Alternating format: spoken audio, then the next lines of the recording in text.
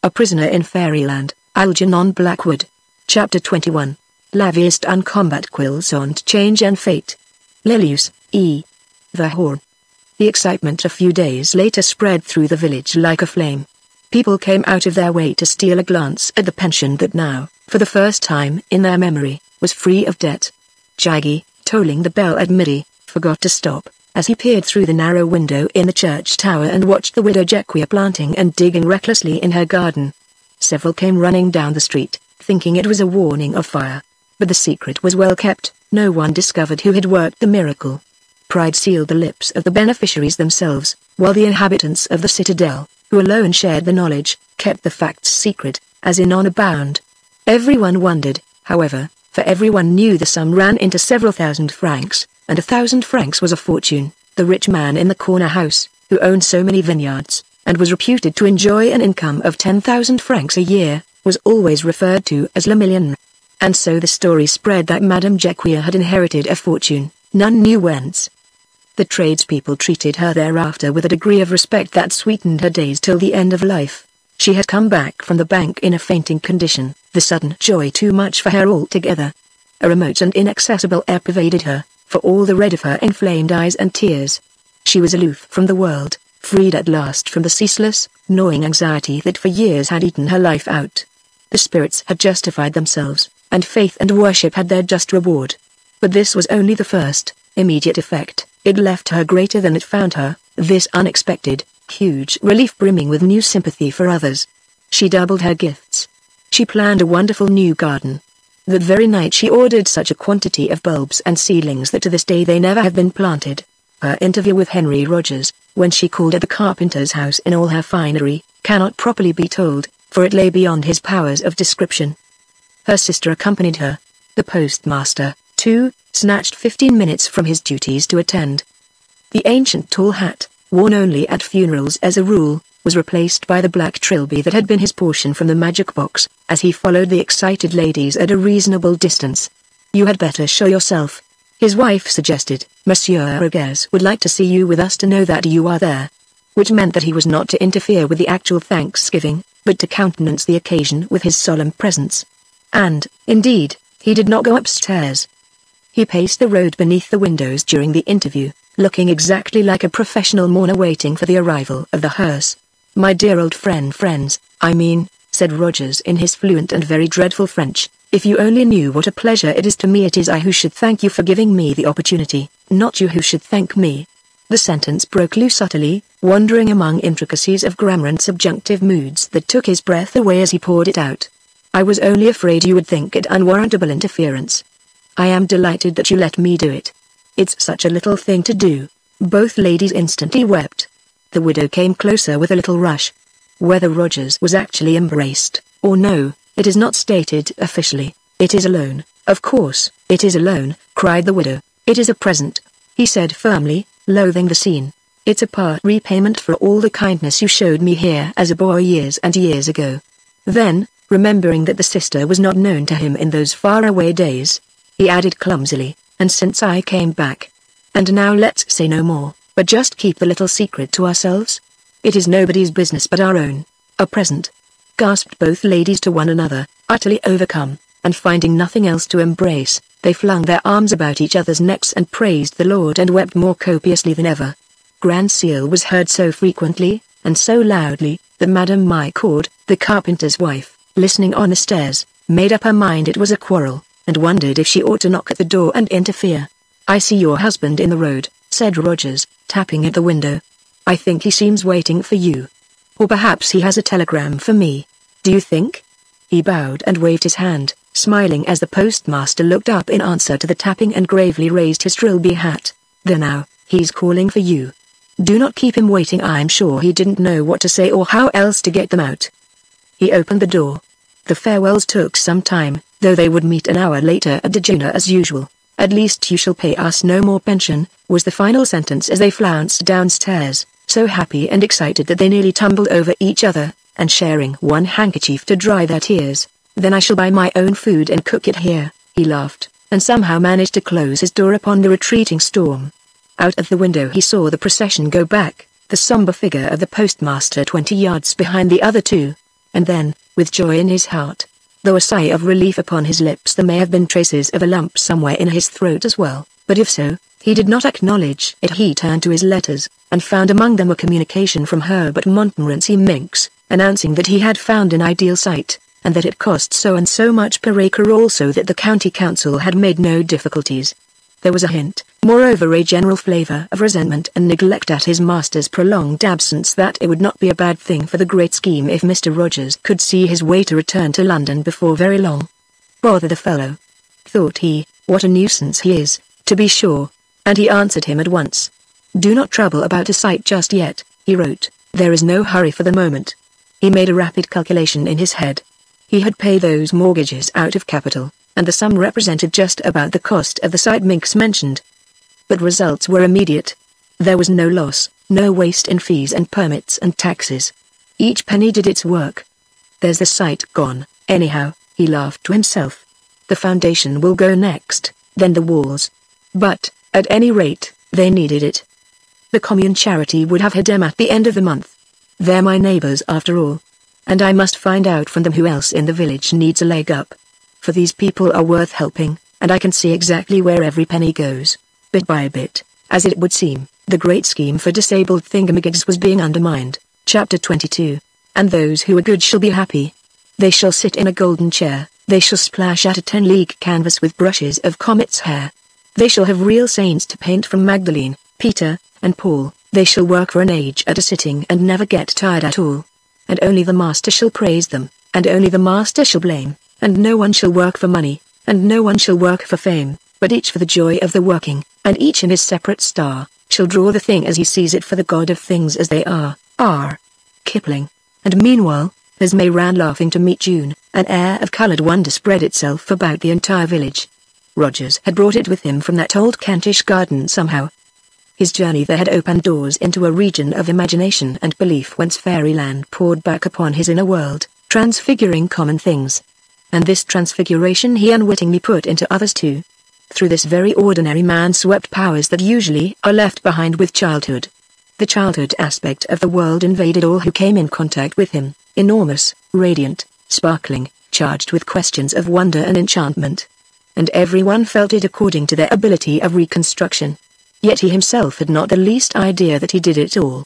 It was a reformation, very tender, soft, and true, for wonder, of course, is the basis of all inquiry. Interpretation varies, facts remain the same, and to interpret is to recreate. Wonder leads to worship. It insists upon recreation, prerogative of all young life. The Starlight Express ran regularly every night, Jimbo having constructed a perfect timetable that answered all requirements, and was sufficiently elastic to fit instantly any scale that time and space demanded. Rogers and the children talked of little else, and their adventures in the daytime seemed curiously fed by details of information gleaned elsewhere. But where? The details welled up in one and all, though whence they came remained a mystery. I believe we dream a lot of it, said Jimbo. It's a lot of dreams we have at night, comfa. He had made a complete map of railway lines, with stations everywhere, in forests, sky, and mountains. He carried stations in his pocket, and just dropped one out of the carriage window whenever a passenger shouted, "Let's stop here." But Monkey, more intellectual, declared it was all Cousin Rhee's invention and make-up, although she asked more questions than all the others put together. Ginny, her sister, stared and listened with her puzzled, moth-like expression, while Mother watched and marveled cautiously from a distance. In one and all, however, the famished sense of wonder interpreted life anew. It named the world afresh, the world of common things. It subdued the earth unto itself. What a mind creates it understands. Through the familiar these adventurers traced lines of discovery into the unfamiliar. They understood. They were up to their waists in wonder. There was still disorder, of course, in their great reconstruction, but that was where the exciting fun came in, for disorder involves surprise. Any moment out might pop the unexpected event or person. Cousin Henry was easily leader now.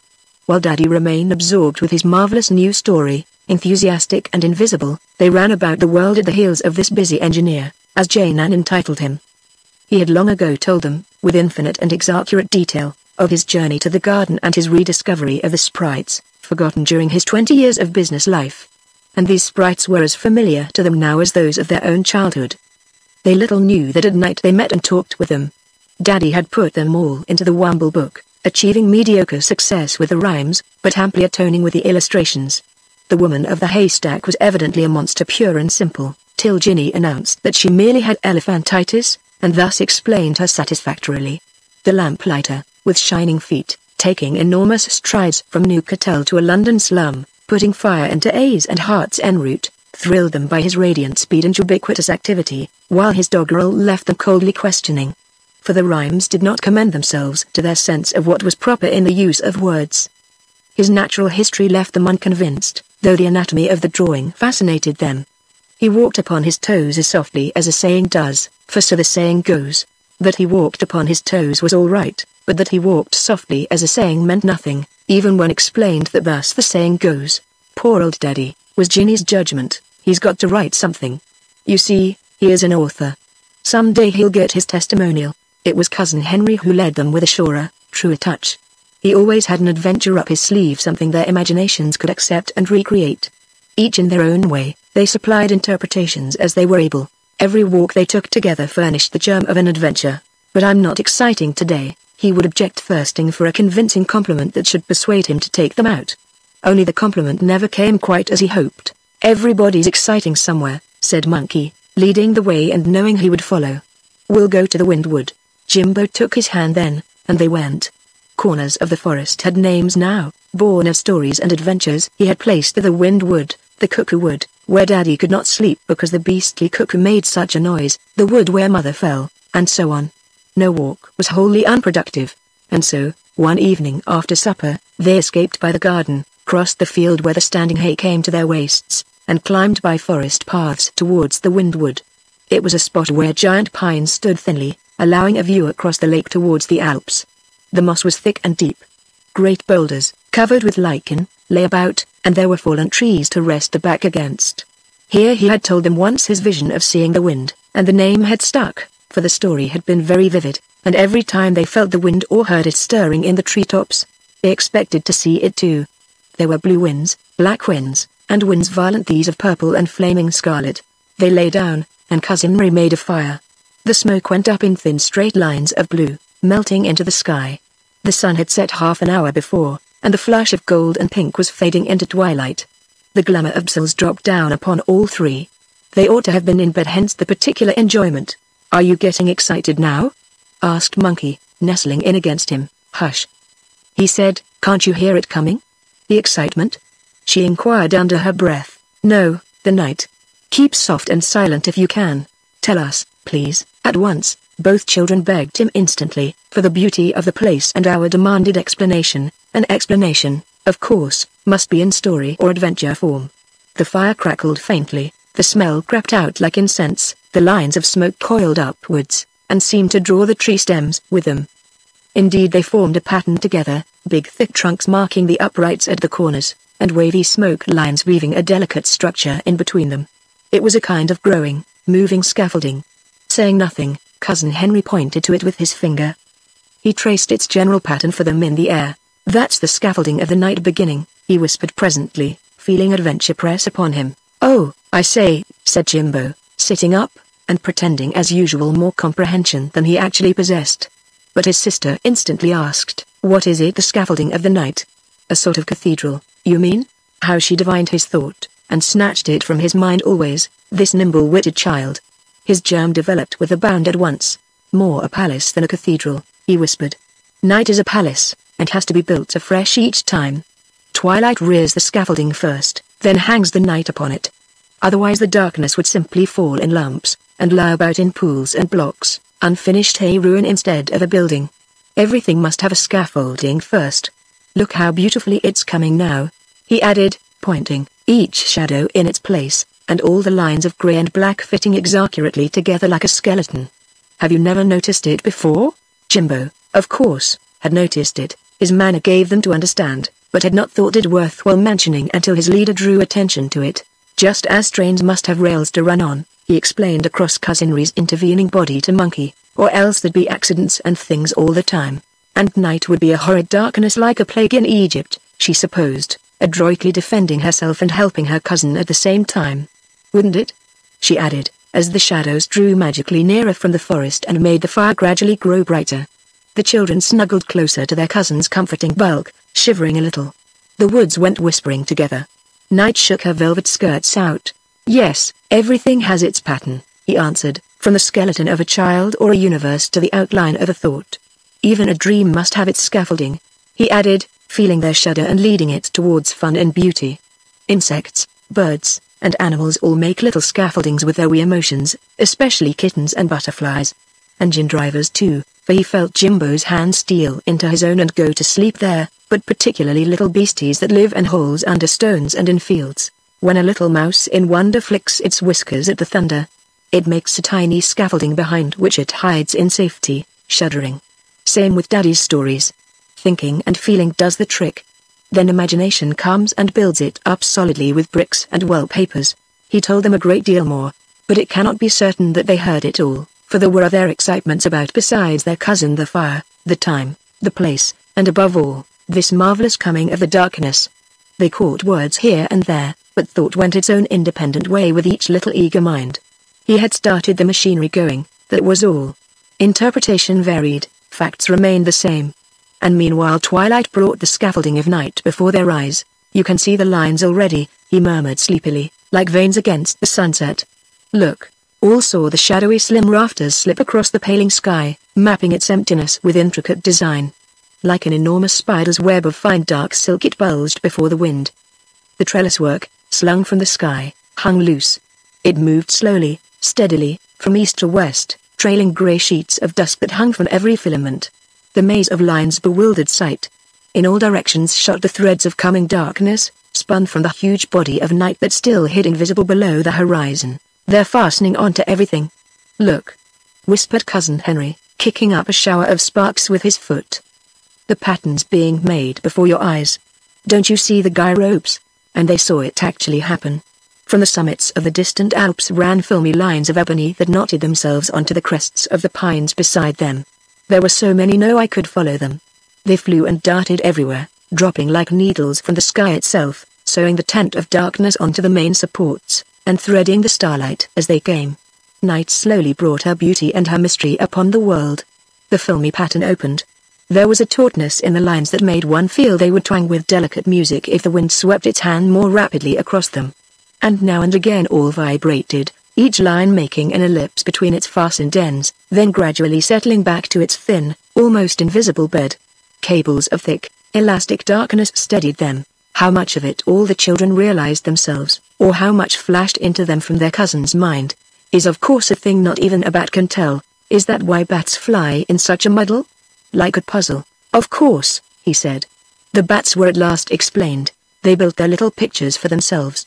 No living being can lie on the edge of a big pine forest when twilight brings the darkness without the feeling that everything becomes too wonderful for words. The children as ever fed his fantasy, while he thought he did it all himself. Dusk wore a shroud to entangle the two eager stars, and make them stay. "I never noticed it before," murmured Monkey against his coat sleeve. "Does it happen every night like this?" "You only see it if you look very closely," was the low reply. "You must think hard, very hard. The more you think, the more you'll see." "But really?" asked Jimbo. "It's only crepuscule, Comcar, isn't it?" And his fingers tightened on his leader's hand. "Dusk, yes," answered Cousin Henry softly, "only dusk. But people everywhere are watching it like ourselves, and thinking feather thoughts. You can see the froth of stars flung up over the crest of night. People are watching it from windows and fields and country roads everywhere, wondering what makes it so beautiful. It brings yearnings and long desires. Only a few like ourselves can see the lines of scaffolding, but everybody who thinks about it, and loves it, makes it more real for others to see, too. Daddy's probably watching it too from his window. I wonder if Ginny ever sees it," Monkey asked herself. But Jimbo knew. She's in it, he decided. She's always in places like that, that's where she lives. The children went on talking to each other under their breath, and while they did so Cousin Henry entered their little wondering minds. Or, perhaps, they entered his. It is difficult to say. Not even an owl, who is awfully wise about everything to do with night and darkness, could have told for certain. But, anyhow, they all three saw more or less the same thing. The way they talked about it afterwards proves that. Their minds apparently merged, or else there was one big mirror and two minor side reflections of it. It was their cousin's interpretation, at any rate, that they remembered later. They brought the material for his fashioning. "Look!" cried Monkey, sitting up. "There are millions and millions now, lines everywhere, pillars and squares and towers. It's like a city. I can see lamps in every street." "That's stars," interrupted Jimbo. The stars indeed were peeping here and there already. "I feel up there," he added, "mine side, I mean up among the stars and lines and sky things." "That's the mind wandering," explained the eldest child of the three. "Always follow a wandering mind. It's quite safe. Mine's going presently too. We'll all go off together." Several little winds, released by darkness, passed them just then on their way out of the forest. They gathered half a dozen sparks from the fire to light them on their way, and brought cool odors with them from the deepest recesses of the trees, perfumes no sunlight ever finds. And just behind them came a big white moth, booming and whirring softly. It darted to and fro to find the trail, then vanished, so swiftly that no one saw it go. "He's pushing it along," said Jimbo, "or fastening the lines," his sister thought. "You see, he hovers in one place, then darts over to another." "That's fastening the knots," added Jimbo. "No, he's either an inspector or a pathfinder," whispered Cousin Henry. "I don't know exactly which. They show the way the scaffolding goes. Moths, bats, and owls divide the work between them somehow." He sat up suddenly to listen, and the children sat up with him. "Hark!" he added. "Do you hear that?" Sighings and flutterings rose everywhere about them, and overhead the fluffy spires of the treetops all bent one way as the winds went foraging across the night. Majestically the scaffolding reared up and towered through the air, while sheets of darkness hung from every line, and trailed across the earth like gigantic sails from some invisible vessel. Loose and enormous they gradually unfolded, then suddenly swung free and dropped with a silent dip and rush. Night swooped down upon the leagues of Jura forest. She spread her tent across the entire range. The threads were fastened everywhere now, and the uprights all in place. Moths were busy in all directions, showing the way, while bats by the dozen darted like black lightning from corner to corner, making sure that every spar and beam was fixed and steady.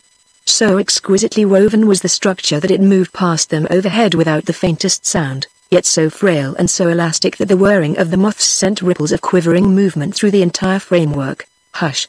murmured Rogers. "We're properly inside it now. Don't think of anything in particular. Just follow your wandering minds and wait." The children lay very close against him. He felt their warmth and the breathing of their little bosoms. All three moved sympathetically within the rhythm of a dusk. The inside of each went floating up into the darkening sky. The general plan of the scaffolding they clearly made out as they passed among its myriad, mile-long rafters, but the completed temple, of course, they never saw. Black darkness hides that ever. Night's secret mystery lies veiled finally in its innermost chamber, whence it steals forth to enchant the mind of men with its strange bewilderment. But the twilight scaffolding they saw clearly enough to make a map of it. For Daddy afterwards drew it from their description, and gave it an entire page in the Wumble book, Monkey ladling on the color with her camel's hair brush as well as she could remember. It was a page to take the breath away, the big conception blundering clumsily behind the crude reconstruction. Grey twins formed the base, winds of brown and blue and purple, piled mountainously upon each other in motionless coils, and so soft that the upright columns of the structure plunged easily and deeply into them. Thus the framework could bend and curve and sway, moving with steady glide across the landscape, yet never collapsing nor losing its exquisite proportions. The forests shored it up, its stays and bastions were the Jura precipices, it rested on the shoulders of the hills. From vineyard, field, and lake vast droves of thick grey shadows trooped in to curtain the lower halls of the colossal edifice, as chamber after chamber disappeared from view and night clothed the structure from the ground floors upwards. And far overhead a million tiny scarves, half sunset and half dusk, wove into little ropes that lashed the topmost spars together, dovetailing them neatly, and fastening them at last with whole clusters of bright thin stars. "Ugh!" breathed Jimbo with a delicious shudder of giddiness. "Let's climb to the very tip and see all the trains and railway stations in the world. Wait till the moon comes up and puts the silver rivets in," the leader whispered. "It'll be safer then." "My wait, you know." "There she is," interrupted Monkey with a start, "and there's no such thing as wait." For the moon that instant came up, it seemed with a rush, and the line of distant Alps moved forward, blocked vividly against the silvery curtain that she brought. Her sight ran instantly about the world. Between the trees shot balls of yellowish white, unfolding like ribbon as they rolled. They splashed the rocks and put shining pools in the hollows among the moss. Spangles shone on Monkey's hair and eyes, skins and faces all turned faintly radiant. The lake, like a huge reflector, flashed its light up into the heavens. The moon laid a coating of her ancient and transfiguring paint upon the enormous structure, festooning the entire sky. "She's put the silver rivets in," said Jimbo. "Now we can go," whispered Rogers. "Only, remember, it's a giddy business, rather." All three went fluttering after it, floating, rising, falling, like fish that explore a sunken vessel in their own transparent medium. The elastic structure bore them easily as it swung along. Its enormous rhythm lulled their senses with a deep and drowsy peace, and as they climbed from story to story it is doubtful if the children caught their leader's words at all. There were no echoes, the spaces were too vast for that, and they swung away from spar to spar, and from rafter to rafter, as easily as acrobats on huge trapezes. Jimbo and Monkey shot upwards into space. "I shall explore the lower stories first," he called after them, his words fluttering in feathers of sound far up the vault. "Keep the fire in sight to guide you home again."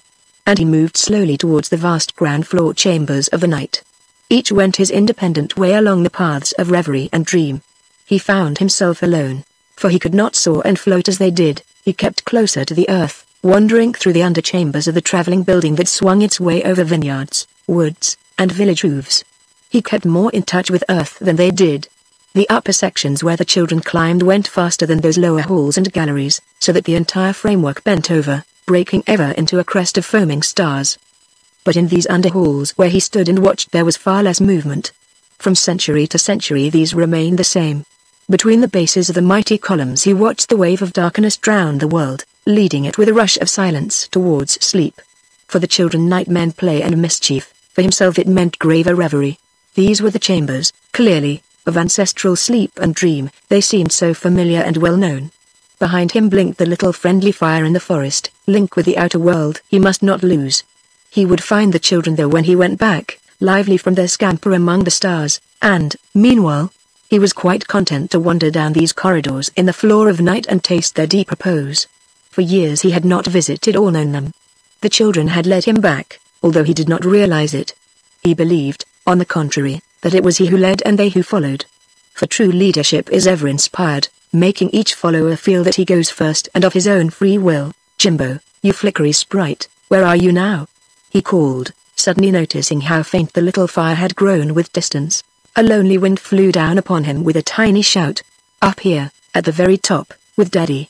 He's making notes in a tower room all by himself." Rogers could not believe his ears. "Daddy indeed. Is Monkey with you? And is she safe?" "She's helping Daddy balance.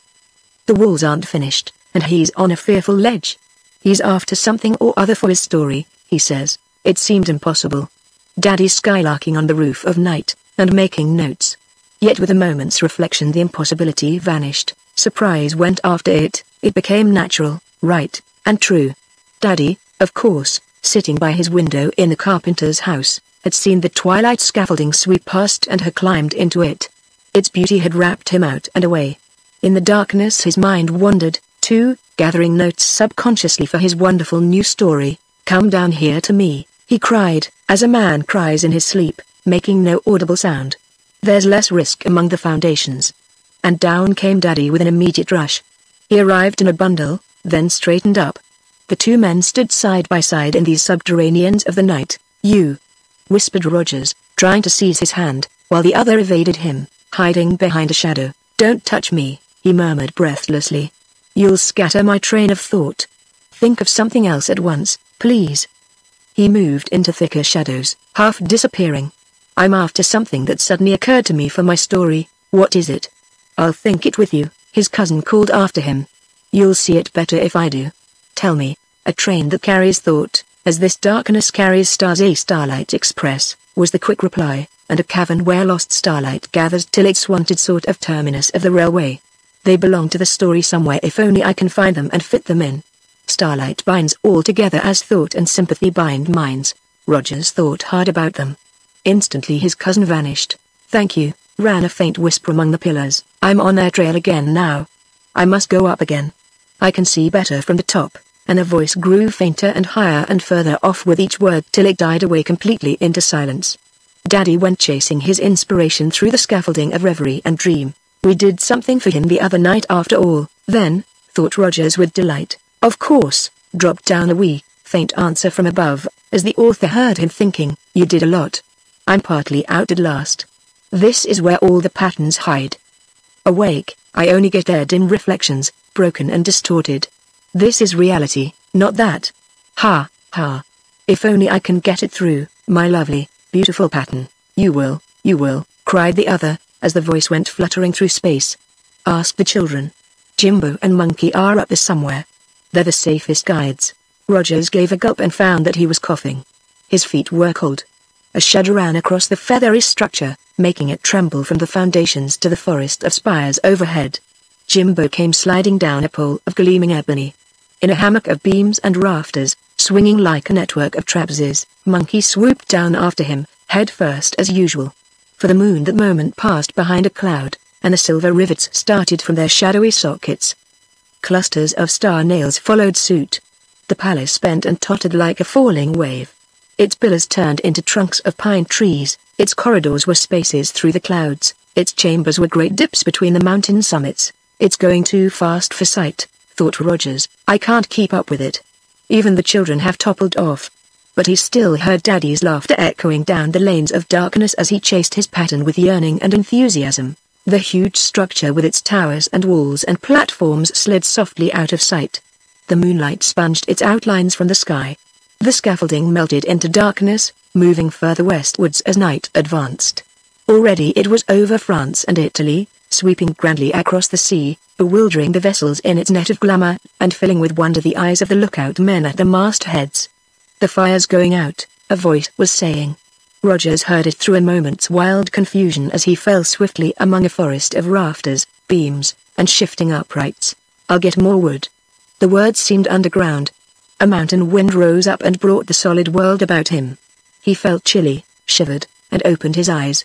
There stood the solemn pine trees, thick and close. Moonlight flooded the spaces between them and lit their crests with silver. This is the wind wood, he remarked aloud to reassure himself. Jimbo was bending over the fire, keeping onward.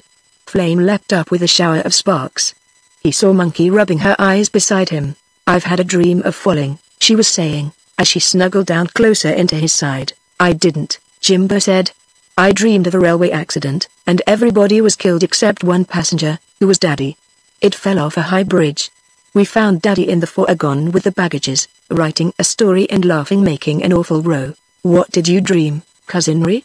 Asked Monkey, peering into his eyes in the firelight. That my feet were cold, because the fire had gone out, he answered, trying in vain to remember whether he had dreamed anything at all. And that it's time to go home. I hear the curfew ringing. Someone whistled softly. They ought to have been in bed an hour ago. It was 10 o'clock, and Jaggy was sounding the couvre-feu from the old church tower. They put the fire out and walked home arm in arm, separating with hushed goodnights in the courtyard of the citadel.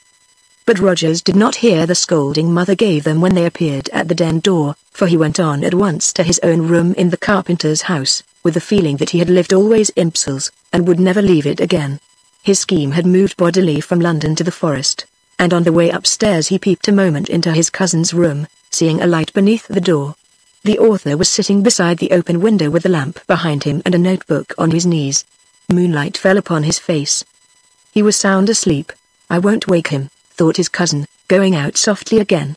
He's dreaming of his wonderful new story probably. Chapter 23. Even as a luminous haze links star to star, I would supply all chasms with music, breathing mysterious motions of the soul, no way to be defined save in strange melodies. Paracelsus, R. Browning. Daddy's story, meanwhile, continued to develop itself with wonder and enthusiasm. It was unlike anything he had ever written. His other studies had the brilliance of dead precious stones, perhaps, but this thing moved along with a rushing life of its own. It grew, fed by sources he was not aware of. It developed of itself, changed and lived and flashed. Some creative fairy hand had touched him while he slept perhaps. The starry sympathy poured through him, and he thought with his feelings as well as with his mind. At first he was half ashamed of it, the process was so new and strange, he even attempted to conceal his method, because he could not explain or understand it. This is emotional, not intellectual, he sighed to himself, it must be second childhood. I'm old. they'll call it decadent. Presently, however, he resigned himself to the delicious flow of inspiration, and let it pour out till it flowed over into his daily life as well. Through his heart it welled up and bubbled forth, a thing of children, starlight, woods, and fairies, yet he was shy about it. He would talk about the story, but would not read it out. "It's a new genre for me," he explained shyly, "an attempt merely. We'll see what comes of it. My original idea, you see, has grown out of hand rather. I wake every morning with something fresh," as though he hesitated a moment, glancing towards his wife as if it came to me in sleep, he concluded. He felt her common sense might rather despise him for it. "Perhaps it does," said Rogers. "Why not?" said Mother, knitting on the sofa that was her bed at night. She had put her needles down and was staring at her husband. He stared at Rogers, all three stared at each other. Something each wished to conceal moved towards utterance and revelation. Yet no one of them wished to be the first to mention it. A great change had come of late upon Brussels. It no longer seemed isolated from the big world outside as before. Something had linked it up with the whole surrounding universe, and bigger, deeper currents of life flowed through it. And with the individual life of each it was the same. All dreamed the same enormous, splendid dream, yet dared not tell it yet. Both parents realized vaguely that it was something their visitor had brought. But what could it be exactly? It was in his atmosphere, he himself least of all aware of it. It was in his thought, his attitude to life, yet he himself so utterly unconscious of it. It brought out all the best in everybody, made them feel hopeful, brighter, more courageous. Yes, certainly, he brought it. He believed in them, in the best of them they lived up to it or tried to. Was that it? Was it belief and vision that he brought into their lives, though unconsciously, because these qualities lay so strongly in himself? Belief is constructive. It is what people are rather than what they preach that affects others. Two strangers meet and bow and separate without a word, yet each has changed, neither leaves the other quite as he was before. In the society of children, moreover, one believes everything in the world for the moment. Belief is constructive and creative, it is doubt and cynicism that destroy. In the presence of a child these latter are impossible. Was this the explanation of the effect he produced upon their little circle, the belief and wonder and joy of Fairyland? For a moment something of this flashed through Daddy's mind. Mother, in her way, was aware of something similar. But neither of them spoke it. The triangular staring was its only evidence. Mother resumed her knitting. She was not given to impulsive utterance. Her husband once described her as a solid piece of furniture. She was, you see, said Daddy bravely, as the moment's tension passed. My original idea was simply to treat Brussels as an epitome, a miniature, so to speak, of the big world, while showing how nature sweetened and kept it pure as by a kind of alchemy. But that idea has grown. I have the feeling now that the Brussels we know is a mere shadowy projection cast by a more real Brussels behind. It is only the dream village we know in our waking life. The real one we know only in sleep. Their exclamation mark it was partly out. Mother turned with a little start. You mean when we sleep? She asked. She knitted vigorously again at once, as though ashamed of this sudden betrayal into fantasy. Why not? She added, falling back upon her customary non-committal phrase. Yet this was not the superior attitude he had dreaded. She was interested. There was something she wanted to confess, if she only dared. Mother, too, had grown softer in some corner of her being. Something shone through her with a tiny golden radiance. But this idea is not my own, continued Daddy, dangerously near to wumbling. It comes through me only. It develops, apparently, when I'm asleep, he repeated. He sat up and leaned forward. And, I believe, he added, as on sudden reckless impulse, it comes from you, Henry. Your mind, I feel, has brought this cargo of new suggestion and discharged it into me, into everyone, into the whole blessed village. Man, I think you've bewitched us all. Mother dropped a stitch, so keenly was she listening. A moment later she dropped a needle too, and the two men picked it up, and handed it back together as though it weighed several pounds. Well, said Rogers slowly, I suppose all minds pour into one another somewhere in and out of one another, rather than that there's a common stock or pool all draw upon according to their needs and power to assimilate. But I'm not conscious, old man, of driving anything deliberately into you. Only you think and feel these things vividly enough for me to get them too, said Daddy. Luckily thought transference was not actually mentioned, or Mother might have left the room, or at least have betrayed an uneasiness that must have chilled them. As a boy I imagined pretty strongly, in a tone of apology, but never since. I was in the city, remember, 20 years. It's the childhood things. Then, Daddy interrupted eagerly. You've brought the great childhood imagination with you, the sort of gorgeous, huge, and endless power that goes on fashioning of its own accord just as dreams do. I did indulge in that sort of thing as a boy, yes, was the half-guilty reply, but that was years and years ago. Wasn't it? They have survived, then, said Daddy with decision. The sweetness of this place has stimulated them afresh. The children, he glanced suspiciously at his wife for a moment, have appropriated them too. It's a powerful combination. After a pause, he added, I might develop that idea in my story that you've brought back the sweet creations of childhood with you and captured us all, a sort of starry army. Why not? Interpolated Mother, as who should say there was no harm in that. They certainly have been full of mischief lately. Creation is mischievous, murmured her husband. But since you have come, he continued aloud, how can I express it exactly? The days have seemed larger, fuller, deeper, the forest richer and more mysterious, the sky much closer, and the stars more soft and intimate. I dream of them, and they all bring me messages that help my story. Do you know what I mean? There were days formerly, when life seemed empty, thin, peaked, impoverished, its scale of values horribly reduced, whereas now, since you've been up to your nonsense with the children, some tide stands at the full, and things are always happening. Well, really, Daddy, said the expression on Mother's face and hands and knitting needles, you are splendid today. But aloud she only repeated her little hold-all phrase, why not? Yet somehow he recognized that she understood him better than usual. Her language had not changed. Things in Mother worked slowly, from within outwards as became her solid personality, but it held new meaning. He felt for the first time that he could make her understand, and more, that she was ready to understand. That is, he felt new sympathy with her. It was very delightful, stimulating. He instantly loved her more, and felt himself increased at the same time. I believe a story like that might even sell, he observed, with a hint of reckless optimism. People might recognize a touch of their own childhood in it, eh? He longed for her to encourage him and pat him on the back. True, said Mother, smiling at him, for everyone likes to keep in touch with their childhood if they can. It makes one feel young and hopeful, jolly, doesn't it? Why not? Their eyes met. Something, long put aside and buried under a burden of exaggerated care, flashed deliciously between them. Rogers caught it flying and felt happy. Bridges were being repaired, if not newly built. Nature, you see, is always young, really, he said. It's full of children. The very meaning of the word, eh, John? Turning to his cousin as who should say, we knew our grammar once. Natura, yes, something about to produce. They laughed in their superior knowledge of a Latin word, but Mother, stirred deeply though she hardly knew why, was not to be left out. Would the bridge bear her, was perhaps her thought. And of the feminine gender, she added slyly, with a touch of pride. The bridge creaked, but did not give way. She said it very quickly.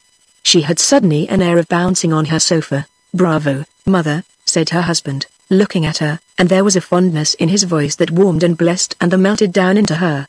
She had missed it so long that it almost startled her. There's the eternal old magic, Mother, you're right. And if I had more of you in me, more of the creative feminine, I should do better work, I'm sure. You must give it to me. She kept her eyes upon her needles. The others, being unobservant mere men, did not notice that the stitches she made must have produced queer kind of stockings if continued. We'll be collaborators, Daddy added, in the tone of a boy building on the sands at Margate. I will, she said in a low voice, if only I know how. Well, he answered enthusiastically, looking from one to the other. Delighted to find an audience to whom he could talk of his new dream. You see, this is really a great jolly fairy tale I'm trying to write. I'm blessed if I know where the ideas come from, or how they pour into me like this, but anyhow it's a new experience, and I want to make the most of it. I've never done imaginative work before, and though it is a bit fantastical, mean to keep in touch with reality and show great truths that emerge from the commonest facts of life.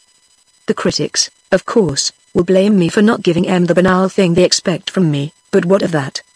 He was dreadfully reckless, I see, said Mother, gazing open-mindedly into his face, but where does my help come in? Please. She leaned back, half sighing, half smiling. Here's my life. She held up her needles. And that's the soul of prosaic dullness, isn't it? On the contrary, he answered eagerly, it's reality. It's courage, patience, heroism. You're a springboard for my fairy tale, though I'd never realized it before. I shall put you in, just as you are. You'll be one of the earlier chapters. Everyone'll skip me, then, I'm afraid. Not a bit, he laughed gaily, they'll feel you all through the book. Their minds will rest on you. You'll be a foundation. Mother's there, they'll say, so it's all right. This isn't nonsense. We'll read on. And they will read on. I'm all through it, then? Like the binding that mothers the whole book, you see, put in Rogers. Delighted to see them getting on so well, yet amazed to hear his cousin talk so openly with her of his idea. Daddy continued, unabashed and radiant. Hitherto, he knew. His wife's attitude, though never spoken, had been very different. She almost resented his intense preoccupation with stories that brought in so little cash. It would have been better if he taught English or gave lessons in literature for a small but regular income. He gave too much attention to these unremunerative studies of types she never met in actual life. She was proud of the reviews, and pasted them neatly in a big book, but his help and advice on the practical details of the children's clothing and education were so scanty. Hers seemed ever the main burden. Now, for the first time, though she distrusted fantasy and deemed it destructive of action, she felt something real. She listened with a kind of believing sympathy. She noticed, moreover, with keen pleasure, that her attitude fed him. He talked so freely, happily about it all. Already her sympathy, crudely enough expressed, brought fuel to his fires. Someone had put starlight into her. He's been hungry for this all along, she reflected. I never realized it. I've thought only of myself without knowing it. Yes, I'll put you in, old mother, he went on, and Rogers and the children too. In fact, you're in it already, he chuckled, if you want to know. Each of you plays his part all day long without knowing it. He changed his seat, going over to the windowsill, and staring down upon them as he talked on eagerly. Don't you feel, he said, enthusiasm growing and streaming from him, how all this village life is a kind of dream we act out against the background of the sunshine, while our truer, deeper life is hidden somewhere far below in half unconsciousness. Our daily doings are but the little bits that emerge, tips of acts and speech that poke up and out, masquerading as complete. In that vaster sea of life we lead below the surface lies my big story, my fairy tale when we sleep. He paused and looked down questioningly upon them. When we sleep, he repeated impressively, struggling with his own thought.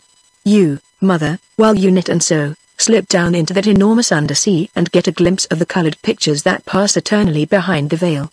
I do the same when I watch the twilight from my window in reverie. Sunshine obliterates them, but they go just the same. You call it daydreaming. Our waking hours are the clothes we dress the spirit in after its nightly journeys and activities. Imagination does not create so much as remember. Then, by transforming, it reveals. Mother sat staring blankly before her, utterly lost, while her husband flung these lumps of the raw material of his story at her, of its atmosphere, rather. Even Rogers felt puzzled, and hardly followed what he heard. The intricacies of an artistic mind were indeed bewildering. How in the world would these wild fragments weave together into any intelligible pattern? You mean that we travel when we sleep, he ventured, remembering a phrase that Minx had somewhere used, and that our real life is out of the body? His cousin was taking his thought, or was it originally Minx *S question mark wholesale? Mother looked up gratefully. I often dream I'm flying, she put in solemnly. Lately, in particular, I've dreamed of stars and funny things like that a lot. Daddy beamed his pleasure. In my fairy tale we shall all see stars, he laughed, and we shall all get out. For our thoughts will determine the kind of experience and adventure we have when the spirit is free and unhampered. And contrariwise, the kind of things we do at night in sleep, in dream will determine our behavior during the day. There's the importance of thinking rightly, you see. Out of the body is eternal, and thinking is more than doing, it's more complete. The waking days are brief intervals of test that betray the character of our hidden deeper life. We are judged in sleep. We last forever and ever. In the day, awake, we stand before the easel on which our adventures of the night have painted those patterns which are the very structure of our outer life's behavior. When we sleep again we re-enter the mainstream of our spirit's activity. In the day we forget, of course as a rule, and most of us, but we follow the pattern just the same, unwittingly, because we can't help it. It's the mold we've made. Then your story, Rogers interrupted, will show the effect in the daytime of what we do at night? Is that it? It amazed him to hear his cousin borrowing thus the entire content of his own mind, sucking it out whole like a ripe plum from its skin. Of course, he answered, and won't it be a lark? We'll all get out in sleep and go about the villages together in a bunch, helping, soothing, cleaning up, and putting everybody straight, so that when they wake up they'll wonder why in the world they feel so hopeful, strong, and happy all of a sudden. will put thoughts of beauty into them. Beauty, you remember, which is a promise of happiness. Ah, said Mother, seizing at his comprehensible scrap with energy. That is a story. If I don't get it wumbled in the writing down, her husband continued, fairly bubbling over. You must keep me straight, remember, with your needles, your practical aspirations, that is. I'll read it out to you bit by bit, and you'll tell me where I've dropped a stitch or used the wrong wool, eh, Mood? She asked. No, wool, he said, louder. There was a pause. But you see my main idea, don't you, that the sources of our life lie hid with beauty very, very far away, and that our real, big, continuous life is spiritual out of the body, as I shall call it. The waking day life uses what it can bring over from this enormous underrunning sea of universal consciousness where we're all together, splendid, free, untamed, and where thinking is creation and we feel and know each other face to face. See? Sympathy, the great solvent? All linked together by thought as stars are by their rays. Ah. You get my idea, the great network? He looked straight into his wife's eyes. They were opened very wide. Her mouth had opened a little, too. She understood vaguely that he was using a kind of shorthand really. These cryptic sentences expressed in emotional stenography mere odds and ends that later would drop into their proper places, translated into the sequence of acts that are the scaffolding of a definite story. This she firmly grasped, but no more. It's grand, a wonderful job, she answered, sitting back upon the sofa with a sigh of relief, and again bouncing a little in the process, so that Rogers had a horrible temptation to giggle. The tension of listening had been considerable. People, you mean, will realize how important thinking is, and that sympathy and she hesitated, floundering. Is the great way to grow, Rogers quickly helped her, because by feeling with another person you add his mind to yours and so get bigger. And apostrophe turning to his cousin, you're taking starlight as the symbol of sympathy? You told me that the other day, I remember. But the author did not hear or did not answer, his thought was far away in his dream again. The situation was saved. All the bridges had borne well. Daddy, having relieved his overcharged mind, seemed to have come to a full stop. The den was full of sunlight. A delightful feeling of intimacy wove the three humans together. Mother caught herself thinking of the far-off courtship days when their love ran strong and clear. She felt at one with her husband, and remembered him as lover. She felt in touch with him all over. And Rogers was such a comfortable sort of person. Tact was indeed well named, sympathy so delicately adjusted that it involved feeling with to the point of actual touch. Daddy came down from his perch upon the windowsill, stretched his arms, and drew a great happy sigh. Mother, he added, rising to go out, you shall help me, dearie. We'll write this great fairy tale of mine together, eh? He stooped and kissed her, feeling love and tenderness and sympathy in his heart. You brave old mother. He laughed. We'll send Daddy to Oxford yet, see if we don't. A book like that might earn £100 or even £200. Another time she would have answered, though not bitterly, meanwhile, I'll go on knitting stockings, or why not? We shall see what we shall see, something, at any rate, corrective and rather sober, quenching. But this time she said nothing. She returned the kiss instead, without looking up from her needles, and a great big thing like an unborn child moved near her heart. He had not called her dearie for so long a time, it took her back to their earliest days together at a single, disconcerting bound. She merely stroked his shoulder as he straightened up and left the room. Her eyes then followed him out, and he turned at the door and waved his hand. Rogers, to her relief, saw him to the end of the passage, and her handkerchief was out of sight again before he returned. As he came in she realized even more clearly than before that he somehow was the cause of the changing relationship. He it was who brought this something that bridged the years, made old bridges safe to use again. And her love went out to him. He was a man she could open her heart to. Even patterns of starry beauty had found their way in and were working out in all of them. But Mother, of course, knew nothing of this. There was a tenderness in him that won her confidence. That was all she felt. Oh, dear. She thought in her odd way, what a grand thing a man is, to be sure, when he's got that. It was like one of Jane Ann's remarks. As he came in she had laid the stocking aside and was threading a needle for darning and buttons, and the like, apostrophe threading the eye of a yellow star, eh? He laughed, and always at it. You've stirred old Daddy up this time. He's gone off to his story, simply crammed full. What a help and stimulus you must be to him. She said, quite flabbergasted, I only wish it were true again. The last word slipped out by accident, she had not meant it. But Rogers ignored it, even if he noticed it. I never can help him in his work. I don't understand it enough. I don't understand it at all." She was ashamed to hedge with this man. She looked him straight in the eye. "But he feels your sympathy," was his reply. "It's not always necessary to understand. That might only muddle him. You help by wishing, feeling, sympathizing, believing. You really think so?" she asked simply. "What wonderful thoughts you have." One has read, of course, of wives who inspired their husbands' work, but it seemed to belong to books rather than to actual life. Rogers looked at her thoughtful, passionate face a moment before he answered. He realized that his words would count with her. They approached delicate ground. She had an absurd idea of his importance in their lives. She exaggerated his influence. If he said a wrong thing, its effect upon her would be difficult to correct. "Well," he said, feeling mischief in him, "I don't mind telling you that I should never have understood that confused idea of his story but for one thing." "What was that?" she asked, relieved to feel more solid ground at last. "That I saw the thing from his own point of view," he replied, "because I have had similar thoughts all my life. I mean that he's bagged it all unconsciously out of my own mind, though, of course," he hastened to add, "I could never have made use of it as he will. I could never give it shape and form." Mother began to laugh too. He caught the twinkle in her eyes. She bounced again a little on the springy sofa as she turned towards him, confession on her lips at last. "And I do believe you felt it too, haven't you?" he asked quickly, before she could change her mind. "I've felt something, yes," she assented, awed, unsettled, new things rushing everywhere about us, the children mysterious and up to all sorts of games and wickedness, and bright light over everything, like a scene in a theater, somehow. It's exhilarating. But I can't quite make it out.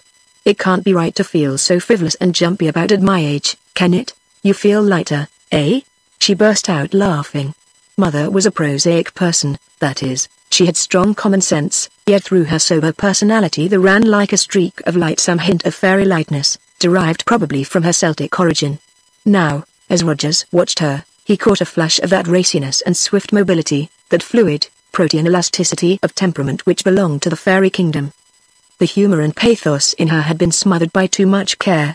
She accepted old age before her time. He saw her, under other conditions, dancing, singing, full of aerial tricks and mischief instead of eternally mending stockings and saving centime for peat and oil and washerwomen. He even saw her feeding fantasy poetry to Daddy like a baby with a spoon. The contrast made him laugh out loud. "You've lived here 5 years," he went on, "but lived too heavily. Care has swamped imagination.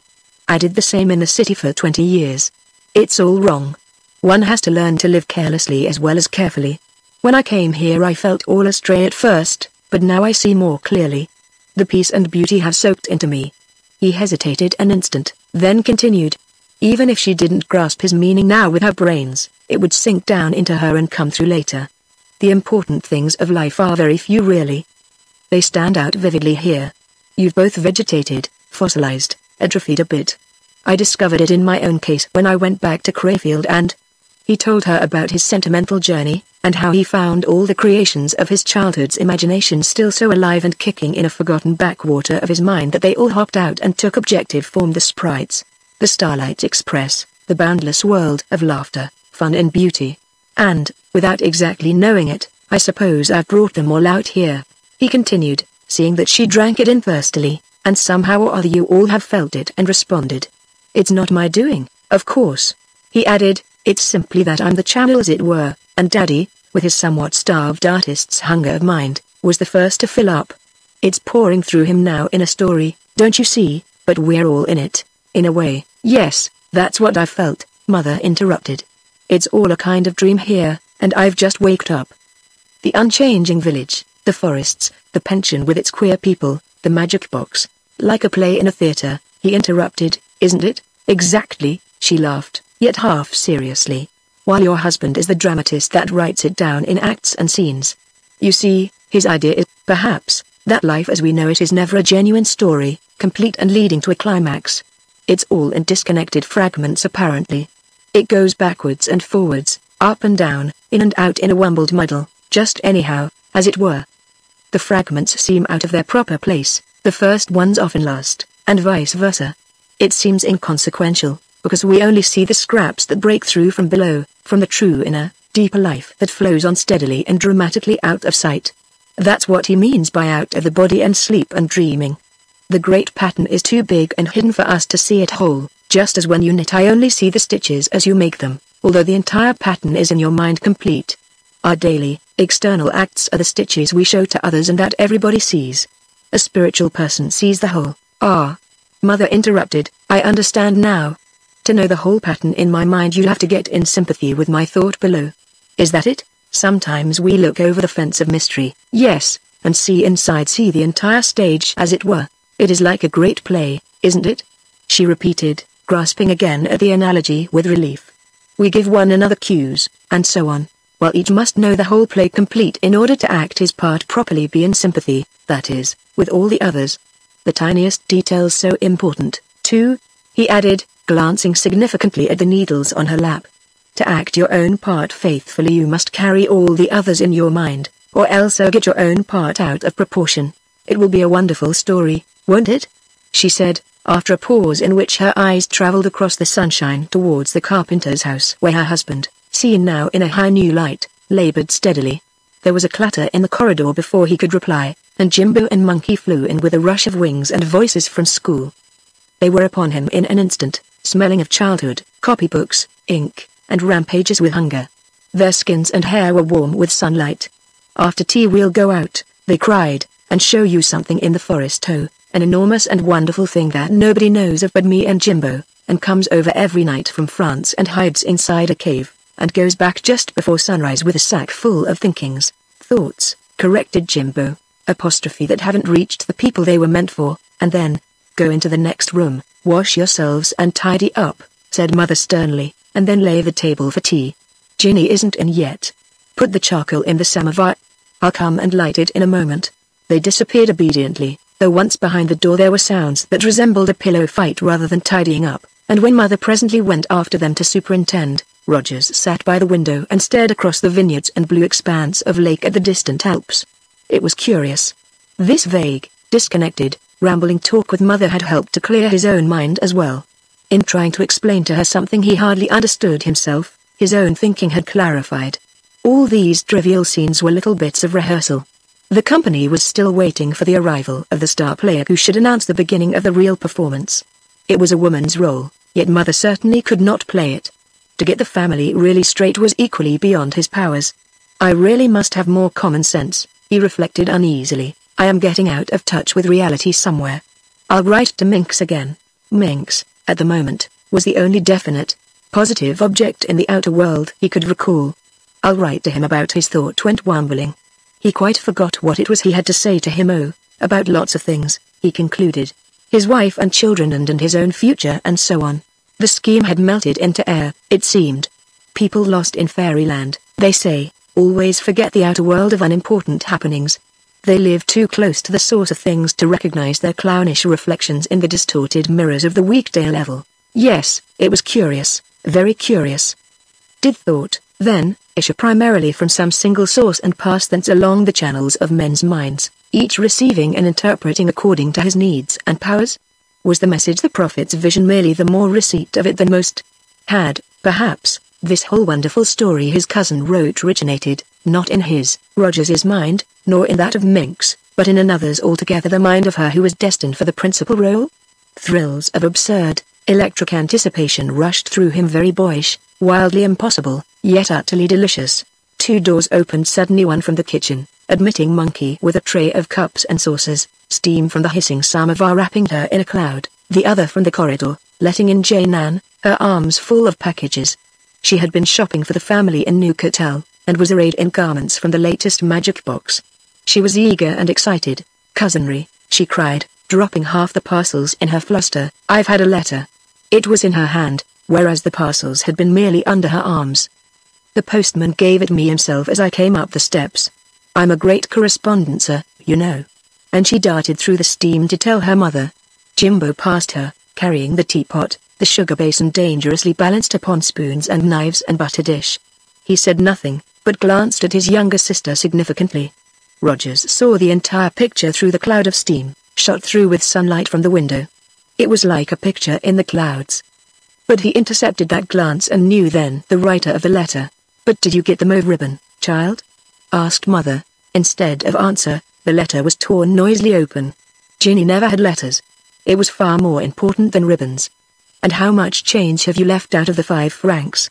Daddy will want to know. Jimbo and Monkey were listening carefully, while pretending to lay the table. Mother's silence betrayed that she was reading the letter with interest and curiosity equal to those of its recipient. Who wrote it? Who's it from? I must answer it at once, Ginny was saying with great importance. What time does the post go, I wonder? I mustn't miss it.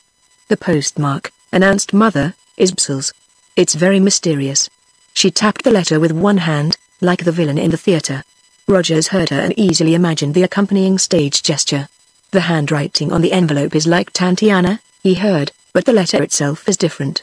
It's all capitals, and wrongly spelt. Lime was certainly not the writer. Jimbo and Monkey were busy hanging the towel out of the window, signal to Daddy that tea was ready. But as Daddy was already coming down the street at a great pace, apparently excited too, they waved it instead. Rogers suddenly remembered that Jimbo that morning had asked him for a 2-centime stamp. He made no remark, however, merely wondering what was in the letter itself. It's a joke, of course. Mother was heard to say in an odd voice. Oh no, Mother, for how could anybody know? It's what I've been dreaming about for nights and nights. It's so romantic, isn't it? The louder hissing of the samovar buried the next words, and at that moment Daddy came into the room. He was smiling and his eyes were bright. He glanced at the table and sat down by his cousin on the sofa. I've done a lot of work since you saw me, he said happily, patting him on the knee, although in so short a time. And I want my cup of tea. It came so easily and fluently for a wonder. I don't believe I shall have to change a word, though usually I distrust this sort of rapid composition. Where are you at now? Asked Rogers. We're all out, was the reply, and the Starlight Express is just about to start. And Mother, let me carry that for you, he exclaimed, turning round as his wife appeared in the doorway with more tea things. He got up quickly, but before he could reach her side Ginny flew into his arms and kissed him. Did you get my tobacco, Ginny? He asked. She thrust the letter under his nose. What was tobacco, indeed, compared to an important letter? You can keep the change for yourself. He read it slowly with a puzzled expression, while Mother and the children watched him. Rika jumped down from her chair and rubbed herself against his leg while he scratched himself with his boot, thinking it was the rough stocking that tickled him. Eh? This is very queer, he muttered, slapping the open sheet just as his wife had done, and reading it again at arm's length. Somebody, he looked suspiciously round the room, has been reading my notes or picking out my thoughts while I'm asleep, eh? But it's a real letter, objected Ginny. It's correspondence, isn't it, Daddy? It is certainly a correspondence, he comforted her, and then, reading it aloud, he proceeded to pin it on the wall above the mantelpiece. The Starlight Express starts tonight, be ready and punctual. Sleep tightly and get out, that was all. But everybody exchanged glances. Odd, thought Mother, again remembering her dreams. Jimbo upset the milk jug. Usually there would have been a rumpus over this. Today it seemed like something happening far away, something that had not really happened at all. We must all be ready then, said Rogers, noticing vaguely that Mother's sleeve had smeared the butter as she mopped up the mess. Daddy was making a note on his shirt sleeve. The sweep, the laugher and the tramp, the running man who lights the lamp, the woman of a haystack, too, the gardener and man of dust are passengers because they must follow the guard with eyes of blue. Over the forests and into the cave, that is the way we must all behave. Please, Daddy, will you move? It's dripping onto your boot. They all looked down. The milk had splashed from the cloth and fallen upon the toe of his big mountain boots. It made a pretty, white star. Rika was daintily lapping it up with her long pink tongue. Ray by ray the star set in her mysterious interior. Rika must come too, said Rogers gravely. She's full of white starlight now. And Jimbo left his chair and went seriously over to the bookshelf above Mother's sofa bed to arrange the signals. For between the tightly wedged books he had inserted all the available paper knives and book markers he could find to represent railway signals. They stuck out at different angles.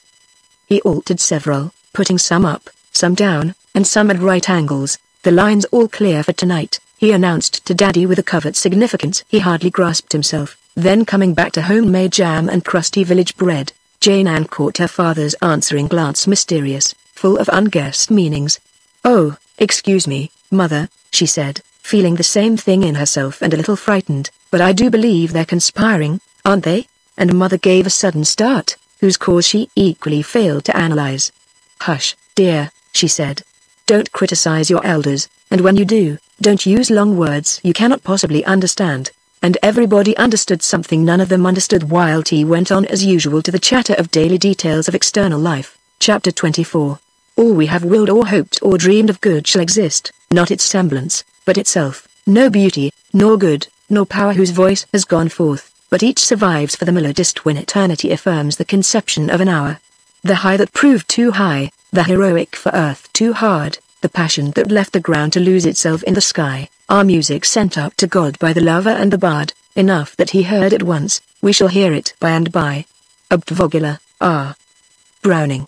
Some hours later, as Rogers undressed for bed in his room beneath the roof, he realized abruptly that the time had come for him to leave. The weeks had flown, Minx and the scheme required him, other matters needed attention too. What brought him to the sudden decision was the fact that he had done for the moment all he could find to do, beginning with the pension mortgages and ending with little Edouard Tissot, the Vineran's boy who had curvature of the spine and could not afford proper treatment. It was a long list. He was far from satisfied with results, yet he had done his best, in spite of many clumsy mistakes. In the autumn he might return and have a further try. Finances were getting muddled, too, and he realized how small his capital actually was when the needs of others made claims upon it. Neighbors were as plentiful as insects. He had made all manner of schemes for his cousin's family as well, yet seemed to have accomplished little.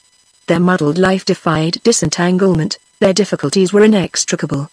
With one son at a costly tutor, another girl in a Geneva school, the younger children just outgrowing the local education, the family's mode of living so scattered, meals in one place, rooms in several others, it was all too unmethodical and dispersed to be covered by their small uncertain income. Concentration was badly needed. The endless talks and confabulations, which have not been reported here because their confusion was interminable and unreportable, landed everyone in a mass of complicated jumbles. The solution lay beyond his power, as equally beyond the powers of the obfuscated parents. He would return to England, settle his own affairs, concoct some practical scheme with the aid of Minx, and return later to discuss its working out. The time had come for him to leave, and, oddly enough, what made him see it were things the children had said that very evening when he kissed them all good night. England had been mentioned. "You're here for always now," whispered Monkey, "because you love me and can't get away. I've tied you with my hair, you know."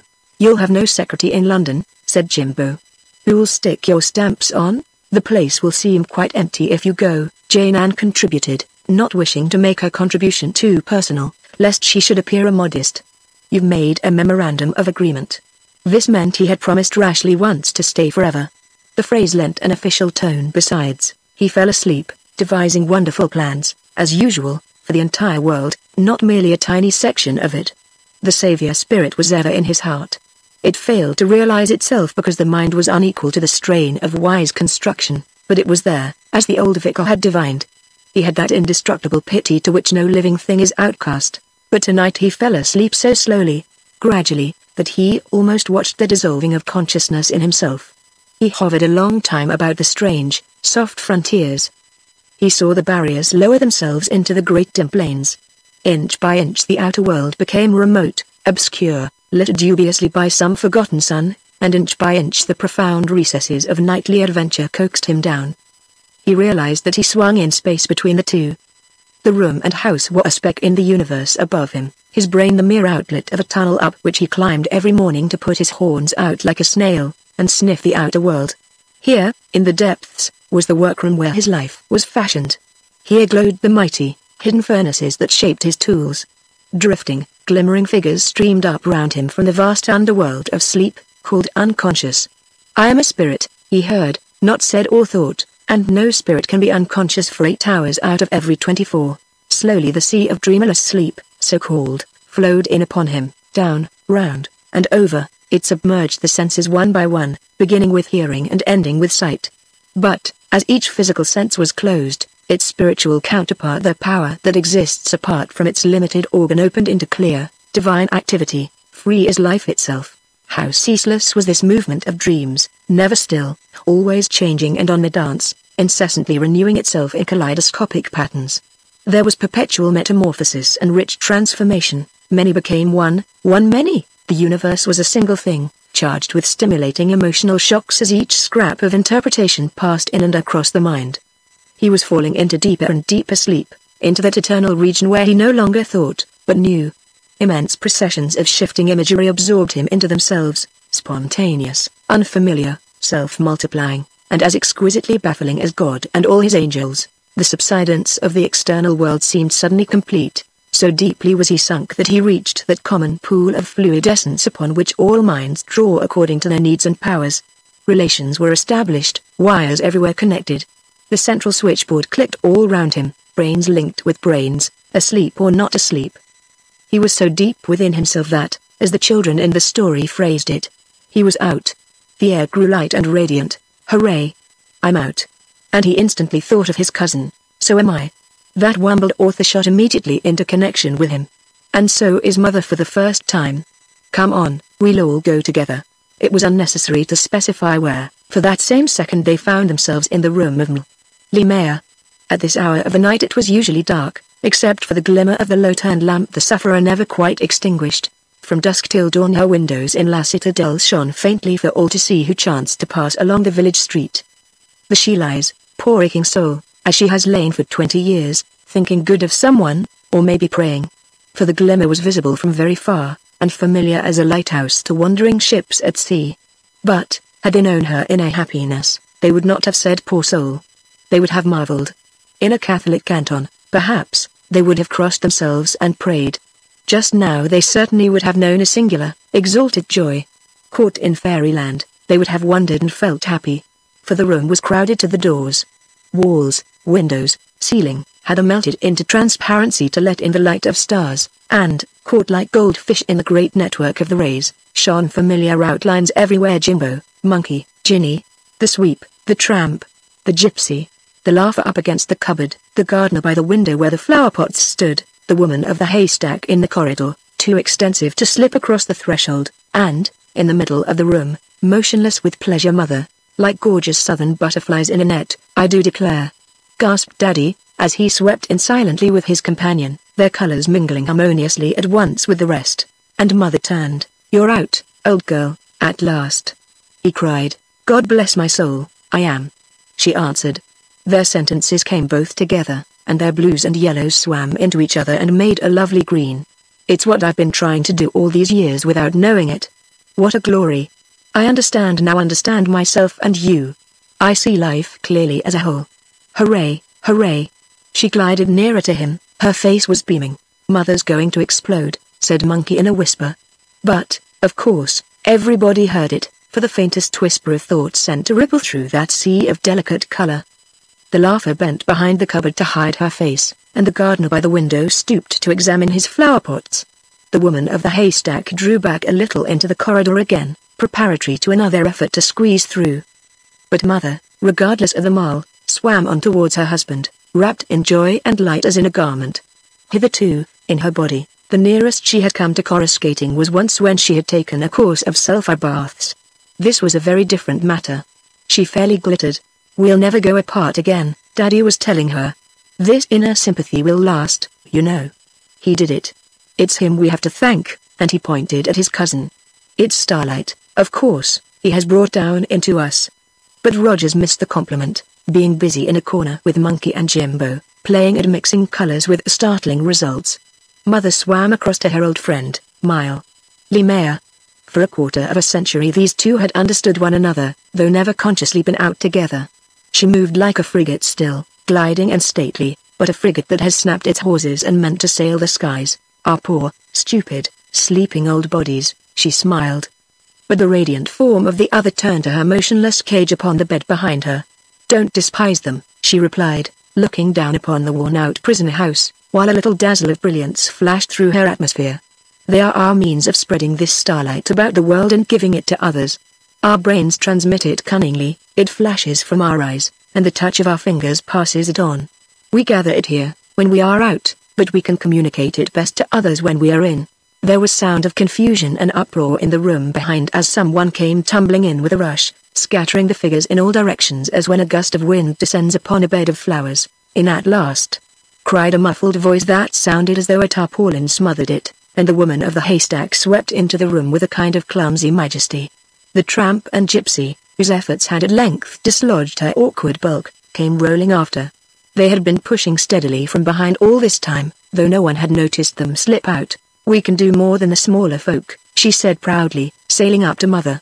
"We can't be overlooked, for one thing," and arm in arm, like a pair of frigates then, they sailed about the room, magnificent as whales that swim in a phosphorescent sea.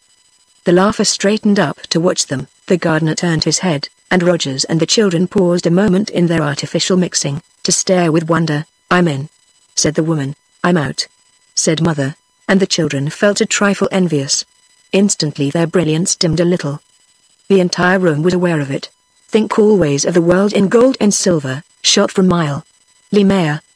The dimness passed as she said it. "It was my doing," laughed Monkey, turning round to acknowledge her wickedness lest someone else should do it for her and thus increase her shame. "Sweep! Sweep!" cried Rogers, but this thought created sprite was the before the message flashed. With his sack wide open, he stood by Monkey, full of importance. A moment he examined her. Then, his long black fingers darting like a shuttle, he discovered the false coloring that envy had caused, picked it neatly out a thread of dirty grey and, winding it into a tiny ball, tossed it with contempt into his sack. "Over the edge of the world you go, with the mud and the leaves and the dirty snow," he sang, skipping off towards the door.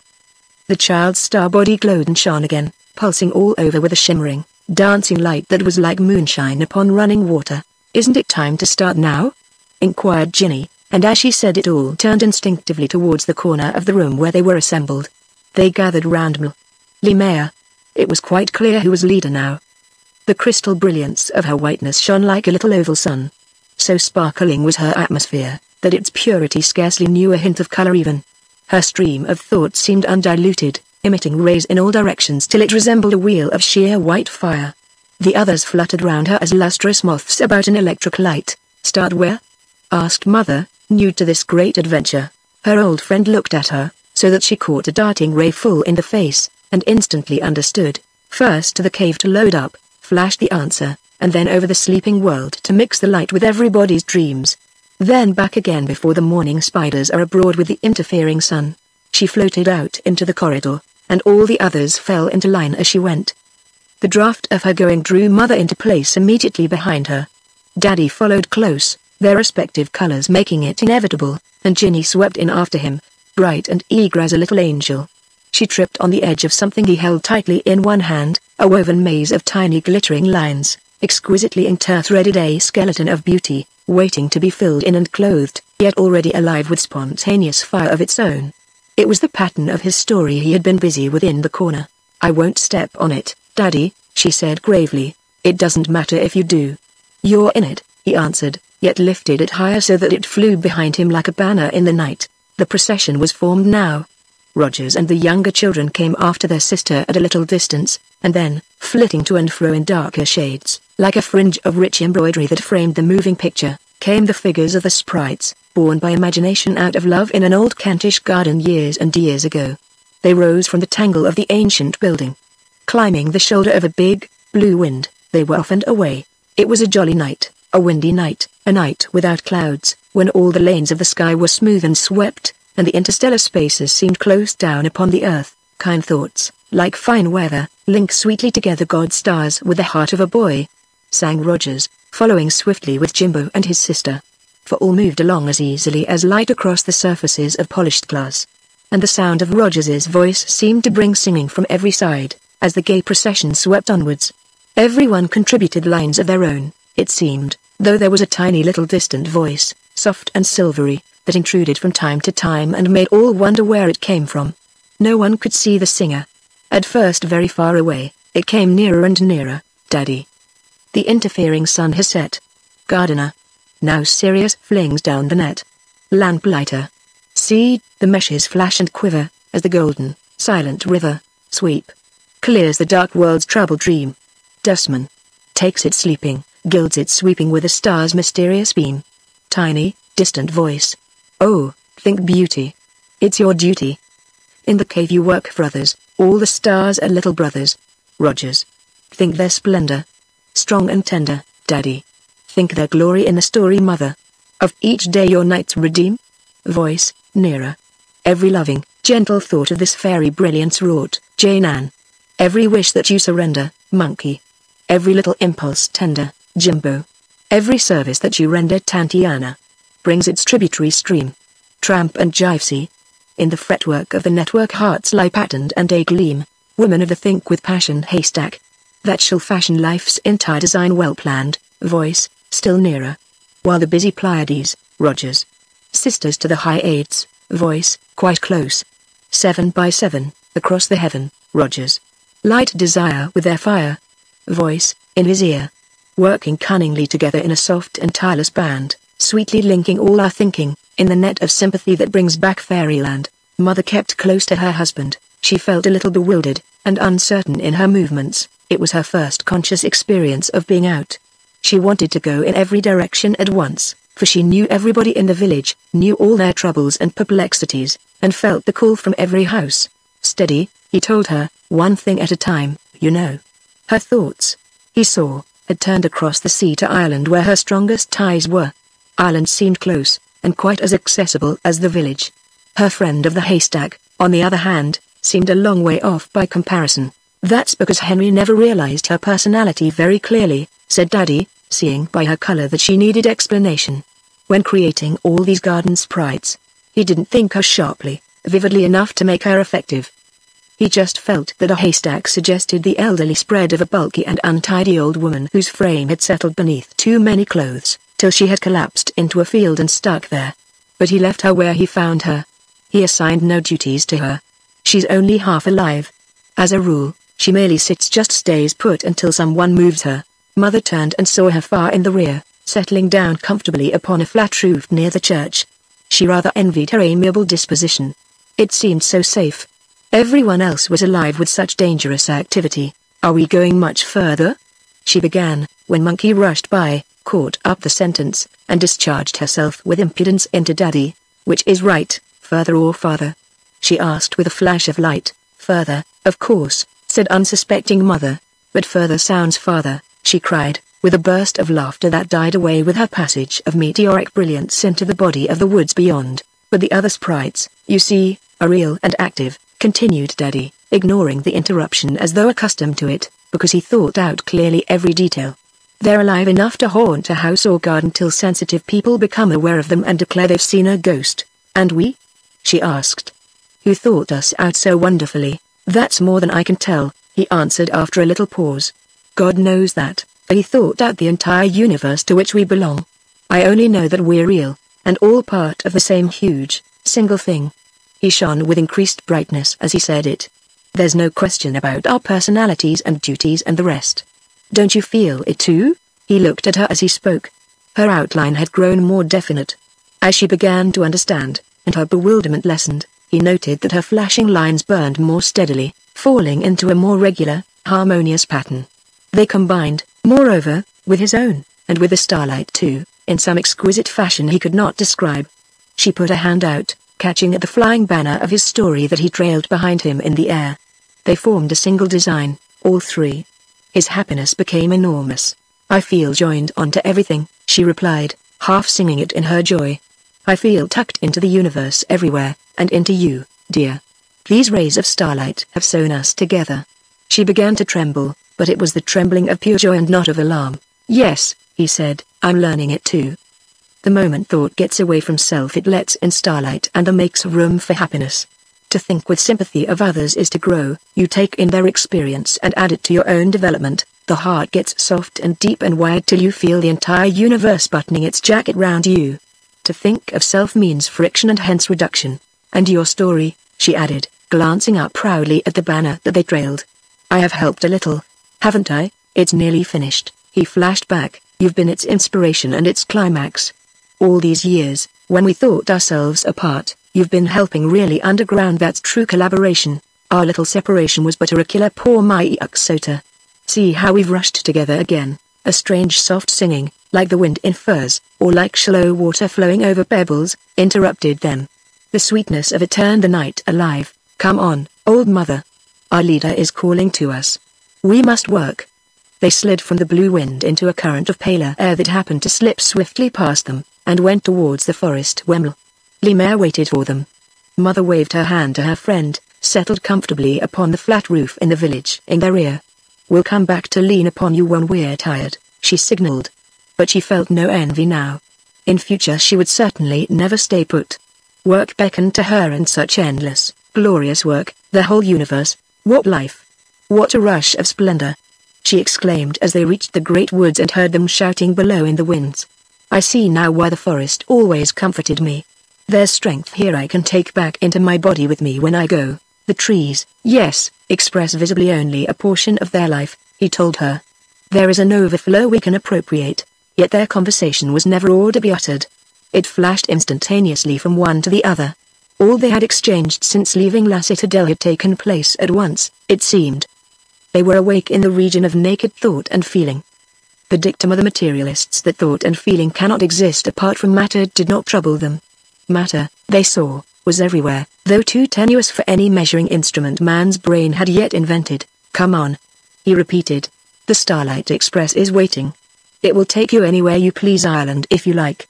They found the others waiting on the smooth layer of soft purple air that spread just below the level of the treetops. The crests themselves tossed wildly in the wind. But at a depth of a few feet there was peace and stillness, and upon this platform the band was grouped. The stars are caught in the branches tonight, a sensitive walker on the ground might have exclaimed. The spires rose about them like little garden trees of a few years' growth, and between them ran lanes and intricate, winding thoroughfares. Mother saw long, dark things like thick bodies of snakes converging down these passageways, filling them, all running towards the center where the group had established itself. There were lines of dotted lights along them. They did not move with the waving of the treetops. They looked uncommonly familiar. The trains, Jimbo was crying. He darted to and fro, superintending the embarking of the passengers. All the sidings of the sky were full of Starlight Expresses. The loading up was so quickly accomplished that Mother hardly realized what was happening. Everybody carried sacks overflowing with dripping gold and bursting at the seams. As each train filled, it shot away across the starry heavens, for everyone had been to the cave and gathered their material even before she reached the scene of action. And with every train went a mechanician and a conductor created by Jimbo's vivid and believing thought, a sweep, a lamplighter, and a head gardener went, too, for the children's thinking multiplied these, too, according to their needs. They realized the meaning of these sprites so clearly now, their duties, appearance, laws of behavior, and the rest that their awakened imaginations thought them instantly into existence, as many as were necessary. Train after train, each with its full complement of passengers, flashed forth across that summer sky, till the people in the observatories must have thought they had miscalculated strangely and the earth was passing amid the showering Leonids before her appointed time. Where would you like to go first? Mother heard her friend ask softly. It's not possible to follow all the trains at once, you know. So I see, she gasped. I'll just sit still a moment, and think. The size and freedom of existence, as she now saw it, suddenly overwhelmed her. Accustomed too long to narrow channels, she found space without railings and notice boards bewildering. She had never dreamed before that thinking can open the gates to heaven and bring the Milky Way down into the heart. She had merely knitted stockings. She had been practical. At last the key to her husband's being was in her hand. That key at the same time opened a door through him, into her own. Hitherto she had merely criticized. Oh dear. Criticism, when she might have created. She turned to seek him. But only her old friend was there, floating beside her in a brilliant mist of gold and white that turned the treetops into rows of burning bushes. Where is he? She asked quickly. Hush, was the instant reply. Don't disturb him. Don't think, or you'll bring him back. He's filling his sack in the star cave. Men have to gather it, the little store they possess is soon crystallized into hardness by reason, but women have enough in themselves usually to last a lifetime. They are born with it. Mine crystallized long ago, I fear. Care and anxiety did that. You neglected it a little. But your husband's cousin has cleaned the channels out. He does it unconsciously, but he does it. He has belief and vision like a child, and therefore turns instinctively to children because they keep it alive in him, though he hardly knows why he seeks them. The world, too, is a great big child that is crying for its fairyland. But the practical objected Mother, true to her type of mind, an echo rather than an effort. Apostrophe is important, yes, only it has been exaggerated out of all sane proportion in most people's lives. So little is needed, though that little of fine quality, and ever fed by starlight. Obeyed exclusively, it destroys life. It bricks you up alive. But now tell me, she added, where would you like to go first? Whom will you help? There is time enough to cover the world if you want to, before the interfering sun gets up. You, cried Mother, impulsively, then realized instantly that her friend was already developed far beyond any help that she could give. It was the light streaming from the older, suffering woman that was stimulating her own sympathies so vehemently. For years the process had gone on. It was at last effective. There are others, perhaps, who need it more than I, flashed forth a lovely ray. But I would repay, Mother cried eagerly, I would repay. Gratitude for life rushed through her, and her friend must share it, pass it on to others, was the shining answer. That's the best repayment after all. The stars themselves turned brighter as the thought flashed from her. Then Ireland vanished utterly, for it had been mixed, Mother now perceived, with personal longings that were at bottom selfish. There were indeed many there, in the scenes of her home and childhood, whose lives she might ease and glorify by letting in the starlight while they slept, but her motive, she discerned, was not wholly pure. There was a trace in it, almost a little stain, of personal gratification. She could not analyze it quite, that dimmed the picture in her thought. The brilliance of her companion made it stand out clearly. Nearer home was a less heroic object, a more difficult case, someone less likely to reward her efforts with results. And she turned instead to this. You're right, smiled the other, following her thought, and you couldn't begin with a better bit of work than that. Your old mother has cut herself off so long from giving sympathy to her kind that now she cannot accept it from others without feeling suspicion and distrust. Ease and soften her outlook if you can. Pour through her gloom the sympathy of stars. And remember, she added, as Mother rose softly out of the trees and hovered a moment overhead, that if you need the sweep or the lamplighter, or the gardener to burn away her dead leaves, you have only to summon them. Think hard, and they'll be instantly beside you. Upon an eddy of blowing wind, Mother drifted across the fields to the corner of the village where her mother occupied a large single room in solitude upon the top floor, a solitude self-imposed and rigorously enforced. Use the finest quality, she heard her friend thinking far behind her, for you have plenty of it. The dustman gave it to you when you were not looking, gathered from the entire zodiac. And from the careless meteor's track, the words died off into the forest. That he keeps only for the old and lonely, and is very strict about it, who sleep so little that they need the best. The words came floating behind her. She felt herself brimful, charged with loving sympathy of the sweetest and the most understanding quality. She looked down a moment upon her mother's roof. Then she descended. Chapter 25. And also there's a little star so white, a virgin's it must be perhaps the lamp my love in heaven hangs out to light the way for me. Song, Theophile Martials. In this corner of Brussels the houses lie huddled together with an air of something shamefaced. They dare not look straight at the mountains or at the lake, they turn their eyes away even from the orchards at the back. They wear a mysterious and secret look, and their shoulders have a slight turn, as though they hid their heads in the daytime and stirred about their business only after dark. They lie grouped about a cobbled courtyard that has no fountain in it. The fair white road goes quickly by outside, afraid to look in frankly, and the entrance to the yard is narrow. Nor does a single tree grow in it. If Brussels could have a slum, this would be it. Why the old lady had left her cozy quarters in Les Glycines and settled down in this unpleasant corner of the village was a puzzle to everybody. With a shrug of the shoulders, the problem was generally left unsolved. Madame Jequier discussed it volubly a year ago when the move took place, then dismissed it as one of those mysteries of old people no one can understand. To the son-in-law and the daughter, who got nearer the truth, it was a source of pain and sadness beyond their means of relief. Mrs. Plumet was a play in French upon her real name, had been 4 years in the pension, induced to come from a lonely existence in Ireland by her daughter and throw in her lot with the family, and at first had settled down comfortably enough. She was over 70, and possessed £80 a year, a dainty, witty, amusing Irish lady, with twinkling eyes and a panicky strong will, and a brogue she transferred deliciously into her broken French. She loved the children, yet did not win their love in return, because they stood in awe of her sarcastic criticisms. Life had gone hardly with her, she had lost her fortune and her children, all but this daughter, with whose marriage she was keenly disappointed. An aristocrat to the fingertips, she could not accept the change of circumstances, distress had soured her. The transplanting hastened her decline, there was no sweetness left in her. She turned her heart steadily against the world.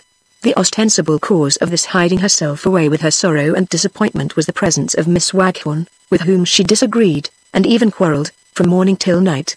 They formed a storm centre that moved from salon to dining room, and they squabbled acutely about everything: the weather, the heating, the opening or shutting of windows, the details of the food, the arrangement of the furniture, even the character of the cat. Miss Waghorn loved. The bickerings were incessant. They only had to meet for hot disagreement to break out.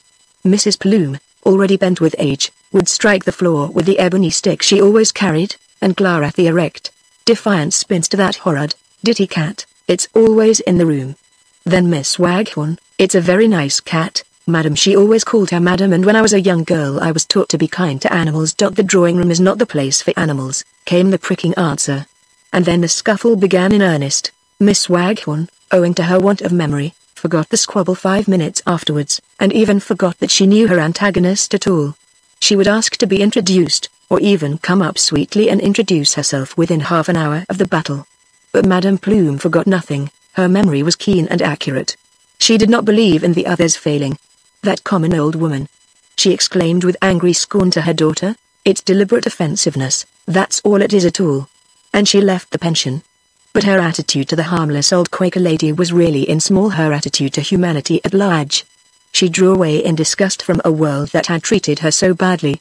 Into herself she drew, growing smaller every day, more sour, more suspicious, and more averse to her own kind. Within the restricted orbit of her own bitter thoughts she revolved towards the vanishing point of life, which is the total loss of sympathy. She felt with no one but herself. She belonged to that, alas, numerous type which, with large expectations unrealized, cannot accept disillusionment with the gentle laughter it deserves. She resented the universe. Sympathy was dead. And she had chosen this unsavory corner to dwell in because the poor of the village lived there, and she wished to count herself among them. It emphasized the spite, the grudge, she felt against humanity. At first she came into dejeuner and supper, but afterwards her meals were sent over twice a day from the pension. She discovered so many reasons for not making the little journey of 100 yards. On Sunday the common people were in the streets, on Saturday it was cleaning day and the pension smelt of turpentine, Monday was for letter writing, and other days were too hot or too cold, too windy or too wet. In the end she accomplished her heart's desire. Madame Cornu, who kept the grocer's shop, and lived on the floor below with her husband, prepared the 2 principal meals and brought them up to her on a tray. She ate them alone. Her breakfast cup of tea she made herself. Cornu putting the jug of milk outside the door. She nursed her bitter grievance against life in utter solitude. Acidity ate its ugly pattern into her heart. The children, as in duty bound, made dolorous pilgrimages to that upper floor from time to time, returning frightened, and mother went regularly twice a week, coming home saddened and distressed. Her husband rarely went at all now, since the time when she told him to his face he came to taunt her. She spent her time, heaven only knows how, for she never left the building. According to mother she was exceedingly busy doing nothing. She packed, unpacked, and then repacked all her few belongings. In summer she chased bees in her room with a wet towel, but with venom, not with humor. The Morning Post came daily from London. I read my paper, write a letter, and the morning's gone, she told her daughter, by way of complaint that time was so scanty. Cornu often heard her walking up and down the floor, tapping her ebony stick and talking softly to herself. Yet she was as sane as any old body living in solitude with evil thinking well can be. She starved because she neither gave nor asked, as mother thought of her, thus finding the way in instantly. The church clock sounded midnight. She entered a room that was black as coal and unsweetened as an airless cellar. The fair rays that had been pouring out of her returned with a little shock upon themselves repulsed. She felt herself reduced, and the sensation was so unpleasant at first that she almost gasped. It was like suffocation. She felt enclosed with death. That her own radiance dimmed a moment was undeniable, but it was for a moment only, for, thinking instantly of her friend, she drew upon that woman's inexhaustible abundance, and found her own stores replenished. Slowly, as a wintry sun pierces the mist in some damp hollow of the woods, her supply of starlight lit up little pathways all about her, and she saw the familiar figure standing by the window. The figure was also black, it stood like an ebony statue in an atmosphere that was thick with gloom, turgid, sinister, and wholly rayless. It was like a lantern in a London fog. A few dim lines of somber grey issued heavily from it, but got no farther than its outer surface, then doubled back and plunged in again. They coiled and twisted into ugly knots. Her mother's atmosphere was opaque, and as dismal as a November fog. There was a speck of light in the room, however, and it came, the visitor then perceived, from a single candle that stood beside the bed. The old lady had been reading. She rarely slept before 2 o'clock in the morning. And at first, so disheartening, so hopeless seemed the task, that mother wavered in her mission, a choking, Suffocating sensation blocked all her channels of delivery. The very flowers on the windowsill, she noted, drooped in a languishing decline. They had a lifeless air as of flowers that struggle for existence in deep shadow and have never known the kiss of sunshine. Through the inch of opened window stole a soft breath of the night air, but it turned black and sluggish the moment it came in. And just then, his mother hovered there in hesitating doubt. The figure turned and moved across to the bed, supporting herself with the ebony cane she always used. Stiffly she sank upon her knees. The habit was as strong as putting her shoes outside the door at night to be cleaned, those shoes that never knew the stain of roadway dust and equally devoid of spiritual significance. Yet, for a moment, as the embittered mind gabbled through the string of words that long habit had crystallized into an empty formula, Mother noticed that the lines of grey grew slightly clearer, the coil and tangle ceased. They even made an effort to emerge and leave the muddy cloud that obscured their knotted, intricate disorder. The formula Mother recognized, it had hardly changed, indeed, since she herself had learned it at those very knees when days were brighter. It began with wholesale and audacious requests for self, then towards the end passed into vague generalities for the welfare of others. And just here it was that the lines of grey turned brighter and tried to struggle out of the murky atmosphere. The sight was pathetic, yet deeply significant. Mother understood its meaning. There was hope. Behind the prayer for others still shone at least an echo of past meaning. "I believe in you, old, broken, disappointed heart," flashed through her own bright atmosphere, and, believing, "I can help you." Her skill, however, was slight, owing to lack of practice and experience. She moved over to the bed, trying first to force her own darting rays into the opaque, dull cloud surrounding the other, then seeking a better way for this had no results. She slipped somehow inside the mist, getting behind it, down at the very source. From here she forced her own light through, mixing her beams of colored radiance with the thick grey lines themselves. She tried to feel and think as her mother felt and thought, moving beside her mind's initial working, changing the gloom into something brighter as she moved along. This was the proper way, she felt, to clean the source itself, rather than merely untie knots at the outer surface. It was a stifling business, but she persisted. Tiny channels cleared and opened. A little light shone through. She felt with her mother, instead of arguing, as it were. The old lady presently blew the candle out and composed herself to sleep. Mother labored on. "Oh dear," she sighed, "oh dear." As she emerged from the gloom a moment to survey her patient and note results. To her amazement she saw that there was a change indeed, though a very curious one. The entire outer surface of the cloud seemed in commotion, with here and there a glimmering luster as if a tiny lamp was at last alight within. She felt herself swell with happiness. Instantly, then, the grey lines shot out, fastening with wee loops and curves among her own. Some links evidently had been established. She had imparted something. She's dreaming. I do believe I've sown some dream of beauty in her. She beamed to herself. Some golden, unaccustomed sleep had fallen over the old lady. Stray shreds of darkness loosened from the general mass and floated off, yet did not melt entirely from sight. She was shedding some of her evil thoughts. "The sweep," thought Mother, and turning, found him beside her in the room. Her husband, to her astonishment, was also there. "But I didn't think of you," she exclaimed. "Not a definite thought," he answered, "but you needed me. I felt it. We're so close together now that we're practically one, you see." He trailed his pattern behind him, clothed now with all manner of rich new coloring. "I've collected such heaps of new ideas," he went on, "and now I want her too. She's in the story. I'll transfigure her as well." He was bright as paint, and happy as a sandboy. "Well done, old mother," he added, "you've done a lot already. See, she's dreaming small, soft, tender things of beauty that your efforts have let through." He glided across and poured from his own store of sympathy into that dry, atrophied soul upon the bed. "It's a question how much you will be able to transmit, though," he said doubtfully. "The spiritual machinery is so stiff and out of gear from long disuse. In Miss Waghorn's case it's only physical. I've just been there, but this is spiritual blackness. We shall see tomorrow. Something will get through at any rate, and we must do this every night, you know." "Rather," echoed Mother, "her actual self, you see, has dwindled so that one can hardly find it. It's smaller than a flea, and as hard and black." They smiled a little sadly. The sweep, rushing out of the window with his heavy sack loaded to the brim, interrupted their low laughter. He was no talker, but a man of action. Busily all this time he had been gathering up the loose, stray fragments that floated off from the cloud, and stuffing them into the sack. He now flew, singing, into the night, and they barely caught the last words of his eternal song: Apostrophe. A tremendously busy sweep, tossing the blacks in the rubbish heap over the edge of the world. Come, whispered Daddy. It's getting late. The interfering sun is on the way, and you've been hours here already. All the trains are back, and everyone is waiting for us. Yet it had seemed so short a time really. Wrapped together in the beauty of his pattern, they left the old lady peacefully asleep, and sped across the roofs towards the forest. But neither of them noticed, it seemed, the lovely little shining figure that hovered far in the air above and watched them go. It followed them all the way, catching even at the skirts of the flying pattern as they went. Was it the spirit of some unknown star they had attracted from beyond the Milky Way? Or was it, perhaps, a thought from some fair, exquisite heart that had been wakened by the rushing of the expresses, and had flashed in to take a place in the wonderful story Daddy wove?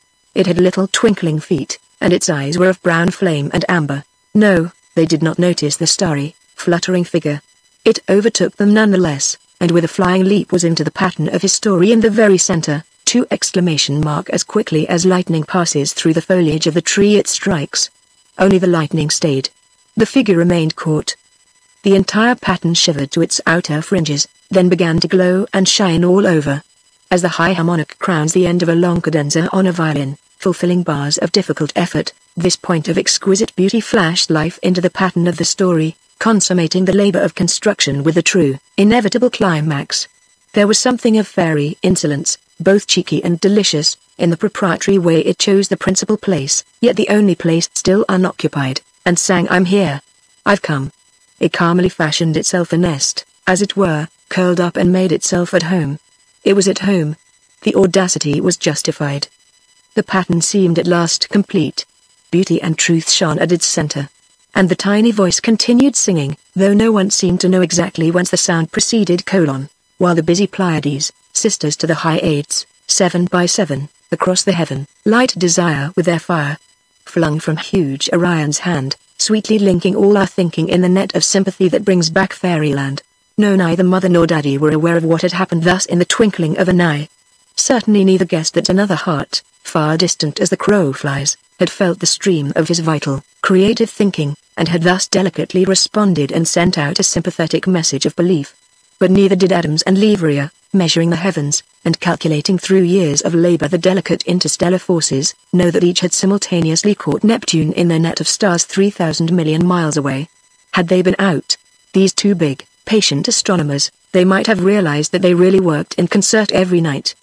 But history does not relate that they slept well or ill. Their biographies make no mention of what their underneaths were up to while their brains lay resting on a pillow, and private confession, if such exists, has never seen the light of print as yet.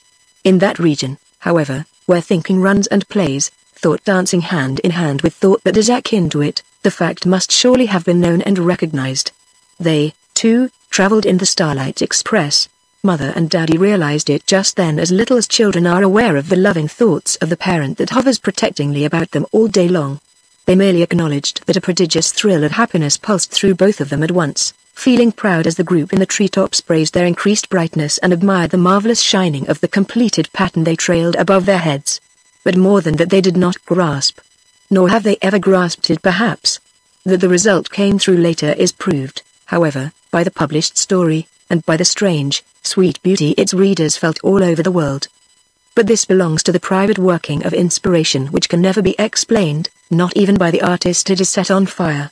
He, indeed, probably understands it least of all. Where are the trains? The Starlight Expresses? Asked Mother. Gone, answered Jimbo. Gone to Australia where they're wanted. It's evening now down there. He pointed down, then up. Don't you see? We must hurry. She looked across the lake where the monstrous wall of Alps was dimly visible. The sky was brightening behind them. Long strata of thin cloud glimmered with faintest pink. The stars were rapidly fading. What ages you've been? He added. And where's Tatiana? She inquired quickly, looking for her brilliant friend. She's come and gone a dozen times while you've been skylarking somewhere else, explained Monkey with her usual exaggeration. She's gone for good now. She sleeps so badly. She's always waking up, you know. Mother understood. Only too well she knew that her friend snatched sleep in briefest intervals, incessantly disturbed by racking pain. A stream of light flashed past her, dashing like a meteor towards the village and disappearing before she could see the figure. There goes Ginny, cried someone, always working to the very last. The interfering sun'll catch her if she doesn't look out. There was movement and hurry everywhere. Already the world ran loose and soft in color. Birds, just awake, were singing in the trees below. Several passed swiftly overhead, raking the sky with a whirring rush of wings. Everybody was asking questions, urging return, yet lingering as long as possible, each according to his courage. To be caught out by the sun meant waking with a sudden start that made getting out of bed very difficult and might even cause a headache. Rogers alone seemed unperturbed, unhurried, for he was absorbed in a discovery that made him tremble. Noting the sudden perfection of his cousin's pattern, he had gone closer to examine it, and had seen the starry figure. Instantly he forgot everything else in the world. It seemed to him that he had suddenly found all he had ever sought. He gazed into those gentle eyes of amber and felt that he gazed into the eyes of the universe that had taken shape in front of him. Floating up as near as he could, he spoke. "Where do you come from what star?" he asked softly in an ecstasy of wonder. The tiny face looked straight at him and smiled. "From the Pleiades, of course, that little group of star babies is yet unborn. I've been looking for you forever," he answered. "You've found me," sang the tiny voice. "This is our introduction. Now, don't forget. There was a lost Pleiad, you know. Try to remember me when you wake." "Then why are you here?" he meant in the pattern. The star face rippled with laughter. "It's yours, your scheme. He's given it perfect shape for you, that's all. Don't you recognize it? But it's my story as well." A ray with crimson in it shot out just then across the shoulder of the Blumleys Alp, and, falling full upon the tiny face, it faded out. The pattern faded with it. Daddy vanished too. On the little azure winds of dawn they flashed away. Jimbo, Monkey, and certain of the sprites alone held on, but the treetops to which they clung were growing more and more slippery every minute. Mother, loath to return, balanced bravely on the waving spires of a larch. Her sleep that night had been so deep and splendid, she struggled to prolong it. She hated waking up too early. "The morning spiders. Look out!" cried a sprite, as a tiny spider on its thread of gossamer floated by. It was the dustman's voice. Catching the gypsy with one arm and the tramp with the other, all three instantly disappeared. "But where's my haystack friend?" called Mother faintly, almost losing her balance in the attempt to turn round quickly. "Oh, she's all right," the head gardener answered from a little distance where he was burning something. "She just stays put and flirts with every wind that comes near her. She loves the winds. They know her little ways." He went on busily burning up dead leaves he had been collecting all night long, dead, useless thoughts he had found clogging 100 hearts and stopping outlets. "Look sharp!" cried a voice that fell from the sky above them. "Here come the morning spiders, on their gossamer outriders." This time it was the lamplighter flashing to and fro as he put the stars out one by one. He was in a frantic hurry. He extinguished whole groups of them at once. The Pleiades were the last to fade. Rogers heard him and came back into himself. For his ecstasy had carried him even beyond the region of the freest thinking. He could give no account or explanation of it at all. Monkey, Jimbo, Mother, and he raced in a line together for home and safety. Above the fields they met the spiders everywhere, the spiders that bring the dawn and ride off into the star cave on lost trays and stray thoughts that careless minds have left scattered about the world. And the children, as they raced and told their mother to please move a little more easily and slipperily, sang together in chorus: "We shall meet the morning spiders, the fairy cotton riders, each mounted on a star's rejected ray, with their tiny nets of feather. They collect our thoughts together, and on strips of windy weather bring the day that's stolen from you or Daddy," Mother began to say to Rogers but was unable to complete the flash. The thought lay loose behind her in the air. A spider instantly mounted it and rode it off. Something brushed her cheek. Ricket stood over her, fingering her face with a soft extended paw. "But it surely can't be time yet to get up," she murmured. "I've only just fallen asleep, it seems." She glanced at her watch upon the chair beside the bed, saw that it was only 4 o'clock, and then turned over, making a space for the cat behind her shoulder. A tremendous host of dreams caught at her sliding mind. She tried to follow them. They vanished. "Oh dear." She sighed, and promptly fell asleep again. But this time she slept lightly. No more adventures came. She did not dream. And later, when Ricket woke her a second time because it was 6:30, she remembered as little of having been out as though such a thing had never taken place at all. She lit the fire and put the porridge saucepan on the stove. It was a glorious July morning. She felt glad to be alive, and full of happy, singing thoughts. I wish I could always sleep like that," she said. "But what a pity one has to wake up in the end." And then, as she turned her mind toward the coming duties of the day, another thought came to her. It was a very ordinary, almost a daily thought, but there seemed more behind it than usual. Her whole heart was in it this time. "As soon as the children are off to school, I'll pop over to Mother, and see if I can't cheer her up a bit and make her feel more happy. Oh dear," she added, "life is a bag of duties, whichever way one looks at it." But she felt a great power in her that she could face them easily and turn each one into joy. She could take life more bigly, carelessly, more as a whole somehow. She was aware of some huge directing power in her underneath. Moreover, the underneath of a woman like Mother was not a trifle that could be easily ignored. That great under-self, resting in the abysses of being, rose and led. The pettier upper self withdrew ashamed, passing over the reins of conduct into those mighty, shadowy hands. Chapter 26. Canst thou bind the sweet influences of Pleiades, or loose the bands of Orion? Book of Job. The feeling that something was going to happen, that odd sense of anticipation which all had experienced the evening before at tea time, had entirely vanished, of course, next morning. It was a mood, and it had passed away. Everyone had slept it off. They little realized how it had justified itself. Jane Ann, tidying the den soon after 7 o'clock, noticed the slip of paper above the mantelpiece. "Read it over. The Starlight Express will start tonight. Be ready!" and tore it down. "How could that have amused us?" she said aloud, as she thrust it into the waste paper basket. Yet, even while she did so, some stray sensation of delight clutched at her funny little heart, a touch of emotion she could not understand that was wild and very sweet. She went singing about her work. She felt important and grown up, extraordinarily light-hearted too. The things she sang made up their own words, such odd snatches that came she knew not whence. An insect clung to her duster, and she shook it out of the window with the crumbs and bits of cotton gathered from the tablecloth. "Get out, you morning spider, you fairy cotton rider," she sang, and at the same minute Mother opened the bedroom door and peeped in, astonished at the unaccustomed music. In her voluminous dressing gown, her hair caught untidily in a loose net, her face flushed from stooping over the porridge saucepan, she looked, thought Ginny, like a haystack somehow. Of course she did not say it. The draught, flapping at her ample skirts, added the idea of a covering tarpaulin to the child's mental picture. She went on dusting with a half-offended air, as though Mother had no right to interrupt her with a superintending glance like this. "You won't forget the sweeping too, Ginny?" said Mother, retiring again majestically with that gliding motion her abundant proportions achieved so gracefully. "Of course I won't, Mother," and the instant the door was closed she fell into another snatch of song, the words of which flowed unconsciously into her mind, it seemed. "For I'm a tremendously busy sweep, dusting the room while you're all asleep, and shoving you all in the rubbish heap, over the edge of the tiles." A little wumbled, it is true, but its source unmistakable.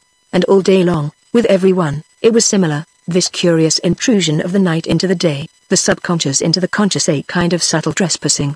The flower of forgotten dreams rose so softly to the surface of consciousness that they had an air of sneaking in, anxious to be regarded as an integral part of normal waking life. Like bubbles in water they rose, discharged their puff of fragrant air, and disappeared again. Jane Ann, in particular, was simply radiant all day long, and more than usually clear-headed. Once or twice she wumbled, but there was big sense in her even then. It was only the expression that evaded her. Her little brain was a poor transmitter somehow. "I feel all endowed today," she informed Rogers, when he congratulated her later in the day on some cunning act of attention she bestowed upon him. It was in the courtyard where they all sat sunning themselves after dinner, and before the younger children returned to afternoon school. "I feel emaciated, you know," she added, uncertain whether emancipated was the word she really sought. "You'll be quite grown up," he told her, "by the time I come back to Little Bsels in the autumn." Little Bsels. It sounded, the caressing way he said it, as if it lay in the palm of his big brown hand. "But you'll never come back, because you'll never go," Monkey chimed in. "My hair, remember, my trains won't take you," said Jimbo gravely. "Oh, a train may take you," continued Monkey, "but you can't leave." "Going away by train isn't leaving, it's only like going to sleep," explained her brother. "You'll come back every night in a Starlight Express, because a Starlight Express takes passengers whether they like it or not. You take an ordinary train, but a Starlight train takes you," added Monkey. Mother heard the words and looked up sharply from her knitting. Something, it seemed, had caught her attention vividly, though until now her thoughts had been busy with practical things of quite another order. She glanced keenly round at the faces, where all sat grouped upon the stone steps of La Citadelle. Then she smiled curiously, half to herself. What she said was clearly not what she had first meant to say. "Children, you're not sitting on a cold stone, are you?" she inquired, but a little absent-mindedly. "We're quite warm, we've got our thick underneathies on," was the reply. They realized that only part of her mind was in their question, and that any ordinary answer would satisfy her. Mother resumed her knitting, apparently satisfied. But Ginny, meanwhile, had been following her own train of thought, started by her cousin's description of her as grown up. The picture grew big and gracious in her mind. "I wonder what I shall do when my hair goes up," she observed, apparently apropos de bottes. It was the day, of course, eagerly, almost feverishly, looked forward to. "Hide your head in a bag probably," laughed her sister. Ginny flushed, her hair was not abundant. Yet she seemed puzzled rather than offended. "Never mind," Rogers soothed her. "The day a girl puts up her hair, 1,000 young men are aware of it, and one among them trembles." The idea of romance seemed somehow in the air. Oh, cousinry. She was delighted, comforted, impressed, but perplexity was uppermost. Something in his tone of voice prevented impudent comment from the others. "And all the stars grow a little brighter," he added. "The entire universe is glad. I shall be a regular company promoter," she exclaimed, nearer to wit than she knew, yet with only the vaguest inkling of what he really meant. "And draw up a memorandum of agreement with the Milky Way," he added, gravely smiling. He had just been going to say with the Pleiades, when something checked him. A wave of strange emotion swept him. It rose from the depths within, then died away as mysteriously as it came. Like exquisite music heard from very far away, it left its thrill of beauty and of wonder, then hid behind the breath of wind that brought it. "The whole world, you see, will know," he added under his breath to the delighted child. He looked into her queer, flushed face. The blue eyes for a moment had, he thought, an amber tinge. It was a mere effect of light, of course. The sun had passed behind the cloud. Something that he ought to have known, ought to have remembered, flashed mockingly before him and was gone. "One among them trembles," he repeated in his mind. He himself was trembling. "The morning spiders," said someone quietly and softly, "are standing at their stable doors, making faces at the hidden sun," but he never knew who said it, or if it was not his own voice speaking below his breath. He glanced at Jimbo. The small grave face wore an air of manlike preoccupation, as was always the case when he felt a little out of his depth in general conversation. He assumed it in self-protection. He never exposed himself by asking questions. The music of that undervoice ran on colon. "Sweet thoughts, like fine weather, bind closely together God's stars with the heart of a boy." But he said it aloud apparently this time, for the others looked up with surprise. Monkey inquired what in the world he was talking about, only, not quite knowing himself, he could not answer her. Jimbo then, silent and preoccupied, found his thoughts still running on marriage. The talk about his sister's hair going up no doubt had caused it. He remembered the young schoolmistress who had her meals at the pension, and the Armenian student who had fallen in love with, and eventually married, her. It was the only courtship he had ever witnessed. Marriage and courtship seemed everywhere this morning. "I saw it all with M. Perrette," he informed the party. "It began already by his pouring out water for her and passing the salt and things. It always begins like that. He got shawls even when she was hot. He looked so wise and grave that nobody laughed, and his sisters even seemed impressed rather." Ginny waited anxiously for more. If Mother did make an odd grimace, it was not noticed, and anyhow was cleverly converted into the swallowing of a yawn. There was a moment's silence. Jimbo, proudly conscious that more was expected of him, provided it in his solemn little voice. "But it must be horrid," he announced, "to be married always stick to the same woman, like that." No sentence was complete without the inevitable already or like that, translated from the language he was more at home in. He thought in French. "I shall never marry myself, me, Maria," he decided, seeing his older sister's eyes upon him wonderingly. Then, uncertain whether he had said an awfully wise or an awfully foolish thing, he added no more. Anyhow, it was the way a man should talk with decision. "It's bad enough to be a wife," put in Monkey, "but it must be worse still to have one." But Jane Ann seemed shocked. A man, Jimbo reflected, can never be sure how his wisdom may affect the other sex. Women are not meant to know everything. She rose with dignity and went upstairs towards the door, and Monkey, rippling with laughter, smacked her as she went.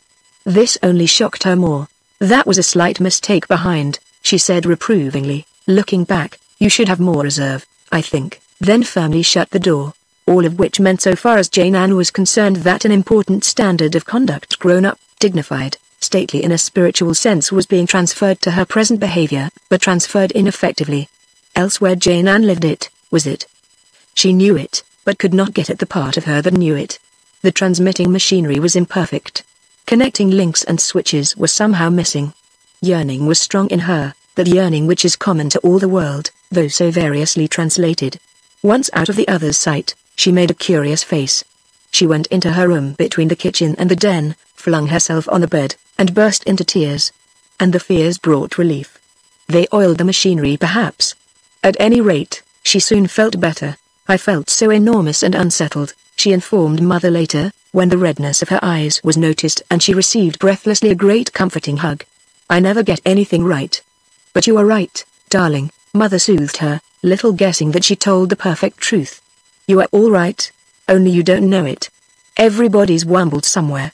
And she advised her, Mother was profoundly wise, instinctively not to think so much, but just go ahead as usual and do her work. For Mother herself felt a little queer that day, as though something very big and splendid lay hiding just beyond her reach. It surged up, vanished, then surged up again, and it came closest when she was not thinking of it. The least effort of the mind to capture it merely plunged her into an empty gulf where she could not touch bottom. The glorious thing ran instantly underground. She never ceased to be aware of it, but any attempt to focus resulted in confusion. Analysis was beyond her powers, yet the matter was very simple really, for only when thought is blank, and when the mind has forgotten to think, can inspiration come through into the heart. The intellect interprets afterwards, sets in order, regulates, examines the wonder and beauty the heart distills alchemically out of the eternal stream in which life everywhere dips its feet. If reason interferes too soon, or during transmission, it only muddles and destroys. And Mother, hitherto, had always been so proud of being practical, prosaic, reasonable. She had deliberately suppressed the other. She could not change in a single day just because she had been out and made discoveries last night. Oh, how simple it all was really, and yet how utterly most folk convert the wonder of it into wumbling. Like Jane Ann, her miniature, she felt splendid all day long, but puzzled too. It was almost like those religious attacks she had experienced in early youth. She had no definite creed by which she could explain it. Though nominally Christian, like her husband, she could not ascribe her joy to a Holy Spirit, or to a God working in her. But she was reminded of her early religious attacks because she now experienced that large sensation of glorious peace and certainty which usually accompanies the phenomenon in the heart called conversion. She saw life whole. She rested upon some unfailing central joy. Come what might, she felt secure and saved. Something everlasting lay within call, an ever-ready help in trouble, and all day she was vaguely conscious that her life lay hid with what? She never found the word exactly, for joy was but one aspect of it. She fell back upon the teachings of the big religions which are the police regulations of the world. Yet all creeds shared these, and her feeling was far deeper than mere moral teachings. And then she gave up thinking about it. Besides, she had much knitting to do. "It's come to stay anyhow, I feel in sympathy with everybody," she said, and so dismissed vain introspection, keeping the simple happiness and peace. That was her strength, as it was also Ginny's. A reformation had begun. Jimbo, too, felt something in his microcosmic way, only he said little and asked no single question. It betrayed itself, however, to his mother's widened vision. He was all stirred up. He came back again from school at 3 o'clock, for it was Thursday and he did not take the singing lesson from 3 to 4, put down his books with a very businesslike air, forgot to kiss his mother and went out. "Where are you off to, Jimbo?" She scented mischief. He was so affair. He turned obediently at once, the face grave and puckered. "Going over to the carpenter's house, Mummy." "What for, dear? Why don't you stay and play here?" She had the feeling that her husband was absorbed in his work and would not like to be disturbed. The boy's reply was evasive too. "I want to have a long discuss with Daddy," he said. "Can't you have your long discuss with me instead?" she asked. He shook his head. "You see," he answered solemnly, "it's about things. But Daddy's working just now, he'll be over to tea at 4. "Can't it wait till then?" She understood too well to inquire what things might be. The boy wished to speak with one of his own sex as one man to another man. "When a man's at work," she added. He doesn't like to be disturbed. All right, was the reply. We can wait a little, and he settled down to other things in a corner by himself. His mind, clearly, was occupied with grave considerations he could not discuss with anybody, least of all with women and children. But, of course, busy men must not be interrupted. For a whole hour in his corner he made no sound, and hardly any movement. But Daddy did not come at 4 o'clock. He was evidently deep in work. And Mother did not send for him.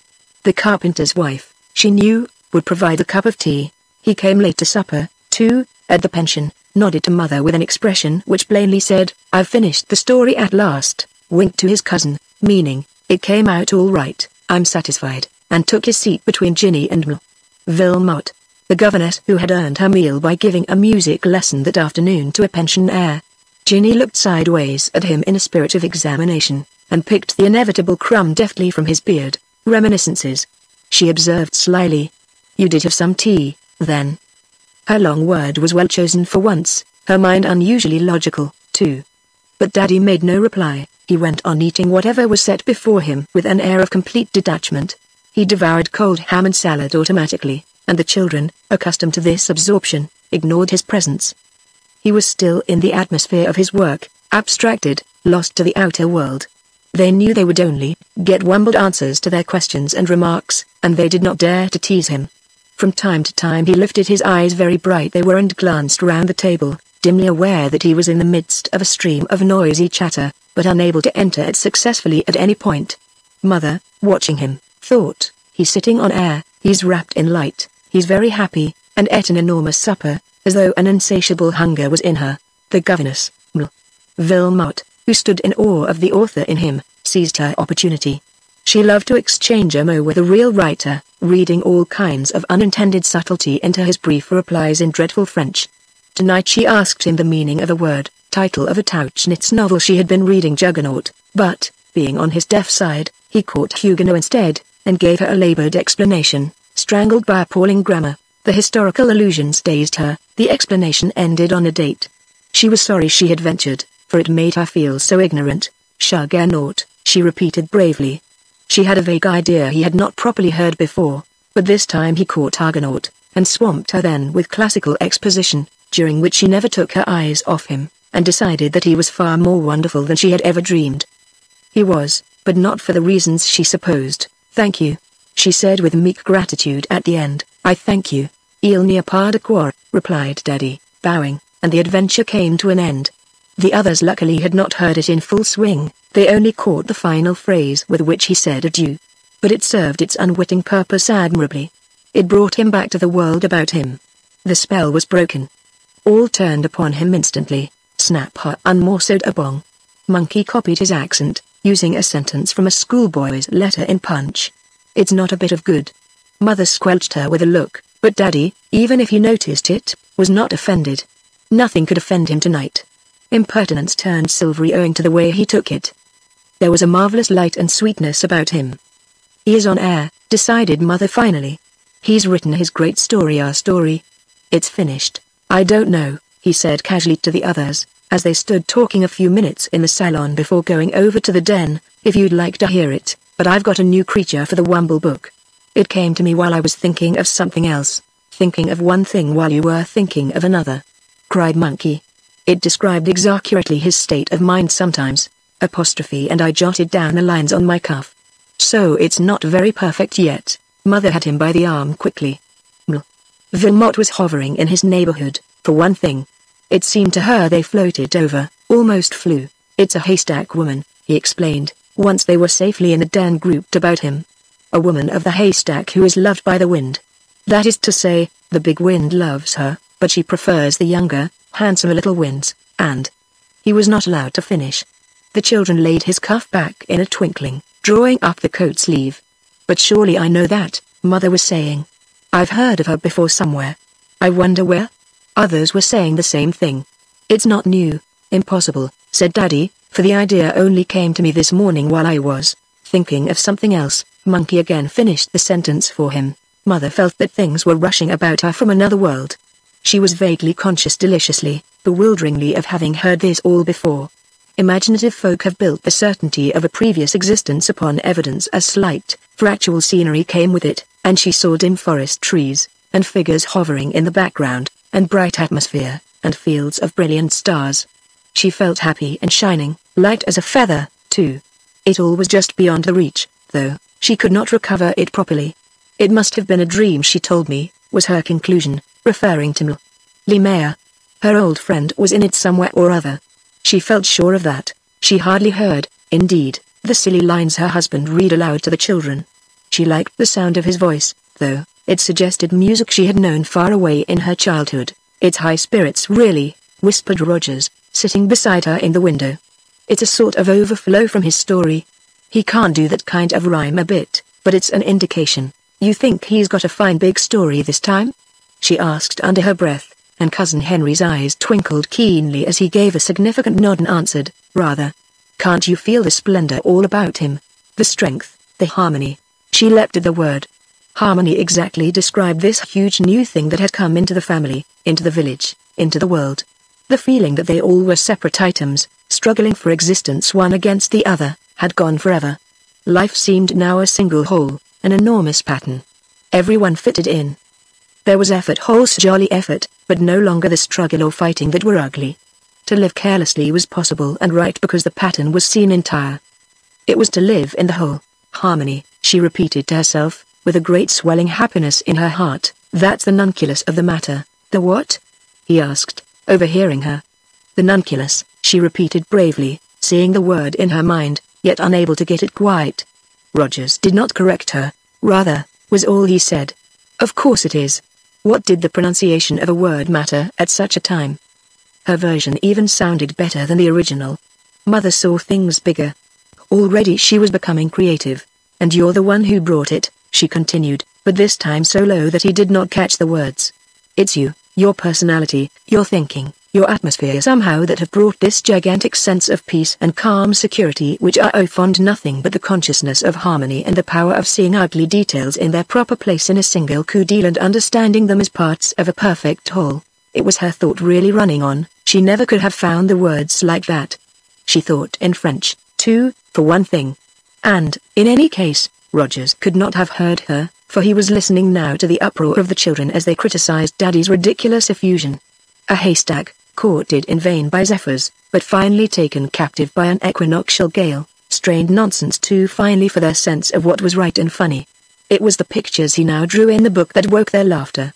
He gave the stack a physiognomy that they recognized, but, Mother, he's making it look like you, cried Monkey. Only Mother was too far away in her magnificent reverie to reply intelligently. I know her, she's my friend, she answered vaguely. So it's all right. Majestic Haystack. It was the voice of the wind addressing her.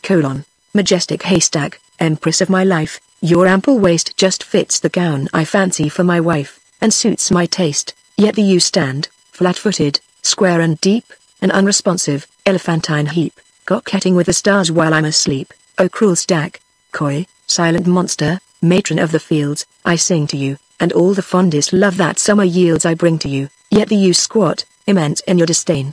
Heedless of all the tears of streaming rain my eyes drip over you, your breathless swain. O stony stack, stupendous maiden, sweetest when oblong, does in a flame now smoulder in thy soul to hear my song repeat thy name? Or does thy huge and ponderous heart object the advances of my passion, and reject my love because it's airy and elect? O wily stack, O crested goddess, thatched and top-knotted, O reckless stack! Of wives that to the wind have been allotted there is no lack, you've spurned my love as though I were a worm, but next September when I see thy form, I'll woo thee with an equinoctial storm. I have that knack, far less wumbled than usual, thought Rogers, as the children danced about the room, making up new ridiculous rhymes, of which I'll give you a whack seemed the most popular. Only Jane Ann was quiet. A courtship even so remote and improbable as between the wind and a haystack sent her thoughts inevitably in the dominant direction. It must be nice when one is two, she whispered ambiguously to Mother with a very anxious face. But I'm sure that if a woman can't cook, love flies out of the window. It's a positive calamity, you know. But it was Cousin Henry's last night in Brussels, and the spirit of pandemonium was abroad. Neither parent could say no to anything, and mere conversation in corners was out of the question.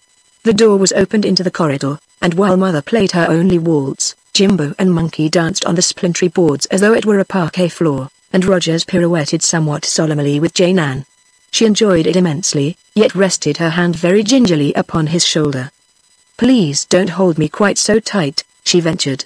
"I've never danced with a strange man before, you see," and he no more laughed at her than he had laughed at Mother's nunculus. Even Jane Ann, he knew, would settle down comfortably before long into the great big pattern where a particular nook away to die needed her bizarre, odd brilliance.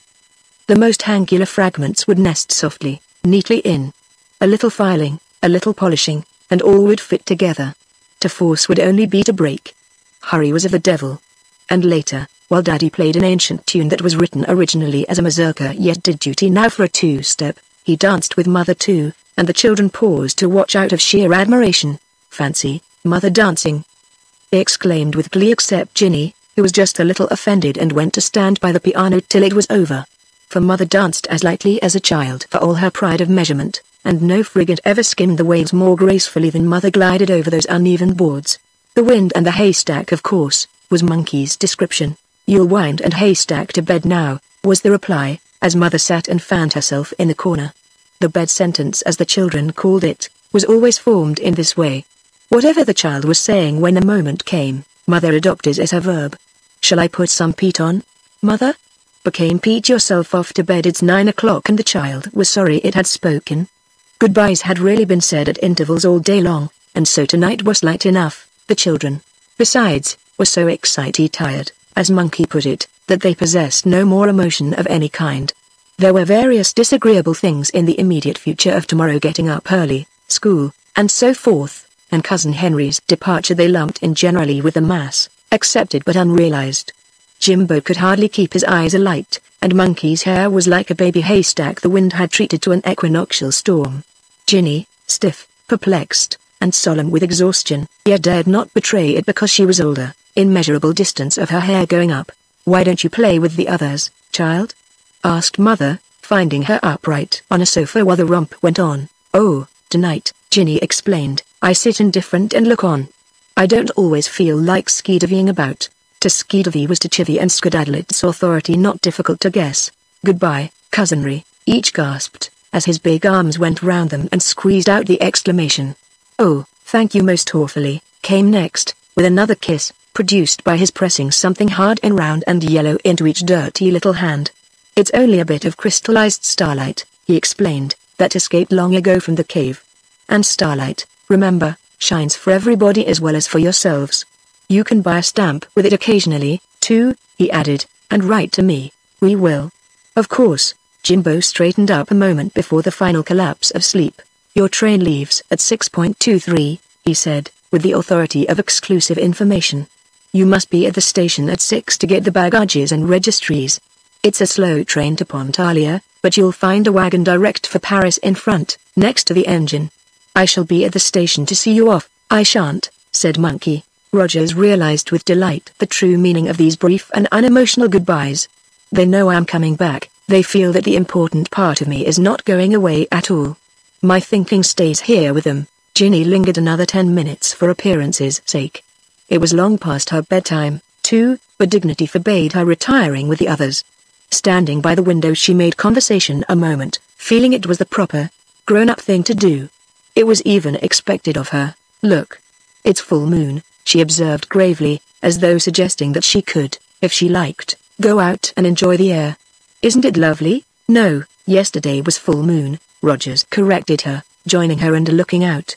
"2 nights ago, to be exact, I think." "Oh," she replied, as solemnly as though politics or finance were under discussion, "then it's bigger than full moon now. It goes on, does it, getting fuller and fuller, till, now, Ginny dear, it's very late, and you'd better full moon off to bed," Mother interrupted gently. "Yes, Mother, I'm just saying good night." She held her hand out, as though she was afraid he might kiss her, yet feared he would not. "Goodbye, Mr. Cousin Henry, and I hope you'll have an exceedingly happy time in the train and soon come back and visit us again." "Thank you," he said.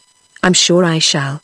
He gave her a bit of solid starlight as he said it, then suddenly leaned forward and kissed her on the cheek. Making a violent movement like an experienced boxer who dodges an uppercut, Ginny turned and fled precipitately from the room, forgetting her parents altogether. That kiss, she felt, consumed her childhood in a flash of fiery flame. In bed she decided that she must lengthen her skirts the very next day, and put her hair up too. She must do something that should give her protection and yet freedom. For a long time she did not sleep. She lay thinking it over. She felt supremely happy, wild, excited, naughty.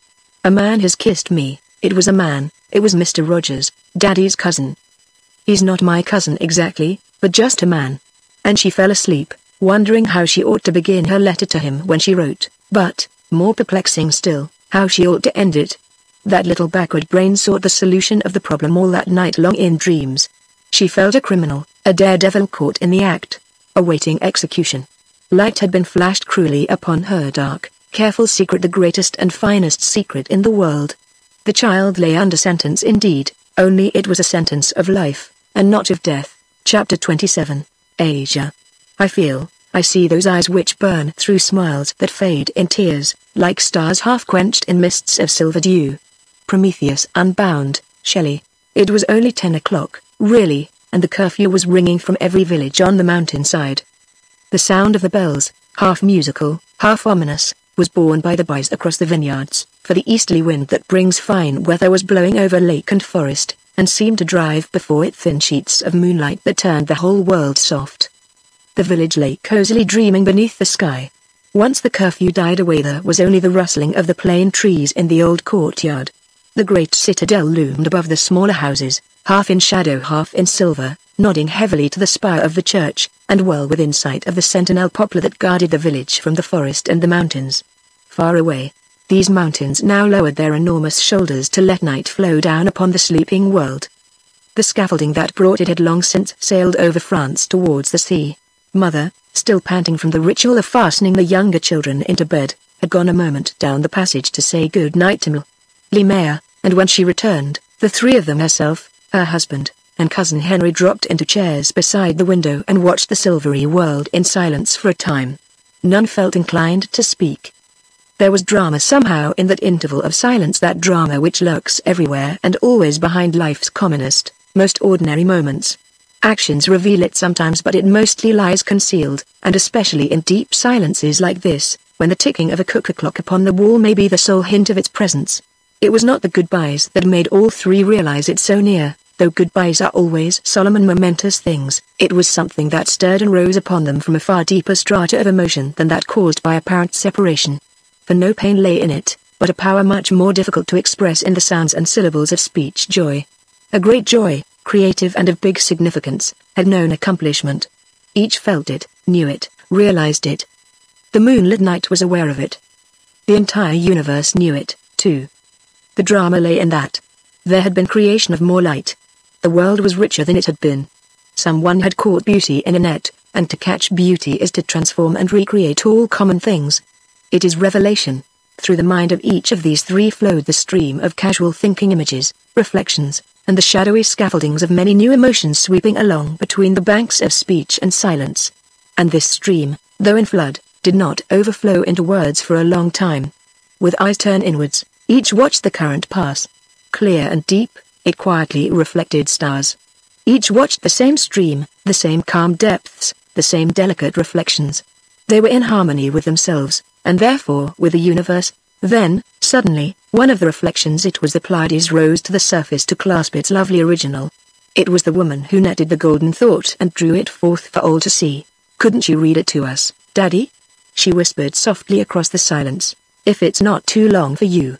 He was so eager, so willing to comply. "We will listen till the morning spiders take us home," his cousin said. "It's only the shorter version," Daddy agreed shiningly, "a sketch for the book which, of course, will take a year to write." "I might read that, perhaps."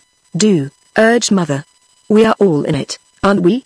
It's our story as well as yours." He rose to get the portfolio from the shelf where he had laid it, and while Rogers lit the lamp, Rickett stole in at the window, picking her way daintily across the wet tiles. She stood a moment, silhouetted against the sky, then shaking her feet rapidly, each in turn like bits of quivering wire, she stepped precisely into the room.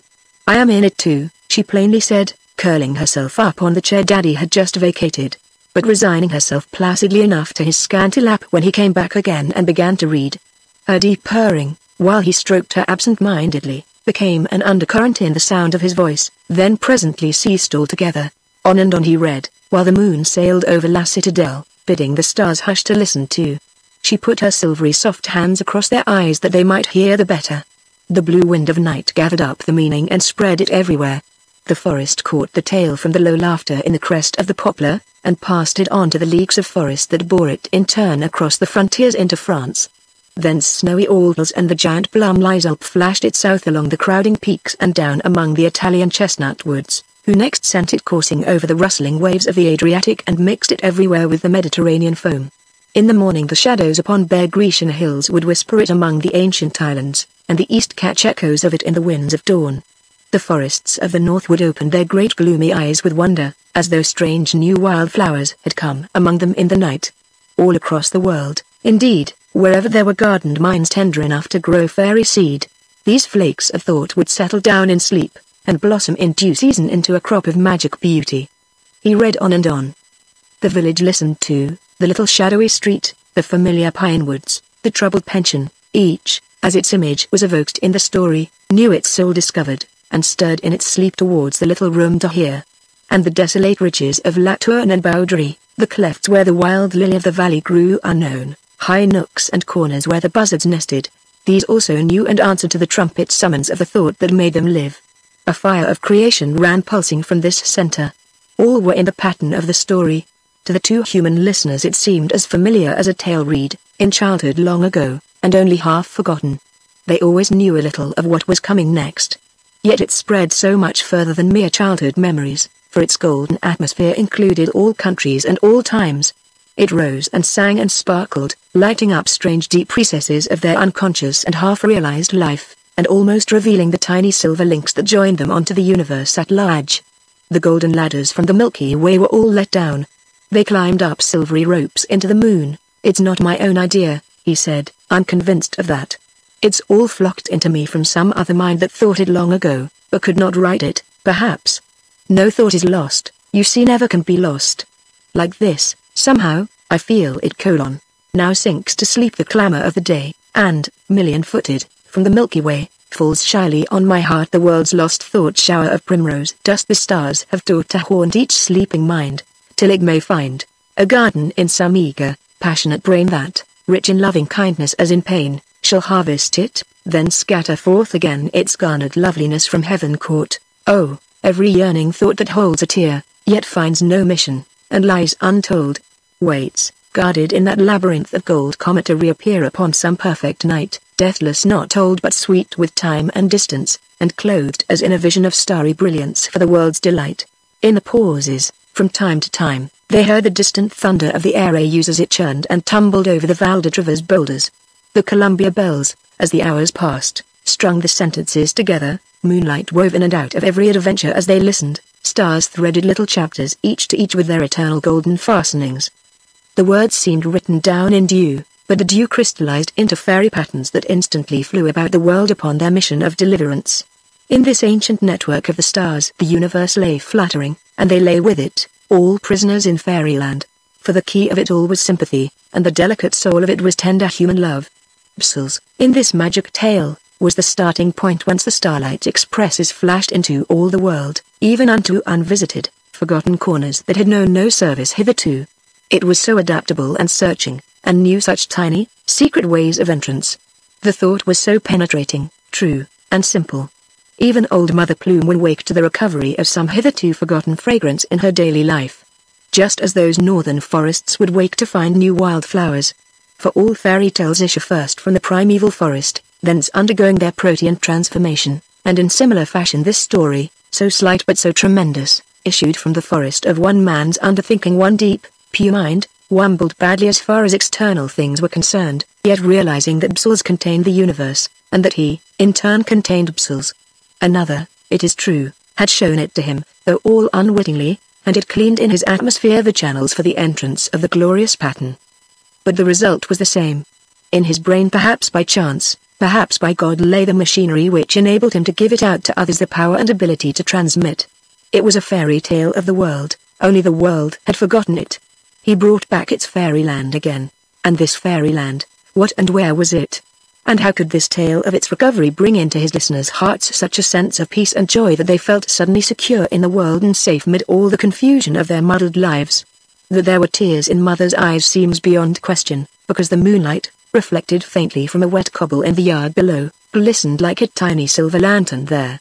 They betrayed the fact that something in her had melted and flowed free. Yet there was no sadness in the fairy tale to cause it. They were tears of joy.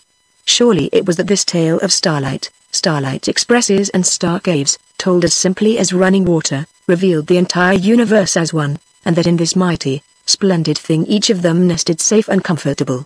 The world was really thinking, and all lay fluttering in the grand, magnificent old net of stars. What people think, they are. All can think beauty.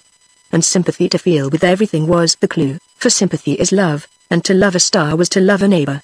To be without sympathy was to feel apart, and to think apart was to cut oneself off from life, from the whole, from God, and joy it was death. To work at commonplace duties because they were duties to the universe at large, this was the way to find courage, peace, and happiness, because this was genuine and successful work, no effort lost, and the most distant star aware of it. Thinking was living, whether material results were visible or not. Yearning was action, even though no accomplishment was apparent. Thought and sympathy, though felt but for a passing moment, sweetened the Pleiades and flashed along the Milky Way, and so-called tangible results that could prove it to the senses provided no adequate test of accomplishment or success. In the knowledge of belonging to this vast underlying unity was the liberation that brings courage, carelessness, and joy, and to admit failure in anything, by thinking it, was to weaken the entire structure which binds together the planets and the heart of a boy.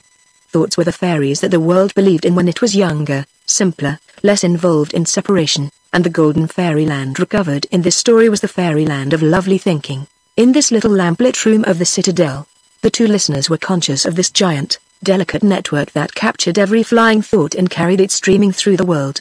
God became a simple thing. He fashioned Rogers's scheme, even though it never materialized in bricks and mortar.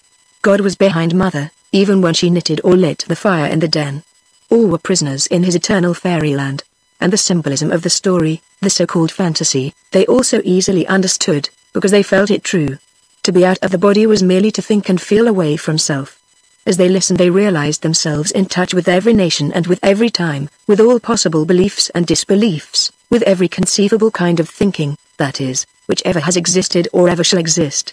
The heat and radiance given out by the clear delivery of this inspirational fairy tale must have been very strong, far-reaching it certainly was. Ah! Sighed Rogers to himself, if only I could be like that. Not realizing that he was so, oh dear. Felt the woman, that's what I've felt sometimes. I only wish it were true of me. Unaware that it could be, and even by the fact of her yearning, was so, if only I could get up and help the world. Passed like a flame across the heart of the sufferer who lay on her sleepless bed next door, listening to the sound of the droning voice that reached her through the wall, yet curiously ignorant that this very longing was already majestically effective in the world of definite action. And even Mother Plume, pacing her airless room at the further end of the village and tapping her ebony stick upon the floor, turned suspiciously, as at a passing flash of light that warmed her for a sudden instant as it went. Perhaps, after all, they don't mean all these unkind things they do to me. She thought, I live so much alone. Possibly I see things less clearly than I used to do. The spell was certainly very potent, though Daddy himself, reading out the little shining chapters, guessed as little as the rest of them how strong.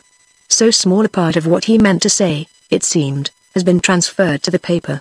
More than he realized, far more, lay between the lines, of course. There was conviction in it, because there was vision and belief. Not much was said when he put his roll of paper down and leaned back in his chair. Ricket opened her eyes and blinked narrowly, then closed them again and began to purr. The ticking of the cooker clock seemed suddenly very loud and unnoticeable. Thank you, said Mother quietly in an uncertain kind of voice. The world seems very wonderful now, quite different. She moved in her chair, the first movement she had made for over 2 hours. Daddy rubbed his eyes, stroked his beard, and lit a cigarette. It went out almost immediately, but he puffed on it just the same, till his cousin struck a match and stood over him to see it properly alight. You have caught beauty naked in your net of stars, he murmured, but you have left her as you found her, shining, silvery, unclothed. Others will see her, too. You have taken us all back into fairyland, and I, for one, shall never get out again. Nor I, breathed someone in the shadows by the window. The clock struck 2. Awed, said Mother, softly, "but I never heard it strike once while you were reading."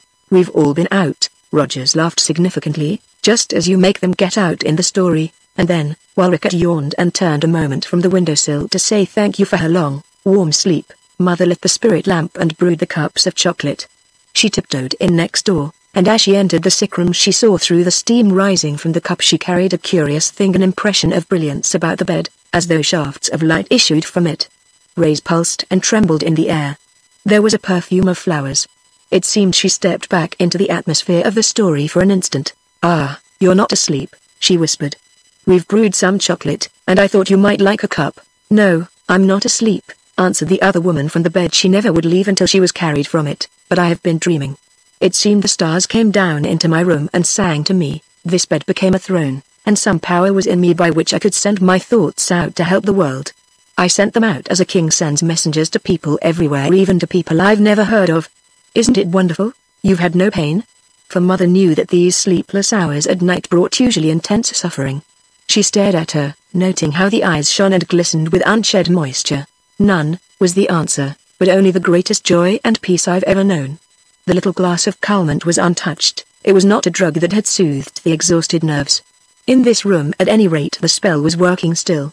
I was carried through the air by stars, as though my ceaseless yearning to get up and work in the world for once was realized. "You can do everything from your bed," her friend murmured, sitting down beside her. "You do. Your thoughts go out so strongly. I've often felt them myself. Perhaps that's why God put you here in bed like this," she added, surprised at the power in herself that made her say such things just to think and pray for the world. "I do pray sometimes for others," the tortured woman answered modestly, "but this time I was not conscious of praying at all. It all swept out of me of its own accord. The force in me seemed so free and inexhaustible that it overflowed. It was irresistible. I felt able to save the world." "You were out," said Mother softly, "out of yourself, I mean," she corrected it. "And your lovely thoughts go everywhere. You do save the world." There fell a long silence then between them. "You've been reading aloud, Ml," Lemaire said presently. I heard the drone of the voice through the wall. "Daddy was reading his new story to us," the other said. "It didn't disturb you?" "On the contrary. I think it was the voice somehow that brought the vision. I listened vaguely at first, trying to sleep, then, opening my eyes suddenly, the room, as I told you, was full of stars. Their rays caught hold of me and drew these forces out of my very heart. I yielded, giving and giving and giving. Such life flowed from me, and they carried it away in streams. Oh, it was really like a divine sensation." "It was divine," said Mother. But whether she meant the story or her friend's experience, she hardly knew herself. "And the story, was it not about our little Bsels?" asked the other. Mother held her hands up as though words failed her. She opened her arms wide. She was not quite sure of her voice. "It was," she said at length, "but Bsels had grown into the universe. It's a fairy tale, but it's like a great golden fire. It warmed my heart till my whole body seemed all heart, and I didn't know whether to laugh or cry. It makes you see that the whole world is one, and that the sun and moon and stars lie in so small and unimportant a thing as, say, Jimbo's mischief, or Monkey's impudence, or Ginny's backwardness and absurdity. All are in sympathy together, as in a network, and to feel sympathy with anything, even the most insignificant, connects you instantly with the whole. Thought and sympathy are the universe, they are life." While Mother paused for breath, her old friend smiled a curious, meaning smile, as though she heard a thing that she had always known. "And all this are in the story, and all the things we think are alive and active too, because we have created them. Our thoughts populate the world, flying everywhere to help or hinder others, you see." The sound of a door opening was heard. Mother got up to go. Shafts of light again seemed to follow her from the figure in the bed. "Good night," she whispered with a full heart, while her thought ran suddenly, "You possess the secret of life and of creation, for suffering has taught it to you, and you have really known it always. But Daddy has put it into words for everybody." She felt proud as a queen. There were whispered good nights then in the corridor, for Rogers and her husband were on their way home to bed. "Your chocolate is getting cold," said Daddy kindly. "We thought you would probably stay in there. We're going over now." "It's very late," Rogers added. They said good night again.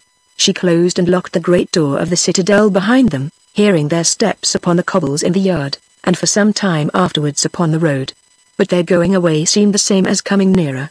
She felt so close to everything that lived. Everything did live. Her heart included all that existed, that ever had existed, that ever could exist.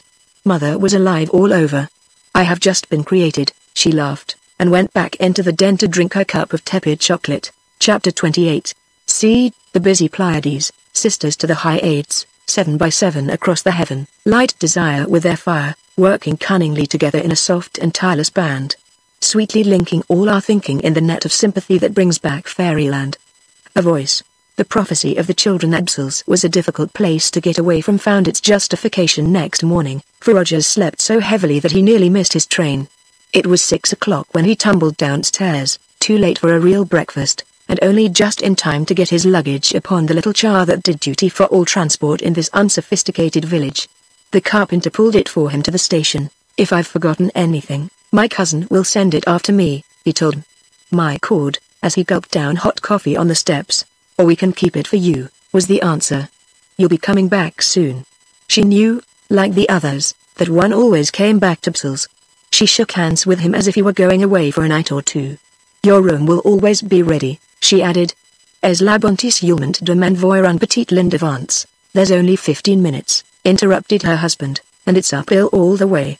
They trundled off along the dusty road, already hot in the early July sun. There was no breath of wind. Swallows darted in the blue air. The perfume of the forests was everywhere. The mountains rose soft and clear into the cloudless sky.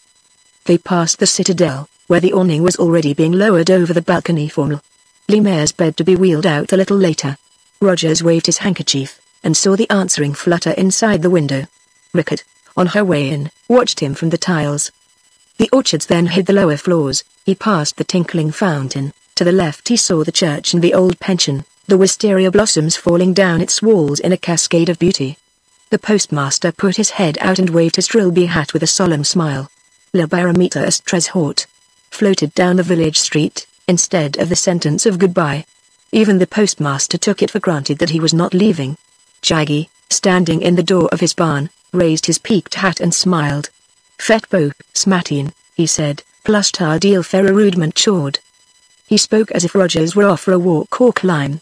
It was the same everywhere. The entire village saw him go, yet behaved as if he was not really leaving. How fresh and sweet the morning air was, keen mountain fragrance in it, and all the delicious, delicate sharpness of wet moss and dewy fields. As he passed the courtyard near the Guillemtel, and glanced up at the closed windows of Mother Plume's apartment, a pattering step startled him behind, and Jimbo came scurrying up.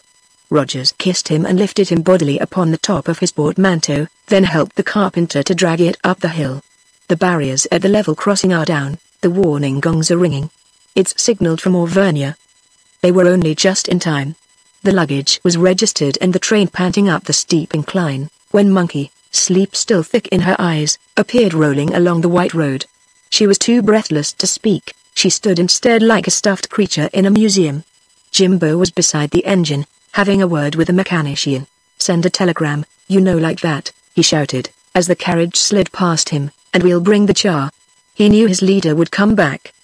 He took his cap off politely, as a man does to a lady, the Absal's custom. He did not wave his handkerchief or make undignified signs. He stood there, watching his cousin to the last, and trying to see the working of the engine at the same time. He had already told him the times and stopping places, and where he had to change. There was nothing more for a man to say. Monkey, her breath recovered now, shouted something impudent from the road. The train will break down with you in it before it gets to Pontalia, and you'll be back for tea worse luck. He heard it faintly, above the grinding of the wheels. She blew him a kiss. Her hair flew out in a cloud of brown. The sunshine turned half golden. He almost saw the shining of her eyes. And then the belt of the forest hid her from view, hid Jimbo and the village too. The last thing he saw of Absal's was the top of the church spire and the red roof of the towering citadel. The crest of the sentinel poplar trapped them both for a minute longer, waved a slight and stately farewell, then lowered itself into the forest and vanished in its turn, and Rogers came back with a start and a bump to what is called real life. He closed his eyes and leaned back in his corner, feeling he had suddenly left his childhood behind him for the second time, not gradually as it ought to happen, but all in one dreadful moment. A great ache lay in his heart. The perfect book of fairy tales he had been reading was closed and finished. Weeks had passed in the delicious reading, but now the last page was turned. He came back to duty in London, great, noisy, overwhelming London, with its disturbing bustle, its feverish activities, its complex, artificial, unsatisfying amusements, and its hosts of frantic people. He grew older in a moment. He was 40 again now, an instant ago, just on the further side of those blue woods. He had been 15. Life shrank and dwindled in him to a little, ugly, unattractive thing. He was returning to a flat in the dolorous edifice of civilization. A great practical scheme, rising in somber bricks and mortar through a disfiguring fog, blocked all the avenues of the future. The picture seemed sordid somewhere. The contrast was so striking. In a great city was no softness, hard, sharp angles everywhere, or at best an artificial smoothness that veiled ugliness and squalor very thinly. Human relationship worked like parts of a machine, cramped into definite orbits, each wheel, each pulley, the smallest deviation deemed erratic. In Brussels, the mountain village, there was more latitude, room for expansion, space. The heart leapt up spontaneously like a spring released. In the city this spring was held down rigidly in place, pressed under as by a weight, and the weight, surely, was that one forever felt compelled to think of self in a rather petty, shameful way, personal safety. In the streets, in the houses, in public buildings, shops, and railway stations, even where people met to eat and drink in order to keep alive, were notice boards of caution and warning against their fellow kind. Instead of the kindly and unnecessary, even ridiculous little jaggy, there were big, grave policemen by the score, a whole army of them, and everywhere grinned the notice boards, like automatic, dummy policemen, mocking joy with their insulting warnings. The heart was oppressed with this constant reminder that safety could only be secured by great care and trouble, safety for the little personal self, protection from all kinds of robbery, depredation, and attack. Beware of pickpockets, the proprietor is not responsible for overcoats and umbrellas even. And burglar alarms and doors of steel and iron everywhere, an organized defense from morning till night against one's own kind. He had lived among these terrible conditions all his life, proud of the personal security that civilization provided, but he had never before viewed it from outside, as now he suddenly did. A spiritual being, a man, lives in a city as in a state of siege among his own kind. It was deplorable, it was incredible. In Little Brussels, a mountain village most would describe pityingly as half-civilized and out of the world, there was safety and joy and freedom as of the universe. His heart contracted as he thus abruptly realized the distressing contrast. Although a city is a unit, all classes neatly linked together by laws and bylaws, by county councils, parliaments, and the like, the spirit of brotherhood was a mockery and a sham. There is organized charity, but there is not charity. In a London square he could not ring the bell and ask for a glass of milk. In Brussels he would walk into any house, since there were no bells, and sit down to an entire meal. He laughed as the absurd comparison darted across his mind, for he recognized the foolish exaggeration in it, but behind the laughter flamed the astonishing truth. In Brussels, in a few weeks, he had found a bigger, richer life than all London had supplied to him in 20 years. He had found wings, inspiration, love, and happiness. He had found the universe. The truth of his cousin's story blazed upon him like an inner sun. In this new perspective he saw that it was a grander fairy tale than he had guessed even when close to it. What was a scheme for disabled thingamabobs compared to the endless, far-reaching schemes that life in Brussels suggested to him? There was the true center of life. Cities were accretions of disease upon the surface merely. He was leaving fairyland behind him. In sudden moments like this, with their synthetic bird's-eye view, the mind sometimes sees more clearly than in hours of careful reflection and analysis.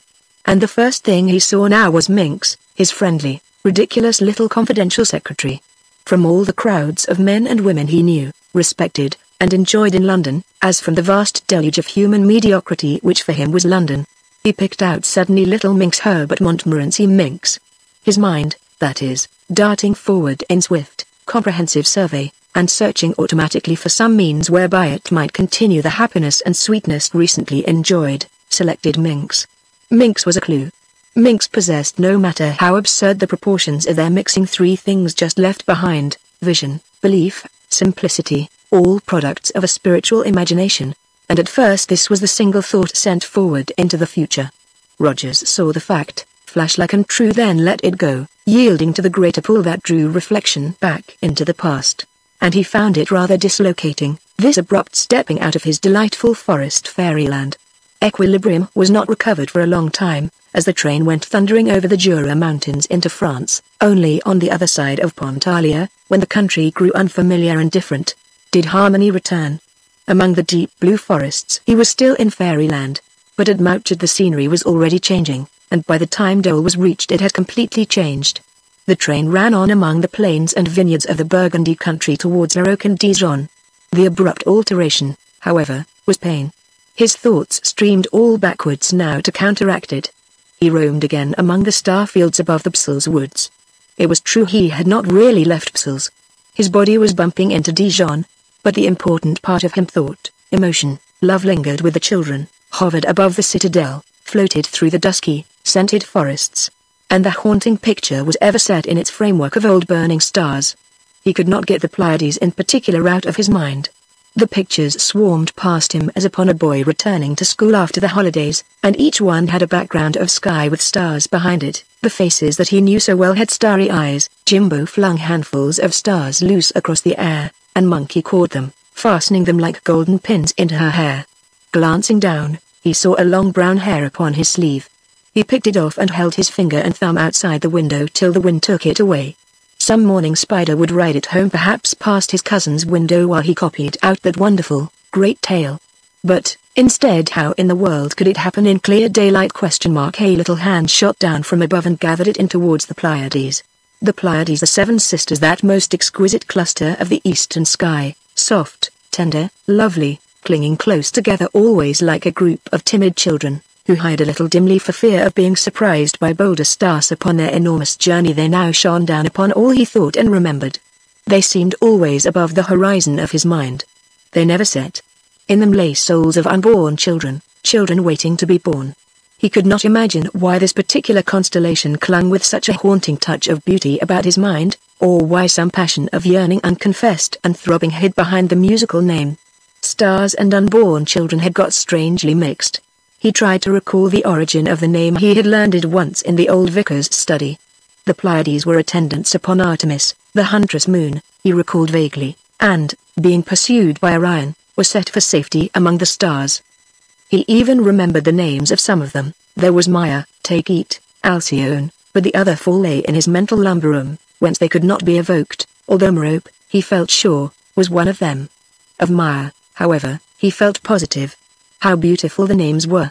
Then, midway, in thinking about them, he found himself, as Monkey said, thinking of something else, of his weeks at Psels again, and what a long holiday it had been, and whether it was wasted time or well-used time, a kind of general stock-taking, as it were, but chiefly of how little he had accomplished after all, set down in black and white. He had enjoyed himself and let himself go, rather foolishly perhaps, but how much after all had he actually accomplished? He remembered pleasant conversations with Mother that possibly cheered and helped her, or possibly were forgotten as soon as ended. He remembered his cousin's passing words of gratitude that he had helped him somehow with his great new story, and he remembered this least of all, that his money had done something to relieve a case or two of suffering. And this was all. The net result so insignificant. He felt dissatisfied, eager already to make new plans, something definite and thorough that should retrieve the wasted opportunities. With a little thought and trouble, how easily he might have straightened out the tangle of his cousin's family, helped with the education of the growing children, set them all upon a more substantial footing generally. It was possible still, of course, but such things are done best on the spot. The personal touch and presence of value, arranged by correspondence, it becomes another thing at once and loses spontaneity. The accent lies on the wrong details. Sympathy is watered by the post. Importance lodges in angles not intended for it. Master of his time, with certain means at his disposal, a modicum of ability as well, he was free to work hard on the side of the angels wherever opportunity might offer, yet he had wasted all these weeks upon an unnecessary holiday, frittering the time away in enjoyment with the children. He felt ashamed and mortified as the meager record stared him in the face. Yet, curiously enough, when reason had set down the figures accurately, as he fancied, and totted up the trifling totals, there flitted before him something more that refused to be set down upon the paper. The ledger had no lines for it. What was it? Why was it pleasant, even flattering? Why did it mitigate his discontent and lessen the dissatisfied feeling? It passed hovering in and about his thoughts, though uncaught by actual words, and as his mind played with it, he felt more hopeful. He searched in vain for a definition, but, though fruitless, the search brought comfort somehow. Something had been accomplished, and it was due to himself, because without his presence it would never have been done. This hint slipped into desire, yearning, hope that, after all, a result had perhaps been achieved, a result he himself was not properly aware of, a result of that incalculable spiritual kind that escapes the chains of definite description. For he recalled, yet mortified a little, the memory should flatter that his cousin had netted beauty in his story, and that mother had spoken of living with greater carelessness and peace, and that each had thanked him as though he were the cause. And these memories, half thought, half feeling, were comforting and delicious, so that he revelled in them lingeringly, and wished that they were really true. For, if true, they were immensely significant. Anyone with a purse could build a hospital or pay an education fee, but to be helpful because of being oneself was a vast, incalculable power, something direct from God. And his thoughts, wandering on thus between fact and fantasy, led him back with a deep inexplicable thrill again to the Pleiades, whose beauty, without their being aware of it, shines nightly for all who can accept it. Here was the old truth once more, that the left hand must not know what the right is doing, and that to be is of greater importance than to do. Here was Fairyland once more, the Fairyland he had just left. To think beauty and love is to become them, to shed them forth without realizing it. A fairy blesses because she is a fairy, not because she turns a pumpkin into a coach and four. The Pleiades do not realize how their loveliness may. Rogers started. For the thought had borrowed a tune from the rhythm of the wheels and sleepers, and he had uttered the words aloud in his corner. Luckily he had the carriage to himself. He flushed. Again a tender and very exquisite thing had touched him somewhere. It was in that involuntary connection his dreaming had found between a fairy and the Pleiades. Wings of gauzy gold shone fluttering a moment before his inner sight, then vanished. He was aware of someone very dear and wild and tender, with amber eyes and little twinkling feet, someone whom the great tale brought almost within his reach. He literally had seen stars for an instant, a star. Its beauty brimmed him up. He laughed in his corner. This thing, whatever it was, had been coming nearer for some time. These hints of sudden joy that breathe upon a sensitive nature, how mysterious, how wildly beautiful, how stimulating they are. But whence, in the name of all the stars, do they come? A great happiness passed flaming through his heart, an extraordinary sense of anticipation in it, as though he were going to meet someone who who was a necessity and a delight to him. The compliment needed to make his life effective, someone he loved abundantly who would love him abundantly in return. He recalled those foolish lines he had written on sudden impulse once, then thrown away. Thought fluttered and went out. He could not seize the elusive cause of this delicious joy. It was connected with the Pleiades, but how, where, why? Above the horizon of his life a new star was swimming into glory. It was rising. The inexplicable emotion thrilled tumultuously, then dived back again whence it came. It had to do with children and with a woman, it seemed, for the next thing he knew was that he was thinking of children, children of his own, and of the deep yearning pulse had stirred again in him to find their mother. And, next, of his cousin's story and that wonderful detail in it that the principal role was filled at last. The role in a great children's play he himself had felt was vacant. It was to be filled by the childless mother the writer's imagination had discovered or created. And again the Pleiades lit up his inner world and beckoned to him with their little fingers of spun gold. Their eyes of clouded amber smiled into his own. It was most extraordinary and delightful. There was something come much closer this time, almost within reach of discovery, something he ought to remember about them, something he had promised to remember, then stupidly forgotten. The lost, hidden joy was a torture. Yet, try as he would, no revelation came to clear the matter up. Had he read it somewhere perhaps? Or was it part of the story his cousin had wumbled into his ear when he only partly listened? I believe I dreamed it, he smiled to himself at last in despair. I do believe it was a dream, a fragment of some jolly dream I had in my fairyland of little pixels, children, stars, fairyland, dreams. These brought it somehow. His cousin's story also had to do with it, chiefly perhaps. After all this great story, I shall have to go back there to get hold of it completely, he added with conviction. He almost felt as if someone were thinking hard about him, one of the characters in the story, it seemed. The mind of someone far away, as yet unknown, was searching for him in thought, sending forth strong definite yearnings which came to rest of their own accord in his own being, a garden naturally suited to their growth. The creations of his boyhood's imagination had survived. The sweep, the dustman, and the lamplighter, then why not the far more powerful creations in the story? Thought was never lost. But no man in his senses can believe such a thing. He exclaimed, as the train ran booming through the tunnel. That's the point, whispered a voice beside him. You are out of your senses. Otherwise you could not feel it. He turned sharply. The carriage was empty, there was no one there. It was, of course, another part of himself that supplied the answer, yet it startled him. The blurred reflection of the lamp, he noticed, cast a picture against the black tunnel wall that was like a constellation. The Pleiades again. It almost seemed as if the voice had issued from that false reflection in the shaking window pane. The train emerged from the tunnel. He rushed out into the blaze of the interfering Sunday. The lovely cluster vanished like a dream, and with it the hint of explanation melted down in dew. Fields sped past with a group of haystacks whose tarpaulin skirts spread and lifted in the gust of wind the train made. He thought abruptly of Mother.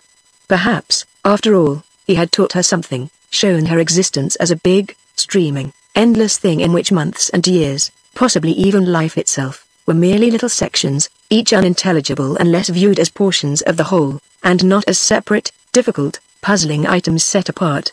Possibly he had drawn her map to bigger scale, increased her faith, given her more sense of repose and peace, more courage therefore. She thought formally of a day, but not of its relation to all days before and behind. She stuck her husband's reviews in the big book, afflicted by the poor financial results they represented, but was unable to think of his work as a stage in a long series of development and progress, no effort lost, no single hope mislaid. And that was something if he had accomplished it. Only, he feared he had not. There was the trouble. There lay the secret of a certain ineffectiveness in his character. For he did not realize that fear is simply suppressed desire, vivid signs of life, and that desire is the ultimate causative agent everywhere and always. Behind all stands desire, and desire is action. And if he had accomplished this, how was it done? Not by preaching, certainly. Was it, then, simply by being, thinking, feeling it? A glorious thought, if true. For assuredly he had this faculty of seeing life whole, and even in boyhood he had looked ahead over its entire map. He had, indeed, this way of relating all its people, and all its parts together, instead of seeing them separate, unintelligible because the context was left out. He lived intensely in the present, yet looked backwards and forwards too at the same time. This large sympathy, this big comforting vision was his gift. Consequently he believed in life. Had he also, then, the gift of making others feel and believe it too? There he was again, thinking in a circle, as L'Aroque flew past with its empty platforms, and warned him that Paris was getting close. He bumped out of Fairyland, yet tumbled back once more for a final reverie before the long ugly arms of the city snatched him finally out. To see life whole, he reflected, is to see it glorious. To think oneself part of humanity at large is to bring the universe down into the heart. But to see life whole, a whole heart is necessary. He's done it in that splendid story, and he begged the raw idea somehow from me.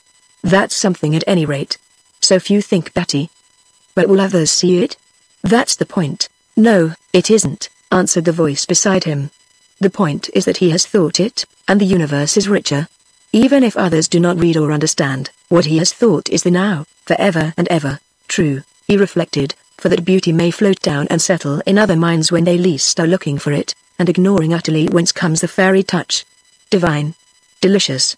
Heavenly. The beauty he has written came through you, yet was not yours, the voice continued very faintly. A far more beautiful mind first projected it into that network which binds all minds together. 'Twas thence you caught it flying, and, knowing not how to give it shape, transferred it to another who could use it for others. Thought is life, and sympathy is living. The voice died away, he could not hear the remainder clearly. The passing scenery caught his attention again. During his reverie it had been unnoticed utterly. Thought is life, but sympathy is living. It rolled and poured through him as he repeated it. Snatches of another sentence then came rising into him from an immense distance, falling upon him from immeasurable heights. Barely audible colon, apostrophe. From a mind that so loved the Pleiades she made their loveliness and joy her own. Alcyone, Merope, Maya. It dipped away into silence like a flower closing for the night, and the train, he realized, was slackening speed as it drew into the hideous scared lion. I'll talk to Minx about it, perhaps, he thought, as he stood telling the customs official that he had no brandy, cigarettes, or lace. He knows about things like that. At any rate, he'll sympathize. He went across Paris to the Gare du Nord, and caught the afternoon boat train to London. The sunshine glared up from the baking streets, but he never forgot that overhead, though invisible, the stars were shining all the time. Starlight. The most tender and least suspected light in all the world, shining bravely even when obscured by the interfering sun, and the Pleiades, softest, sweetest little group among them all. And when at 11 o'clock he entered his St. James's flat, he took a store of it shining in his heart, and therefore in his eyes. Only that was no difficult matter, for all the lamps far up the heights were lit and gleaming, and caught old mighty London in their gorgeous net. Chapter 29. Think with passion that shall fashion life's entire design, well planned.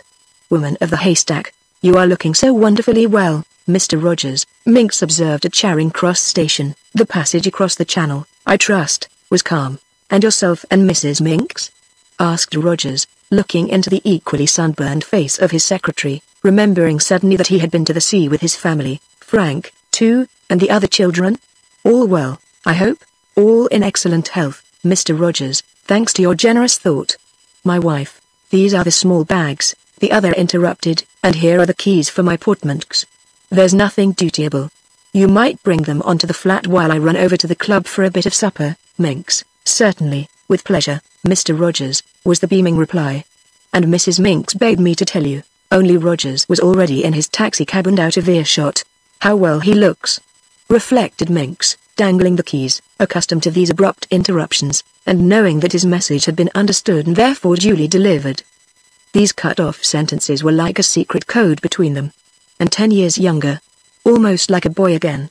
I wonder if he did not permit himself to finish the thought.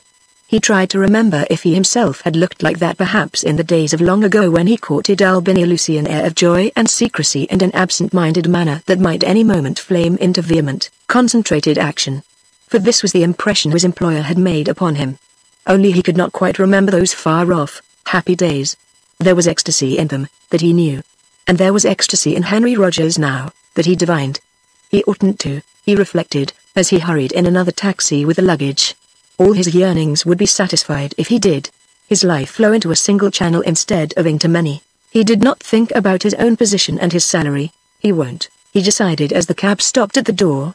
He's not that kind of man. Minks had insight, he knew men. No artist ever ought to. We are so few, and the world has need of us. His own case was an exception that had justified itself, for he was but a man of talent, and talent did not need an exclusive asceticism. Whereas his employer was a man of genius, and no one woman had the right to monopolize what was intended to sweeten the entire universe. By the time the luggage had been taken up, he had missed the last tram home, and his sleep that night must in any case be short. Yet he took no note of that. One must live largely. A small sacrifice for such a master was nothing at all. He lingered, glancing now and again at the heap of correspondence that would occupy them next morning, and sorting once more the little pile that would need immediate personal attention. He was picking a bit of disfiguring fluff from his coat sleeve when the door opened and Henry Rogers came upon him. I waited a moment, Mr. Rogers. I thought you might have something to say before I went, perhaps. I hoped you would, Minks. I have a great deal to say. It can wait till tomorrow, really only I wanted but, there now, I forgot, you have to get down to Sydenham, haven't you? And it's late already. That's nothing, Mr. Rogers. I can easily sleep in town.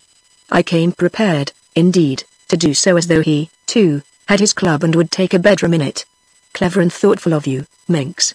Only you must be tired after your journey, suggested the secretary. Tired? Exclaimed the other vigorously. Not a bit. I'm as fresh as a sta daisy, I mean. Come, draw your chair up, we'll have a smoke and a little chat. I'm delighted to see you again. How are you? And how's everything? Goodness. How bright his eyes were. How alert his manner.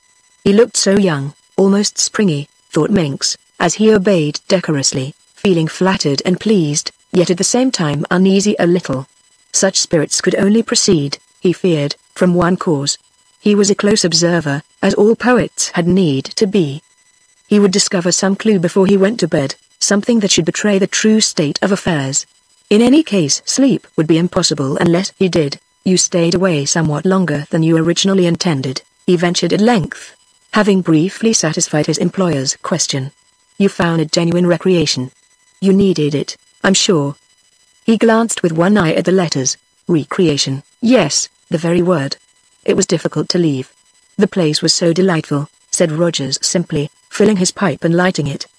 A wonderful mountain village, Minks, he added, between puffs of smoke, while the secretary, who had been waiting for the sign, then lit his own Virginian and smoked it diffidently, and with just the degree of respect he felt was becoming.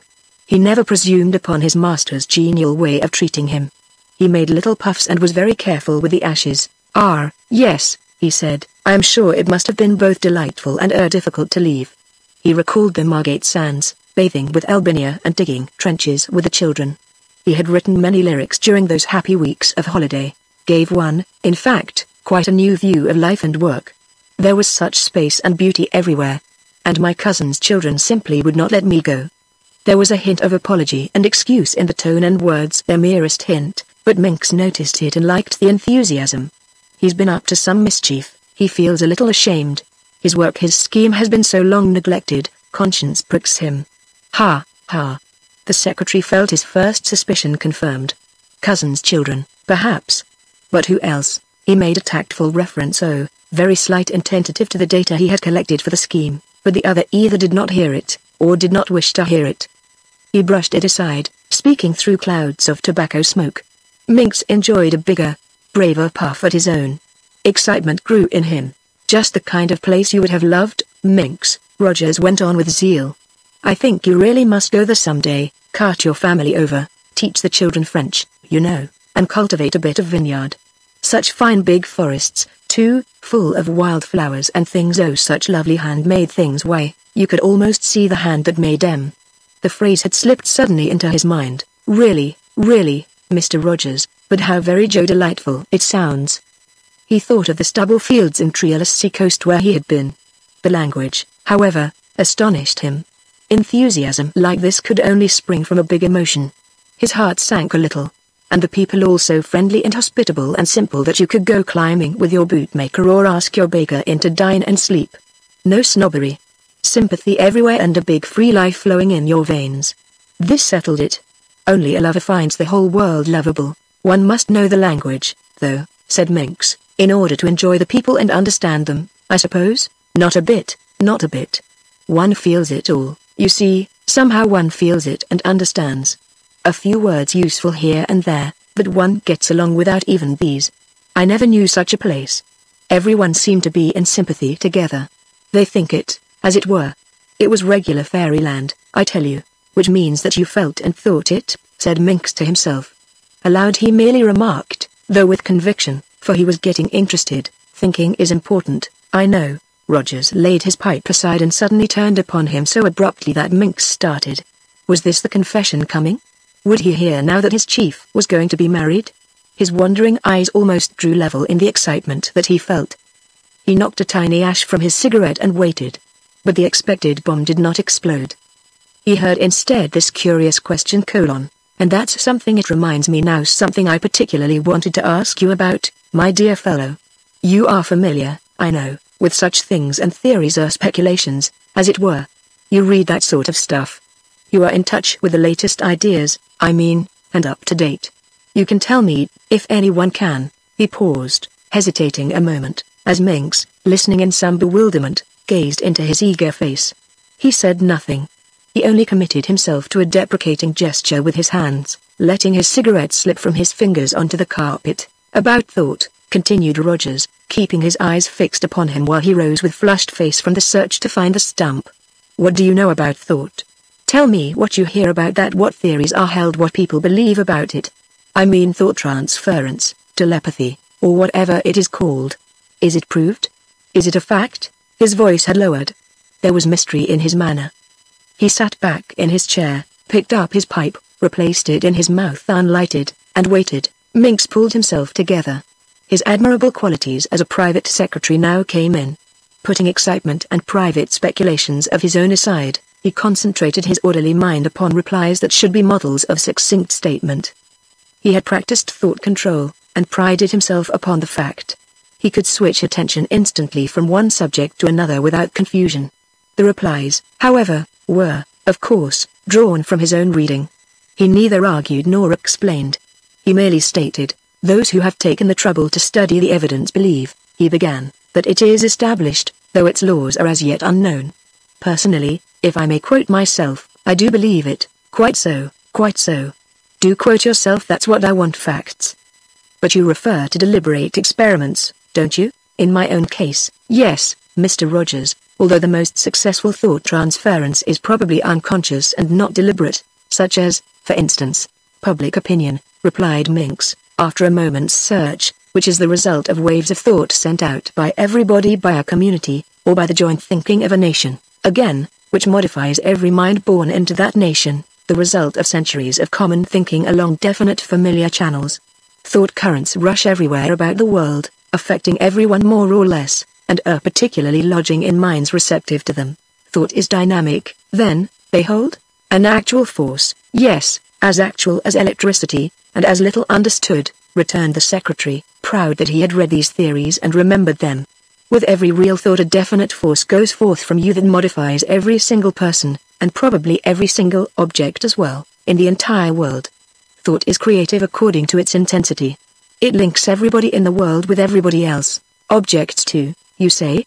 Rogers questioned. Minx glanced up to make sure there was no levity in the question, but only desire for knowledge. Objects too, he replied, apparently satisfied, for science tells us that the movement of a body here affects the farthest star. A continuous medium ether transmits the vibrations without friction, and thought force is doubtless similarly transmitted so that if I think of a flower or a star, my thought leaps into them and affects them?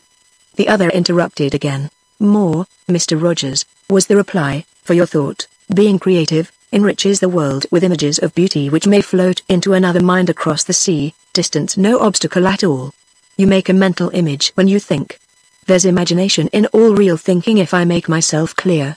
Our most elaborate thoughts, to quote for a moment, are often, as I think, not really ours, but have on a sudden come up, as it were, out of hell or down out of heaven.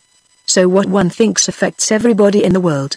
The noble thinkers lift humanity, though they may never tell their thoughts in speech or writing. His employer stared at him in silence through the cloud of smoke. The clock on the mantelpiece struck 12:30. That is where the inspiration of the artist comes in, continued the secretary after a moment's hesitation whether he should say it or not, for his sensitive soul collects them and gives them form. They lodge in him and grow, and every passionate longing for spiritual growth sets the whole world growing too. Your scheme for disabled, even if it never materializes, Rogers brusquely interposed, sweetens the world. Yes, according to this theory, continued Minx, wondering what in the world had come over his chief, yet so pleased to state his own views that he forgot to analyze. A man in a dungeon earnestly praying would accomplish more than an active man outside who merely lived thoughtlessly, even though beneficently. If I make myself clear, yes, you make yourself admirably clear, Minx, as I knew you would. Rogers lit his pipe again and puffed hard through a minute's silence. The secretary held his peace, realizing from the tone of the last sentence that he had said enough. Mr. Rogers was leading up to other questions. Hitherto he had been clearing the ground. It came then, through the clouds of smoke, though Minx failed to realize exactly why it was so important. So that if I thought vividly of anything, I should actually create a mental picture which in turn might slip into another's mind, while that other would naturally suppose it was his own? Exactly, Mr. Rogers, exactly so. Minx contrived to make the impatience in his voice sound like appreciation of his master's quickness. Distance no obstacle either, he repeated, as though fond of the phrase, and, similarly, the thought I deemed my own might have come in its turn from the mind of someone else? Precisely, for thought binds us all together like a network, and to think of others is to spread oneself about the universe. When we think thus we get out as it were into that medium common to all of us where spirit meets spirit. Out! Exclaimed Rogers, putting down his pipe and staring keenly, first into one eye, then into the other. Out? Out, yes, Minx echoed faintly, wondering why that particular word was chosen. He felt a little startled. This earnest talk, moreover, stirred the subconsciousness in him, so that he remembered that unfinished sonnet he had begun weeks ago at Charing Cross. If he were alone now he could complete it. Lines rose and offered themselves by the dozen. His master's emotion had communicated itself to him. A breath of that ecstasy he had already divined passed through the air between them. It's what the contemplative orders attempt, he continued, yet half to himself, as though a little bemused. Out, by George. Out. Rogers said again, so emphatic was the tone that Minx half rose from his chair to go. No, laughed his chief, I don't mean that you're to get out. Forgive my abruptness. The fact is I was thinking aloud a moment. I mean that you've explained a lot to me I didn't understand before, had never thought about, rather. And it's rather wonderful, you see. In fact, it's very wonderful. Minx, he added, with the grave enthusiasm of one who has made a big discovery. "This world is a very wonderful place. It is simply astonishing, Mr. Rogers," Minx answered with conviction. "Astonishingly beautiful. That's what I mean," he went on. "If I thinks beauty, that beauty may materialize, does materialize, Mr. Rogers, just as your improvements in machinery did. You first thought them out, then put them into words, yes, and afterwards into metal. Strong thought is bound to realize itself sooner or later, eh? Isn't it all grand and splendid?" They stared at one another across the smoky atmosphere of the London flat at the hour of 1 in the morning in the 20th century.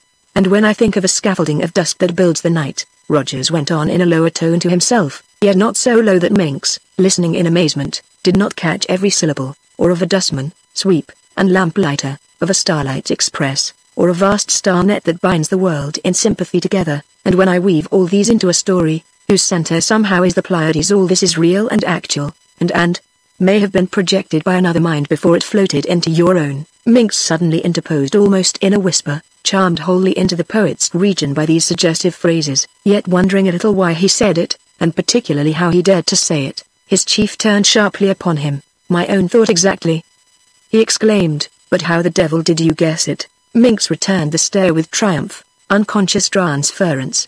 He said, "You really think that?"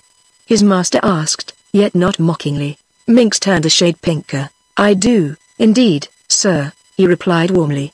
"I think it probable that the thoughts of people you have never seen or heard of drop into your mind and color it.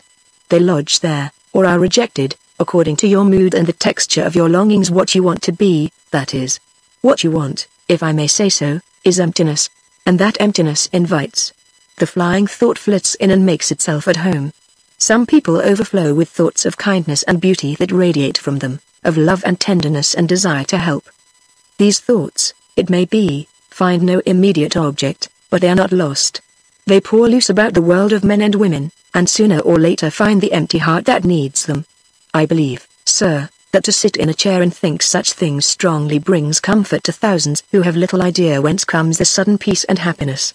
And anyone who happens to be praying for these things at the moment attracts them instantly.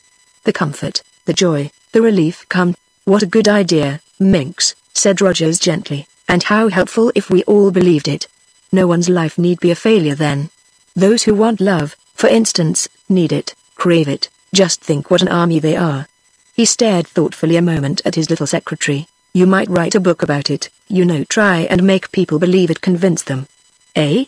Only, you'd have to give your proofs, you know.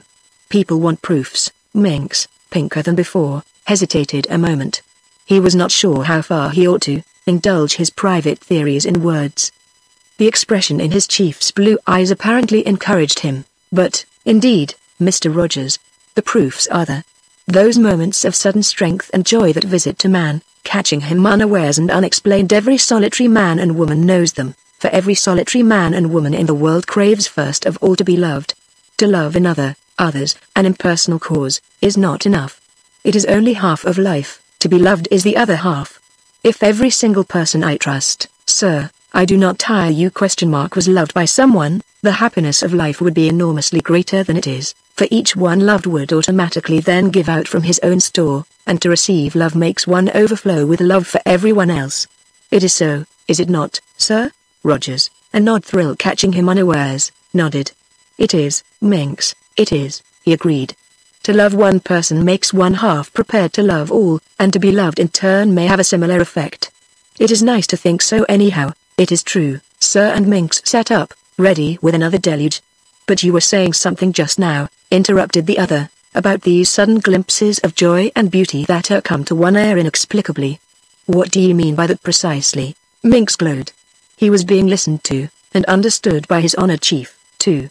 Simply that someone, perhaps far away, some sweet woman probably has been thinking love, he replied with enthusiasm, yet in a low and measured voice, and that the burning thoughts have rushed into the emptiness of a heart that needs them. Like water, thought finds its level. The sudden gush all feel more or less at times, surely may rise first from her mind as she walks lonely upon the shore, pacing the decks at sea, or in her hillside rambles, thinking, dreaming, hoping, yearning to pour out and find the heart that needs these very things, perhaps far across the world. Who knows? Heart thrills in response to heart secretly in every corner of the globe, and when these tides flood unexplained into your soul, into my soul," exclaimed his chief. "I beg your pardon, sir," Minx hurried to explain. "I mean to any lonely soul that happens to crave such comfort with real longing it implies, to my mind at least, that these two are destined to give and take from one another, and that, should they happen to meet in actual life, they will rush together instantly like a pair of flames." "And if they never meet?" asked Rogers slowly, turning to the mantelpiece for the matches. "They will continue to feed each other in this delicious spiritual way from a distance, sir. Only the chances are that they will meet, for their thought already connects them vitally, though as yet unrealized." There was a considerable pause. Rogers lit his pipe. Minx, feeling he ought to stand while his master did so, also rose from his chair. The older man turned, they faced each other for a moment, Rogers putting smoke violently into the air between them. "Minx, my dear fellow," he observed, "you are, as I have always thought, a poet. You have ideas, and, whether true or not, they are rather lovely.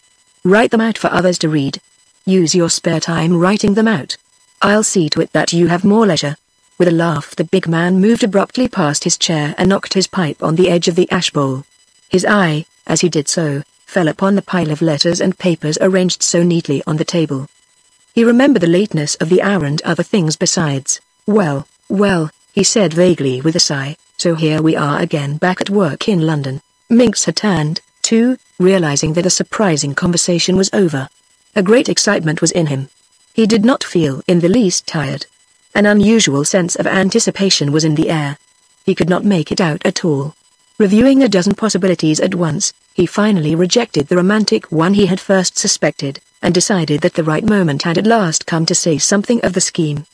He had worked so hard to collect data. All was in perfect order. His chief could not feel otherwise than pleased. "Then I'll be saying good night, Mr. Rogers," he began, "for you must be very tired, and I trust you will enjoy a long night's rest. Perhaps you would like me to come a little later in the morning than usual." He stood looking affectionately at the formidable pile of correspondence, and, as his chief made no immediate reply, he went on, with more decision in his voice. "Here," he said, touching the papers he had carefully set on one side, "are all the facts you wanted referring to your great scheme." He jumped. His master's fist had come down with a bang upon the table. He stepped back a pace. They stared at one another. "Damn the scheme!" cried Rogers. "Have done and finished with it. Tear up the papers. Cancel any arrangements already made. And never mention the thing again in my hearing. It's all unreal and wrong and unnecessary." Minx gasped. The man was so in earnest. What could it mean? Wrong, unnecessary, done with? He faltered. Then, noticing the flashing eyes that yet betrayed a hint of merriment in their fire, he added quickly, "Quite so, Mr. Rogers, I understand. You've got an improvement, you mean?" It was not his place to ask questions, but he could not contain himself. Curiosity and disappointment rushed over him. "A bigger and a better one altogether, Minx," was the vehement reply. He pushed the heap of papers towards the secretary. Minx took them gingerly, reluctantly. "Burn them up," Rogers went on, "and never speak to me again about the blessed thing. I've got a far bigger scheme than that." Minx slowly gathered the papers together and put them in his biggest pocket. He knew not what to think. The suddenness of the affair dazed him.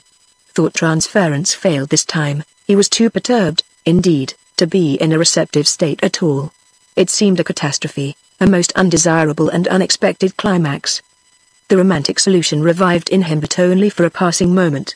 He rejected it. Some big discovery was in the air. He felt that extraordinary sense of anticipation once again.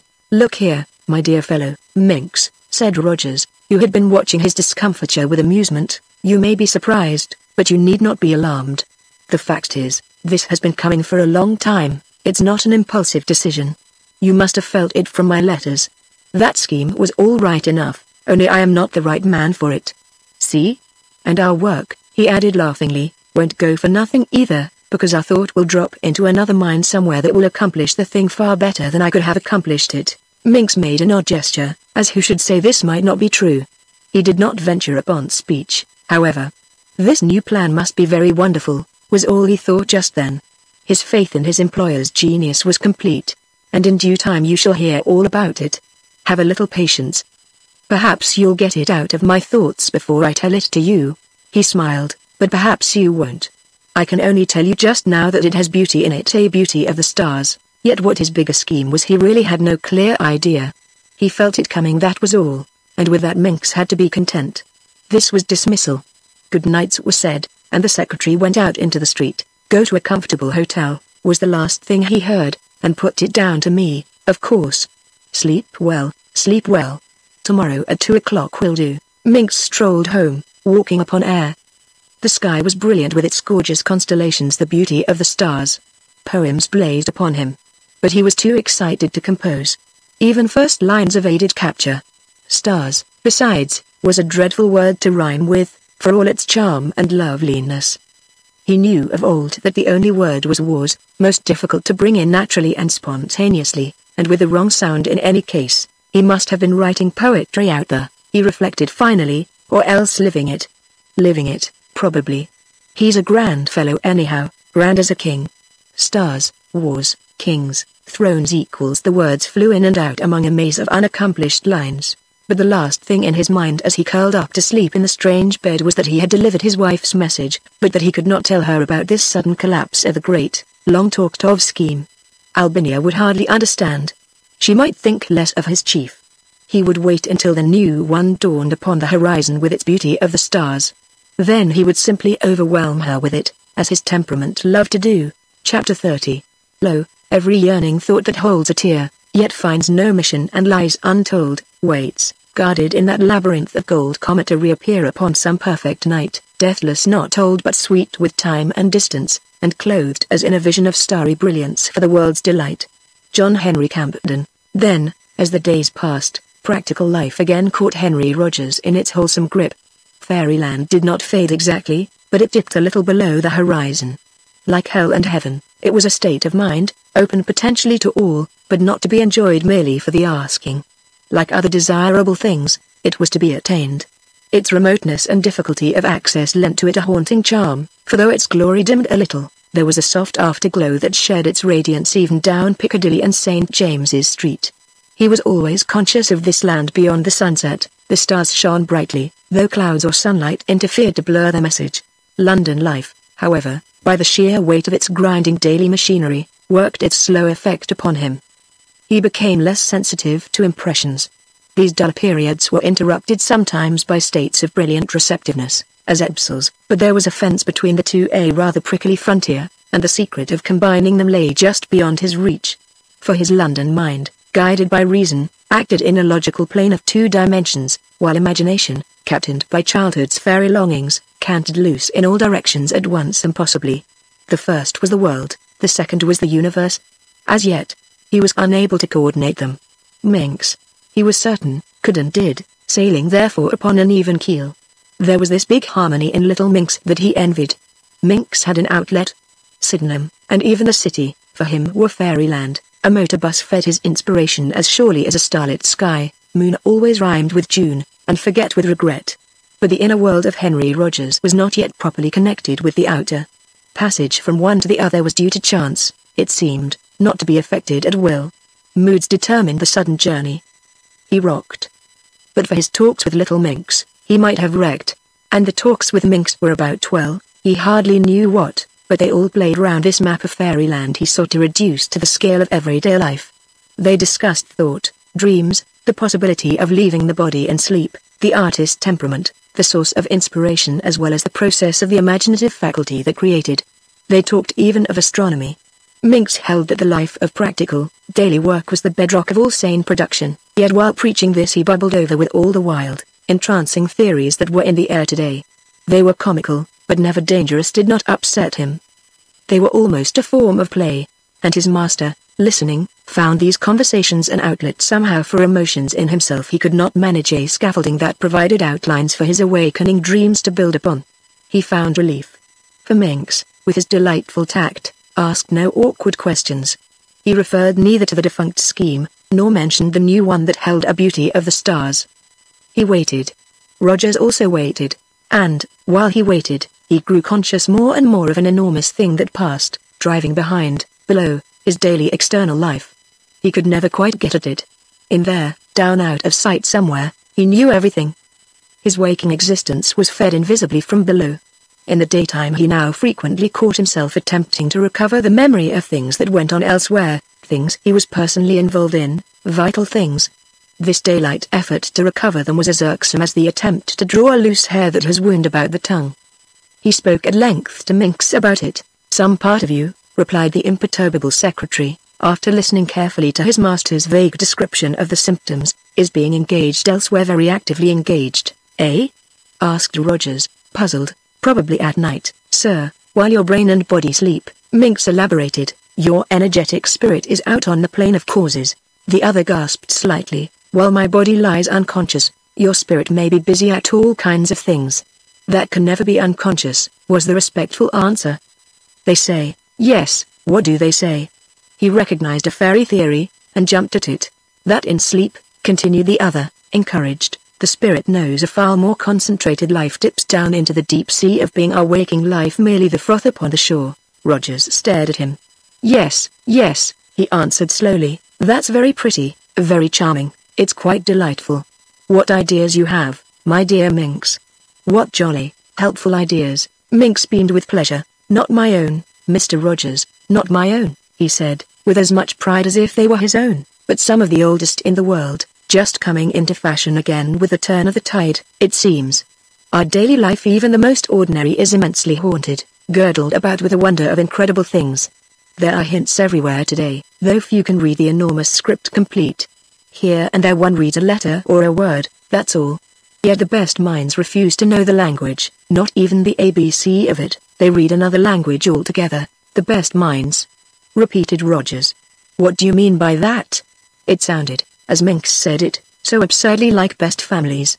"The scientific and philosophical minds, sir. They think it's not worth learning, this language. That's the pity of it, the great pity of it." And he looked both eager and resentful, his expression almost pathetic. He turned half beseechingly to his employer, as though he might alter the sad state of things. "As with an iceberg, Mr. Rogers," he added, "the greater part of everything of ourselves especially is invisible, we merely know the detail banked against an important grand unseen." The long sentence had been suffered to its close because the audience was busy with thoughts of his own instead of listening carefully. Behind the wild language stirred some hint of meaning that, he felt, held truth. For a moment, it seemed, his daylight searching was explained almost. "Well and good, my dear fellow, and very picturesque," he said presently, gazing with admiration at his secretary's neat blue tie and immaculate linen. "But thinking, you know, is not possible without matter." This in a tone of "do talk a little sense. Even if the spirit does go out, it couldn't think apart from the brain, could it now, eh?" Minx took a deep breath and relieved himself of the following.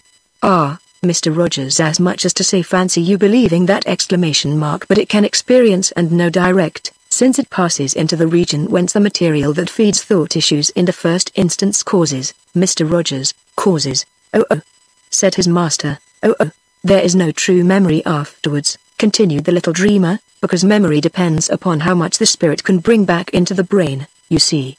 We have vague feelings, rather than actual recollection, feelings such as you were kind enough to confess to me you had been haunted by yourself. All overish feelings." Rogers helped him, seeing that he was losing confidence a little. "Vague sensations of joy and wonder, and, well, in a word, strength, faith," said Minx, with a decision of renewed conviction, "which is really nothing but unconscious knowledge unremembered. And it's the half memory of what you do at night that causes this sense of anticipation you now experience, for what is anticipation, after all, but memory thrown forward?" There was a pause then, during which Rogers lit a cigarette, while Minx straightened his tie several times in succession. "You are a greater reader than I, of course," resumed his employer presently. "Still, I have come across one or two stories which deal with this kind of thing. Only, in the books, the people always remember what they've done at night, out of the body, in the spirit, or whatever you like to call it. Now, I remember nothing whatever. How do you account for that, pray?" Minx smiled a little sadly. "The books," he answered very softly, "are wrong, the mere inventions not written from personal experience. There can be no detailed memory unless the brain has been out, to which it hasn't. That's where inaccuracy and looseness of thought come in.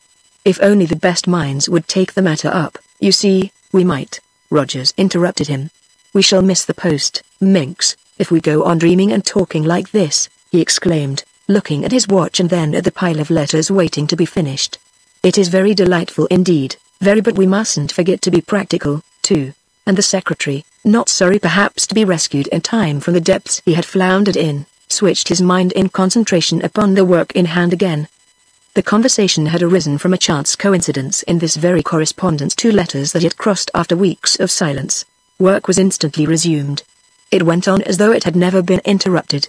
Pride and admiration stirred the heart of Minx as he noticed how keenly and accurately his master's brain took up the lost threads again.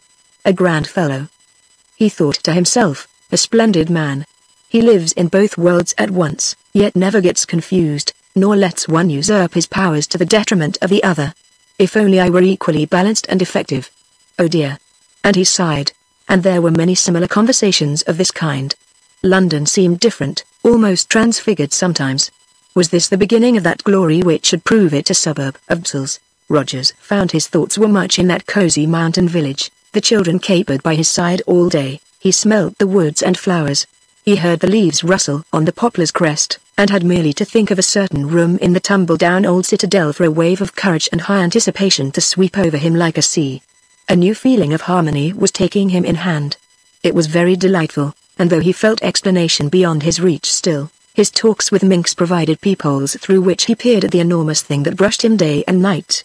A great settling was taking place inside him. Thoughts certainly began to settle. He realized, for one thing, that he had left the theater where the marvelous play had been enacted. He stood outside now, able to review and form a judgment. His mind loved order. Undue introspection he disliked, as a form of undesirable familiarity. A balanced man must not be too familiar with himself, it endangered self-respect. He had been floundering rather. After years of methodical labor, the freedom of too long a holiday was disorganizing. He tried to steady himself. And the plan of life, answering to control, grew smaller instantly, reduced to proportions he could examine reasonably. This was the beginning of success. The bewildering light of Fairyland still glimmered, but no longer so diffused. It focused into little definite kernels he could hold steady while he scrutinized them, and these kernels he examined carefully as might be, in the quiet, starry evenings usually, while walking alone in St. James's Park after his day of board meetings, practical work with Minx, and the like. Gradually then, out of the close survey, emerged certain things that seemed linked together in an intelligible sequence of cause and effect. There was still mystery, for subconscious investigation ever involves this background of shadow. Question and wonder watched him. But the facts emerged. He jotted them down on paper as best he could. The result looked like a report drawn up by Minx, only less concise, and he was bound to admit it less intelligible. He smiled as he read them over. My thoughts and longings, awakened that night in the little Crayfield garden, he summed it up to himself, having read the report so far, went forth upon their journey of realization. I projected them according to Minx vividly enough for that. I thought beauty, and this glorious result materialized. More, my deepest, oldest craving of all has come to life again, the cry of loneliness that yearns to that seeks, sir. At this point, however, his analysis grew wumbled. The transference of thought and emotion seemed comprehensible enough, though magical. It was not more so than wireless telegraphy, or that a jet of steam should drive an express for 100 miles. It was conceivable that Daddy had drawn thence the inspiration for his wonderful story. What baffled him was the curious feeling that another was mixed up in the whole delightful business, and that neither he nor his cousin were the true sponsors of the fairy fabric. He never forgot the description his cousin read aloud that night in the den, how the pattern of his story reached its climax and completeness when a little starry figure with twinkling feet and amber eyes had leapt into the center and made itself at home there. From the Pleiades it came. The lost Pleiad was found. The network of thought and sympathy that contained the universe had trembled to its uttermost fastenings. The principal role was filled at last. It was here came in the perplexing thing that baffled him. His mind sat down and stared at an enormous, shadowy possibility that he was unable to grasp. It brushed past him overhead, beneath, on all sides.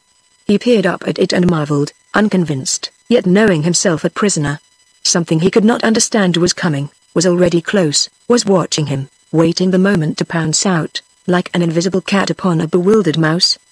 The question he flung out brought no response, and he recalled with a smile the verse that described his absurd position: like a mouse who, lost in wonder, flicks its whiskers at the thunder. For, while sprites and yearning were decidedly his own, the interpretation of them, if not their actual origin, seemed another's.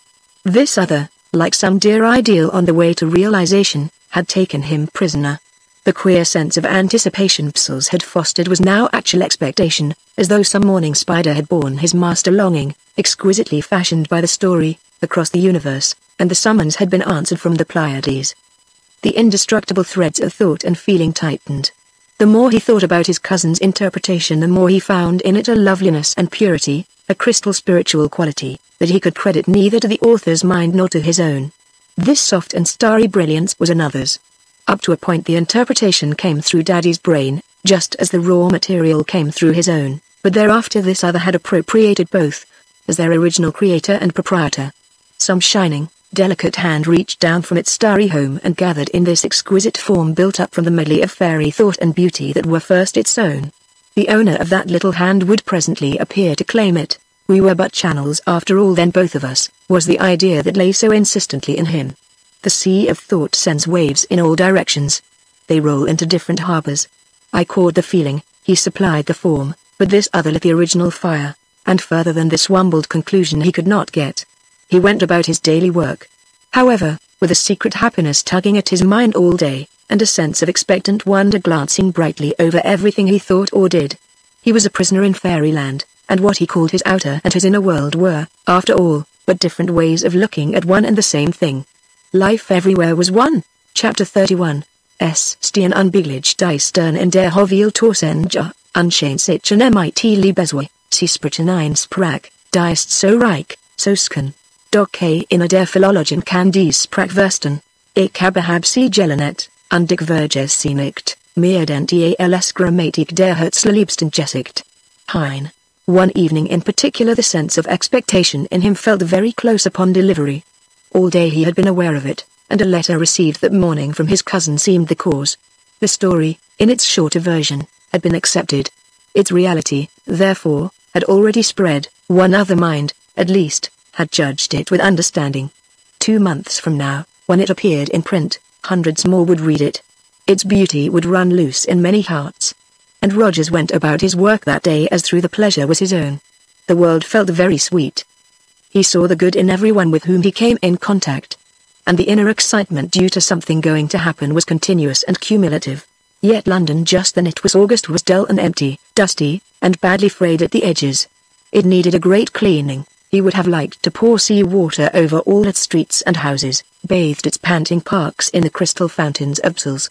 All day long his thoughts, indeed, left London for holidays in Little Psels.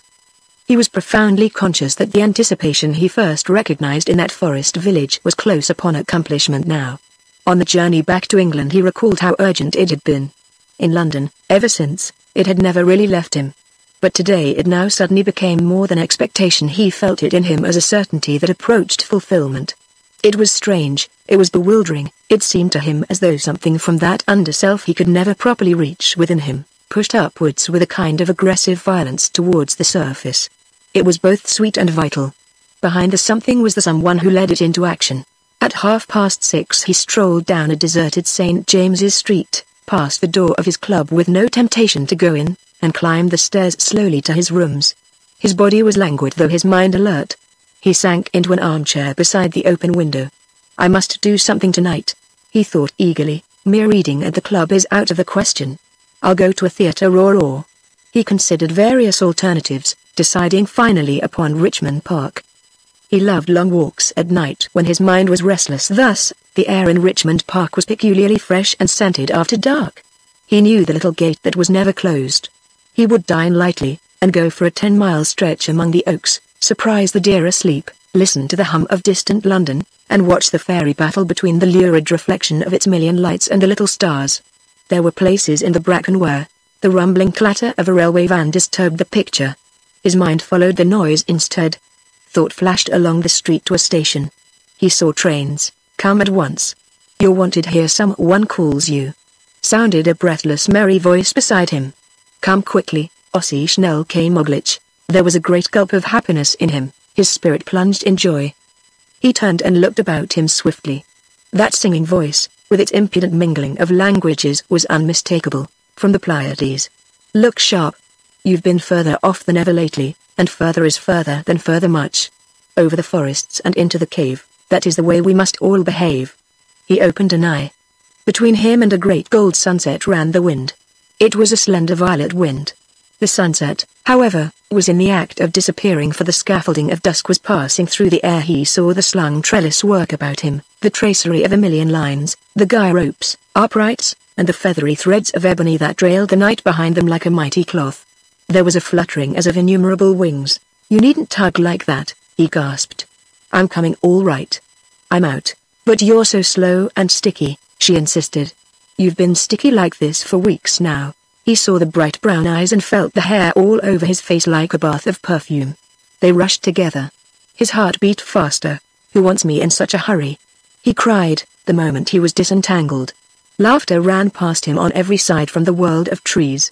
"As if you didn't know. What is the good of pretending any longer? You're both together in the network, and you know it just as well as she does. Pretending. Just as well as she does." As though he had eyes all over his body, he saw the net of stars above him. Below were forests, vineyards, meadows, and the tiny lights of houses. In the distance shimmered the waters of a familiar lake. Great purple mountains rolled against the skyline. But immediately over his head, close yet also distant, filling the entire heavens, there hung a glittering pattern that he knew, grown now so vast that at first he scarcely recognized its dazzling loveliness. From the painted western horizon it stretched to other fastenings that dipped below the world, where the east laid its gulfs of darkness to surprise the sun. It swung proudly down, as though hung from the pole star towards the north, and while the great bare pointers tossed its embroidery across Cassiopeia, the Pleiades, just rising, flung its further fringes down to Orion, waiting in wonder to receive them far below the horizon. Old Sirius wore one breadth of it across his stupendous shoulder, and Aldebaran, with fingers of bronze and fire, drew it delicately as with golden leashes over the sleeping world. When first he saw it, there was this gentle fluttering as of wings through all its intricate parts, but the same moment 4 shooting stars pierced its outlying edges with flying nails of gold. It steadied and grew taut. "There she is!" cried Monkey, flashing away like a comet towards the cave. "You'll catch it now, and you deserve to."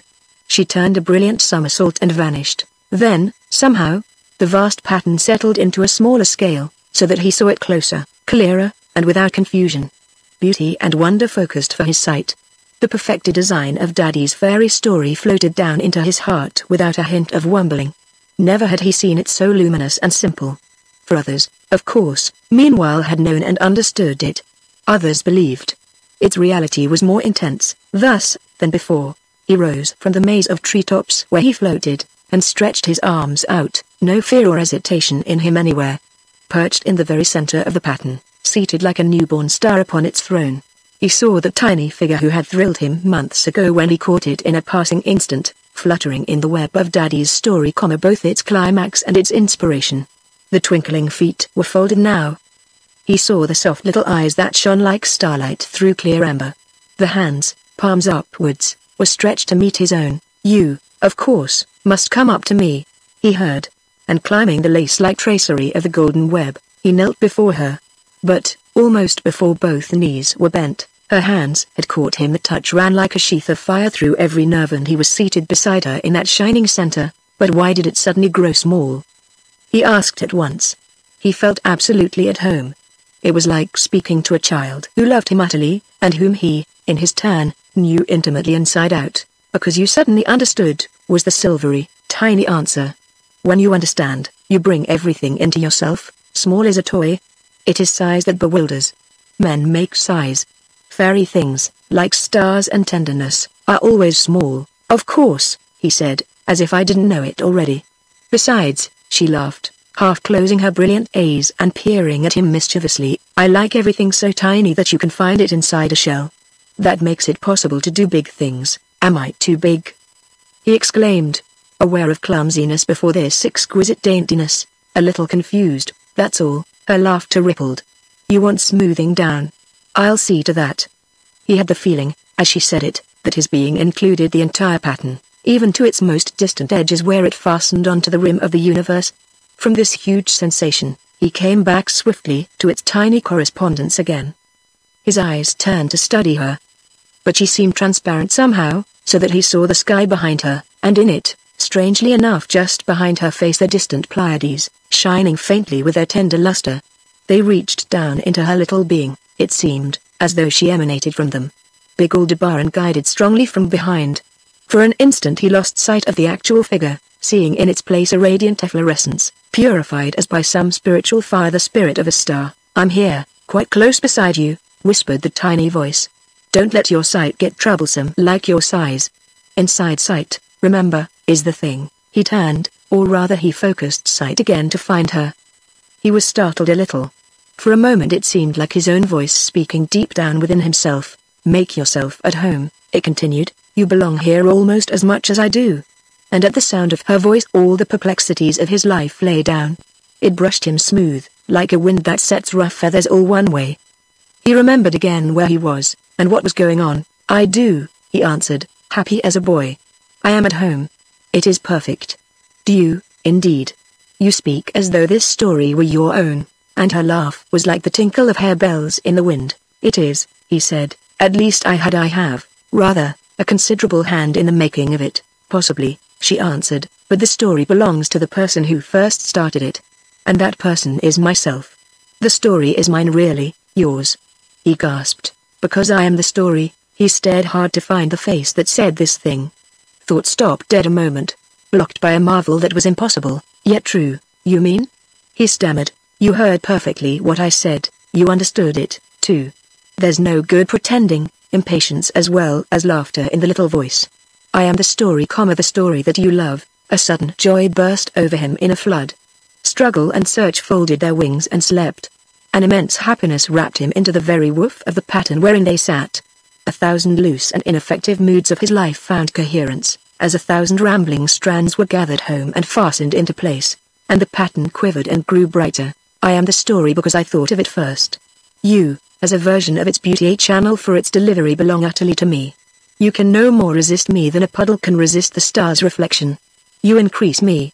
We increase each other. You say you thought it first," he cried, feeling the light he radiated flow in and mingle with her own. "But who are you? Where do you come from?" "Over there somewhere, I think," she laughed, while a ray like fire flashed out in the direction of the Pleiades that climbed the sky towards the east. "You ought to know. You've been hunting for me long enough, but who are you?" he insisted again, "for I feel it's you that have been looking for me. I've so often heard you calling." She laughed again till the whole web quivered.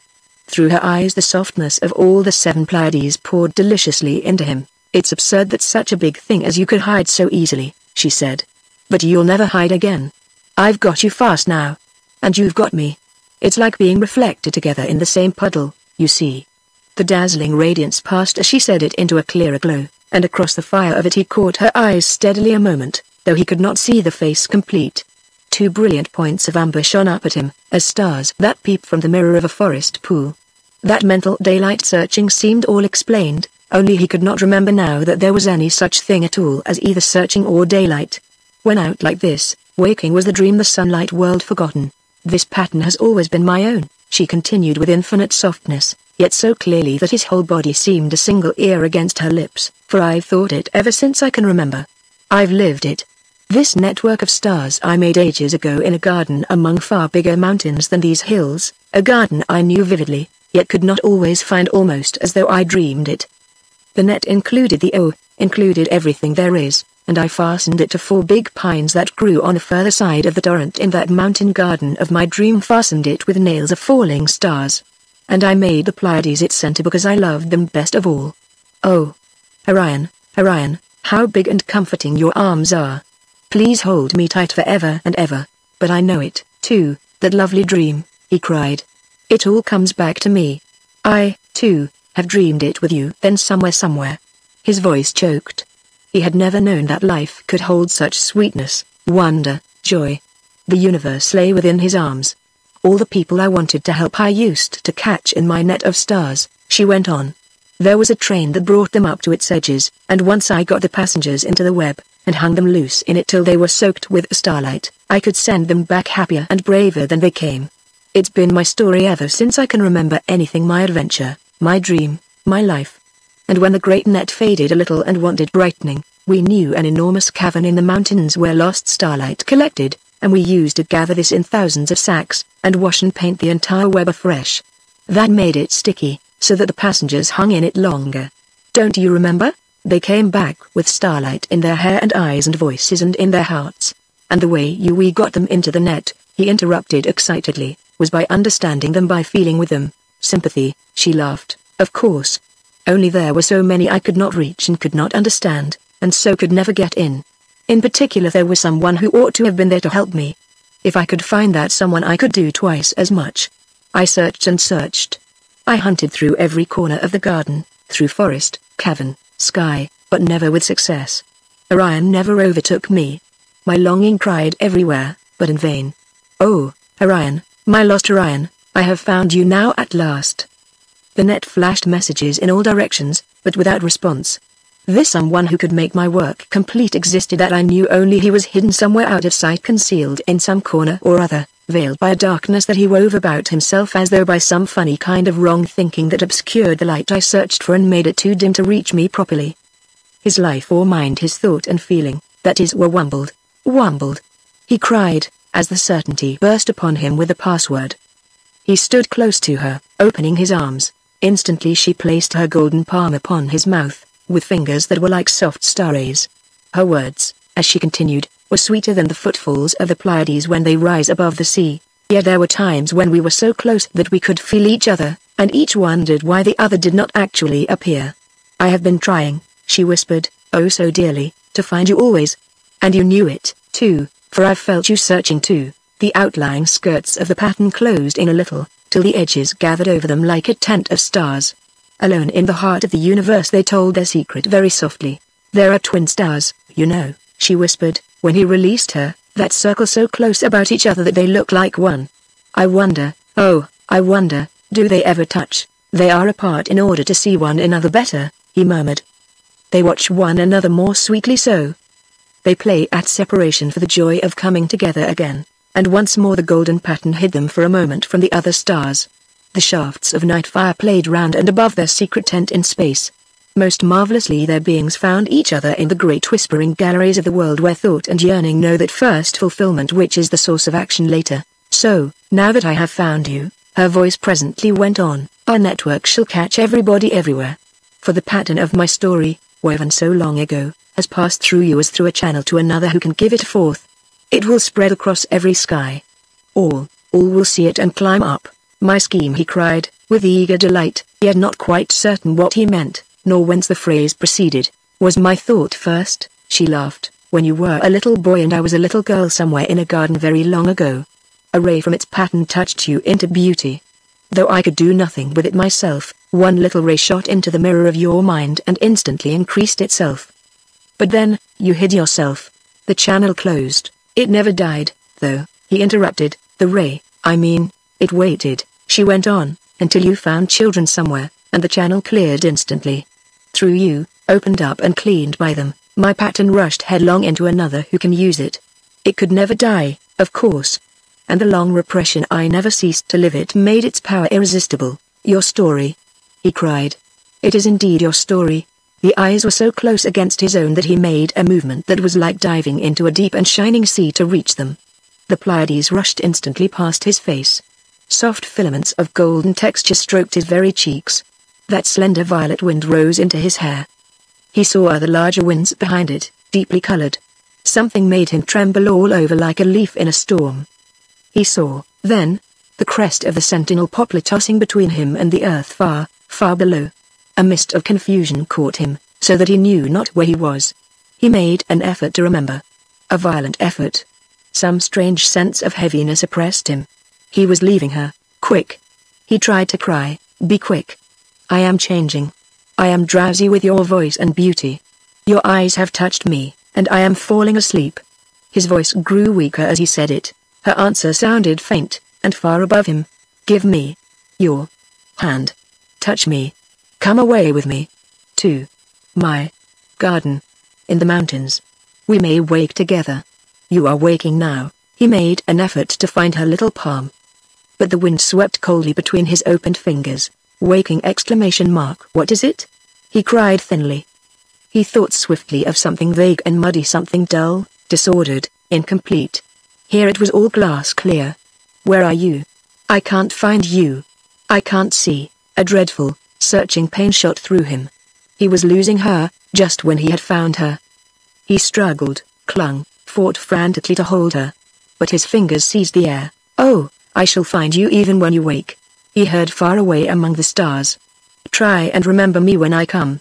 Try and remember." It dipped into the distance. He had lost her. He caught a glimpse of the Pleiades as he fell at a fearful speed. Someone behind them picked up stars and tossed them after him. They dimmed as they shot by from gold to white, from white to something very pale. Behind them rose a wave of light that hurt his eyes. "Look out!" The interfering sun. Came a disappearing voice that was followed by a peal of laughter. "I hope you found her, and I hope you caught it well. You deserve to." There was a scent of hair that he loved, a vision of mischievous brown eyes, an idea that somebody was turning a somersault beside him, and then he landed upon the solid earth with a noise like thunder. The room was dark. At first he did not recognize it. Through the open window came the clatter of lumbering traffic that passed heavily down St. James's Street. He rose stiffly from his chair, vexed with himself for having dozed. It was more than a doze, though. He had slept some 30 minutes by his watch. No memory of any dreams was in him, nothing but a feeling of great refreshing lightness and peace. It was wonderful, he reflected, as he changed into country clothes for his walk in Richmond Park, how even the shortest nap revives the brain and body. There was a sense that an immense interval had elapsed, and that something very big had happened or was going to happen to him very soon. And an hour later he passed through the Richmond gate and found the open spaces of the park deserted, as they always were. The oaks and bracken rustled in a gentle breeze. The swishing of his boots through the wet grass was the only sound he heard, for the boom and purr of distant London reached him more as touch than as something audible.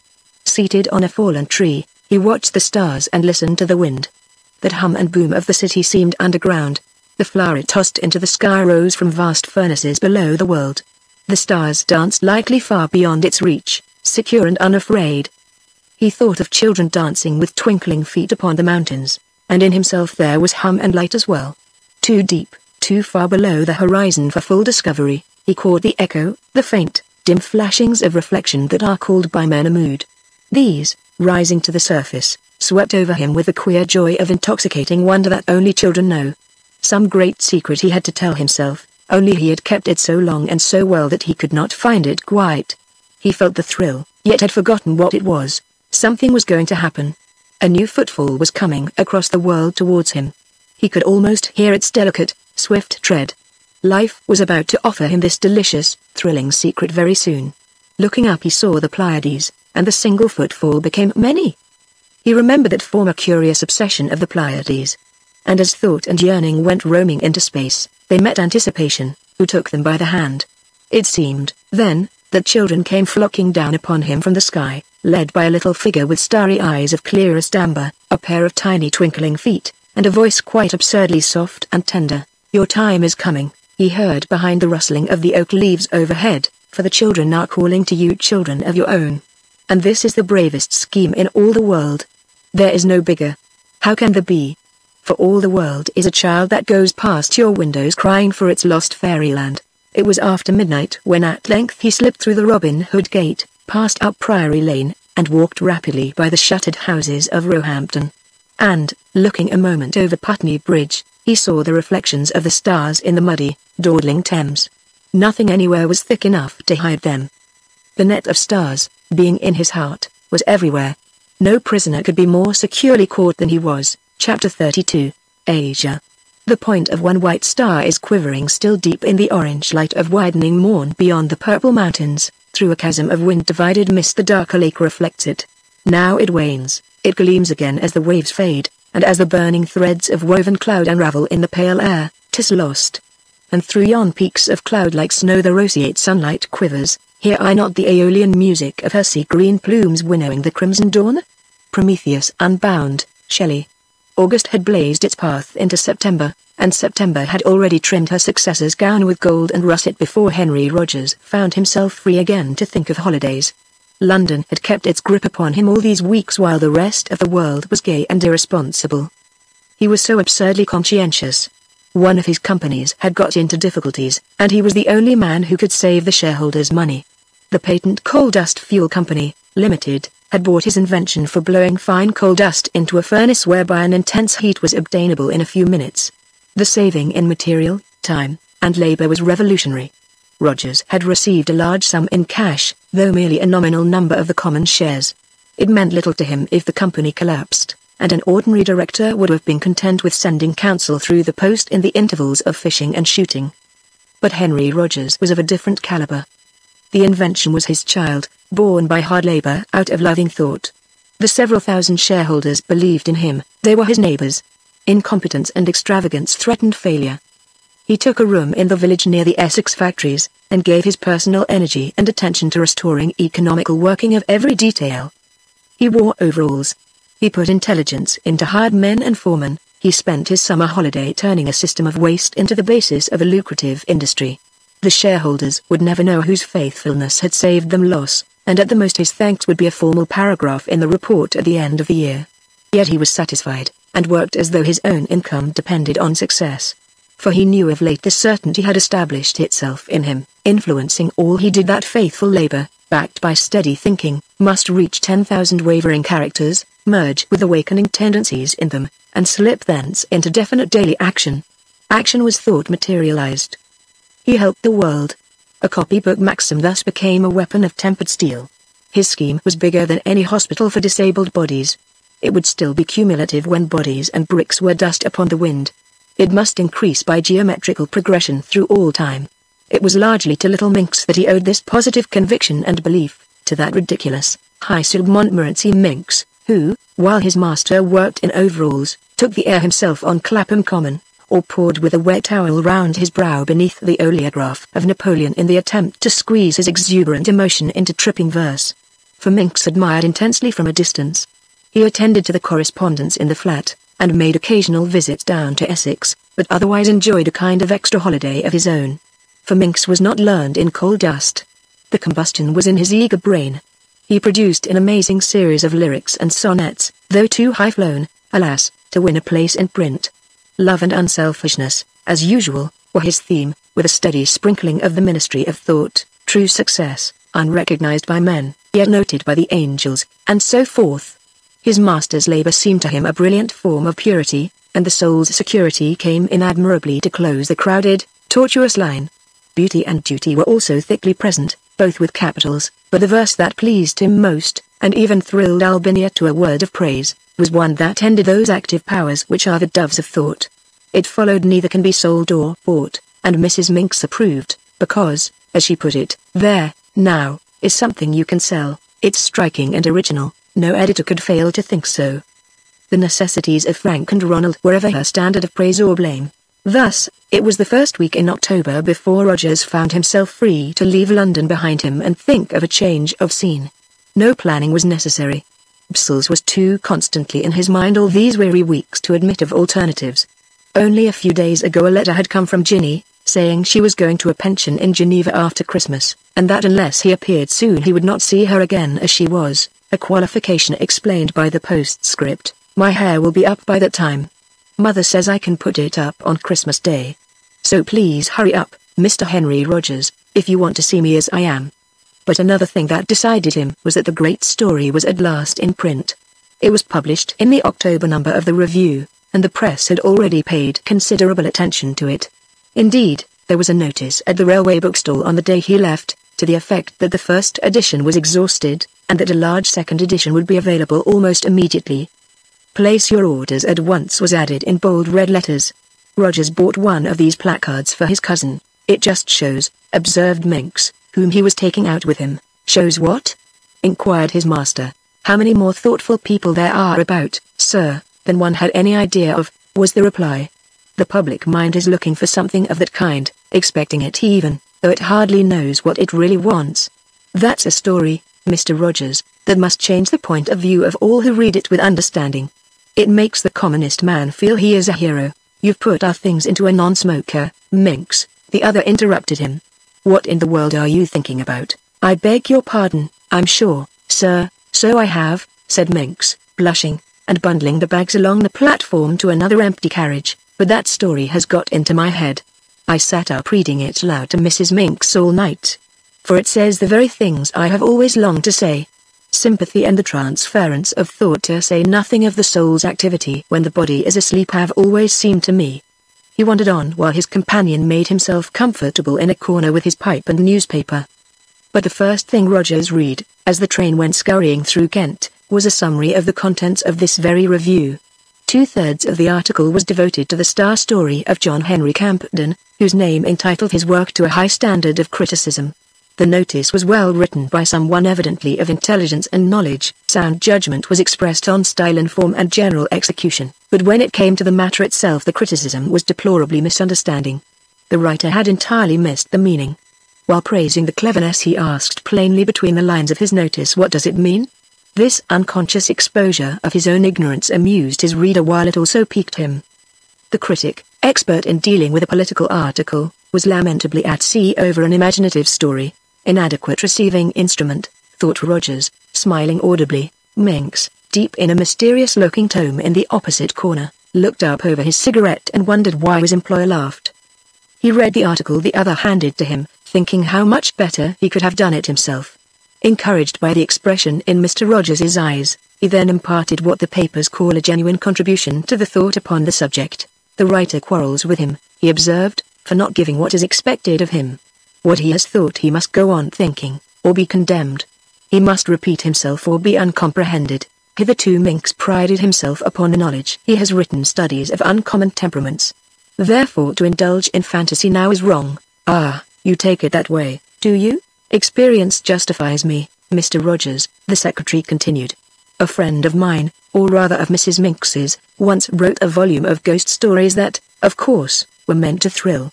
His subsequent book, with no such intention, was judged by the object of the first as a failure. It must make the flesh creep. Everything he wrote must make the flesh creep. One of the papers, the best a real thunderer, in fact said once or twice the desired thrill comes close, but never, alas, quite comes off. How wumbled, exclaimed his listener. It is indeed, said Minks, in fact, one of the thorns in the path of literature. The ordinary clever mind is indeed a desolate phenomenon. And how often behind the Oxford manner lurks the cultured prig, if I may put it so. Indeed you may, was the other's rejoinder, for you put it admirably. They laughed a little and went on with their reading in their respective corners. The journey to Paris was enlivened by many similar discussions, Minks dividing his attentions between his master, his volume of philosophy, and the needs of various old ladies, to whom such men attach themselves as by a kind of generous, manly instinct. Minks was always popular and inoffensive. He had such tact. Ah. And that reminds me, Minks, said Rogers, as they paced the banks of the Seine that evening, looking at the starry sky over Paris. What do you know about the Pleiades? Anything, eh? Minks drew with pride upon his classical reading. The 7 daughters of Atlas, Mr. Rogers, if I remember correctly, called therefore the Atlantides. They were the virgin companions of Artemis. Orion, the great hunter, pursued them in Boeotia, and they called upon the gods for help. And the gods turned them into stars, wasn't it? First into doves. Serpleiades means doves, and then set them among the constellations, where big Orion still pursues, yet never overtakes them. Beautiful, isn't it? What a memory you've got, Minks. And isn't one of them lost or something? Merope? Yes, the delighted Minks went on. He knew it because he had looked it up recently for his lyric about the doves of thought. She married a mortal, Sisyphus, the son of Aeolus, and so shines more dimly than the rest. For her sisters married gods. But there is one who is more luminous than the others. Ah. And which was that? Interrupted Rogers. Maya, Minks told him pat. She is the most beautiful of the 7. She was the mother, too, of Mercury, the messenger of the gods. She gave birth to him in a cave on Mount Cyllene in Arcadia. Zeus was the father. Take care, you'll get run over, and Rogers pulled him from the path of an advancing taxicab, whose driver swore furiously at the pair of them. Charming, all that, isn't it? It is lovely, sir. It haunts the mind. I suppose.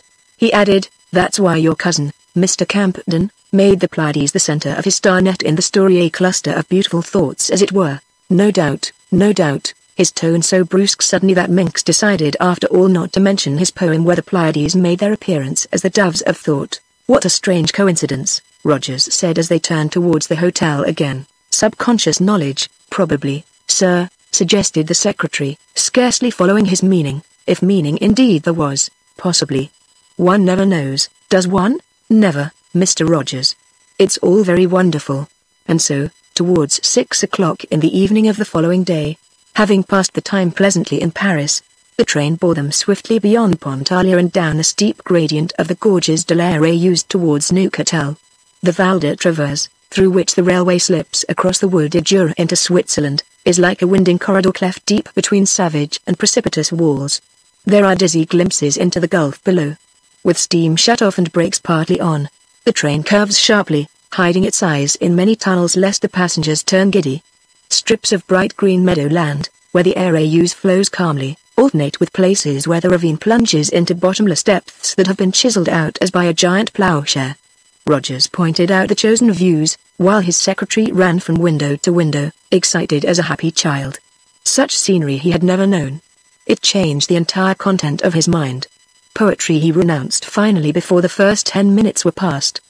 The descriptions that flooded his brain could be rendered only by the most dignified and stately prose, and he floundered among a welter of sonorous openings that late Albinia would read in Sydenham and retail judiciously to the elder children from father's foreign letters. "We shall pass Brussels in a moment now. Look out. Be ready with your handkerchief," Rogers warned him, as the train emerged from the final tunnel and scampered between thick pine woods, emblazoned here and there with golden beeches. The air was crystal, sparkling. They could smell the forests. They took their places side by side at the windows. The heights of Boudry and La Tourne, that stand like guardian sentries on either side of the mountain gateway, were already cantering by. The precipices flew past. Beyond lay the smiling slopes of vineyard, field, and orchard, sprinkled with farms and villages, of which Brussels came first. The Erasmus flowed peacefully towards the lake. The panorama of the snowy Alps rolled into view along the farther horizon, and the slanting autumn sunshine bathed the entire scene with a soft and ruddy light. They entered the fairyland of Daddy's story. "Voilà la sentinelle déjà!" exclaimed Rogers, putting his head out to see the village poplar. "We run through the field that borders the garden of the pension. They'll come out to wave to us. Be ready." Said Minx, who had been studying phrase books, "Je vois." But in reality he saw with difficulty, for a spark had got into his eye, and its companion optic, wandering as usual, was suffused with water too. The news of their arrival had, of course, preceded them, and the row of waving figures in the field gave them a welcome that went straight to Minx's heart. He felt proud for his grand employer. Here was a human touch that would modify the majesty of the impersonal mountain scenery in his description. He waved his handkerchief frantically as the train shot past, and he hardly knew which attracted him most, the expression of happiness on Mr. Rogers' face, or the line of nondescript humanity that gesticulated in the field as though they wished to stop the Paris rapide. For it was a very human touch, and either Barnum's Circus or the bayou ways and hedges of Fairyland had sent their picked representatives with a dance scene usually only in shy moonlit glades. His master named them as the carriage rattled by. The Paris Express, of course, did not stop at Little Brussels. Minx recognized each one easily from the descriptions in the story. The widow Jacquier, with garden skirts tucked high, and wearing big gauntlet gloves, waved above her head a Union Jack that knocked her bonnet sideways at every stroke, and even enveloped the black triangle of a trilby hat that her brother-in-law held motionless aloft as though to test the wind for his daily report upon the condition of le barometer. The postmaster never waved. He looked steadily before him at the passing train, his small, black figure more than usually dwarfed by a stately outline that rose above the landscape by his side, and was undoubtedly the woman of the haystack. Telling lines from the story's rhymes flashed through Minx's memory as, chuckling with pleasure, he watched the magnificent, ample gestures of Mother's waving arms. She seemed to brush aside the winds who came courting, although wide strokes of swimming really described her movements best. A little further back, in the middle distance, he recognized by his peaked cap the gendarme, Jaggy, as he paused in his digging and looked up to watch the fun, and beyond him again, solid in figure as she was unchanging in her affections, he saw Mrs. Postmaster, struggling with a bedsheet the pensionaire's des glycines helped her shake in the evening breeze. It was too close upon the hour of supper for her to travel farther from the kitchen. And beside her stood Miss Waghorn, waving an umbrella. She was hatless. Her tall, thin figure, dressed in black, against the washing hung out to dry, looked like a note of exclamation, or, when she held the umbrella up at right angles, like a capital L the fairies had set in the ground upon its head. And the fairies themselves, the sprites, the children. They were everywhere and anywhere. Jimbo flickered, went out, reappeared, then flickered again. He held a towel in one hand and a table napkin in the other. Monkey seemed more in the air than on the solid earth. For 1 minute she was obviously a ball. and the next, with a motion like a somersault, her hair shot loose across the sunlight as though she flew. Both had their mouths wide open, shouting, though the wind carried their words all away unheard. And Jane Ann stood apart.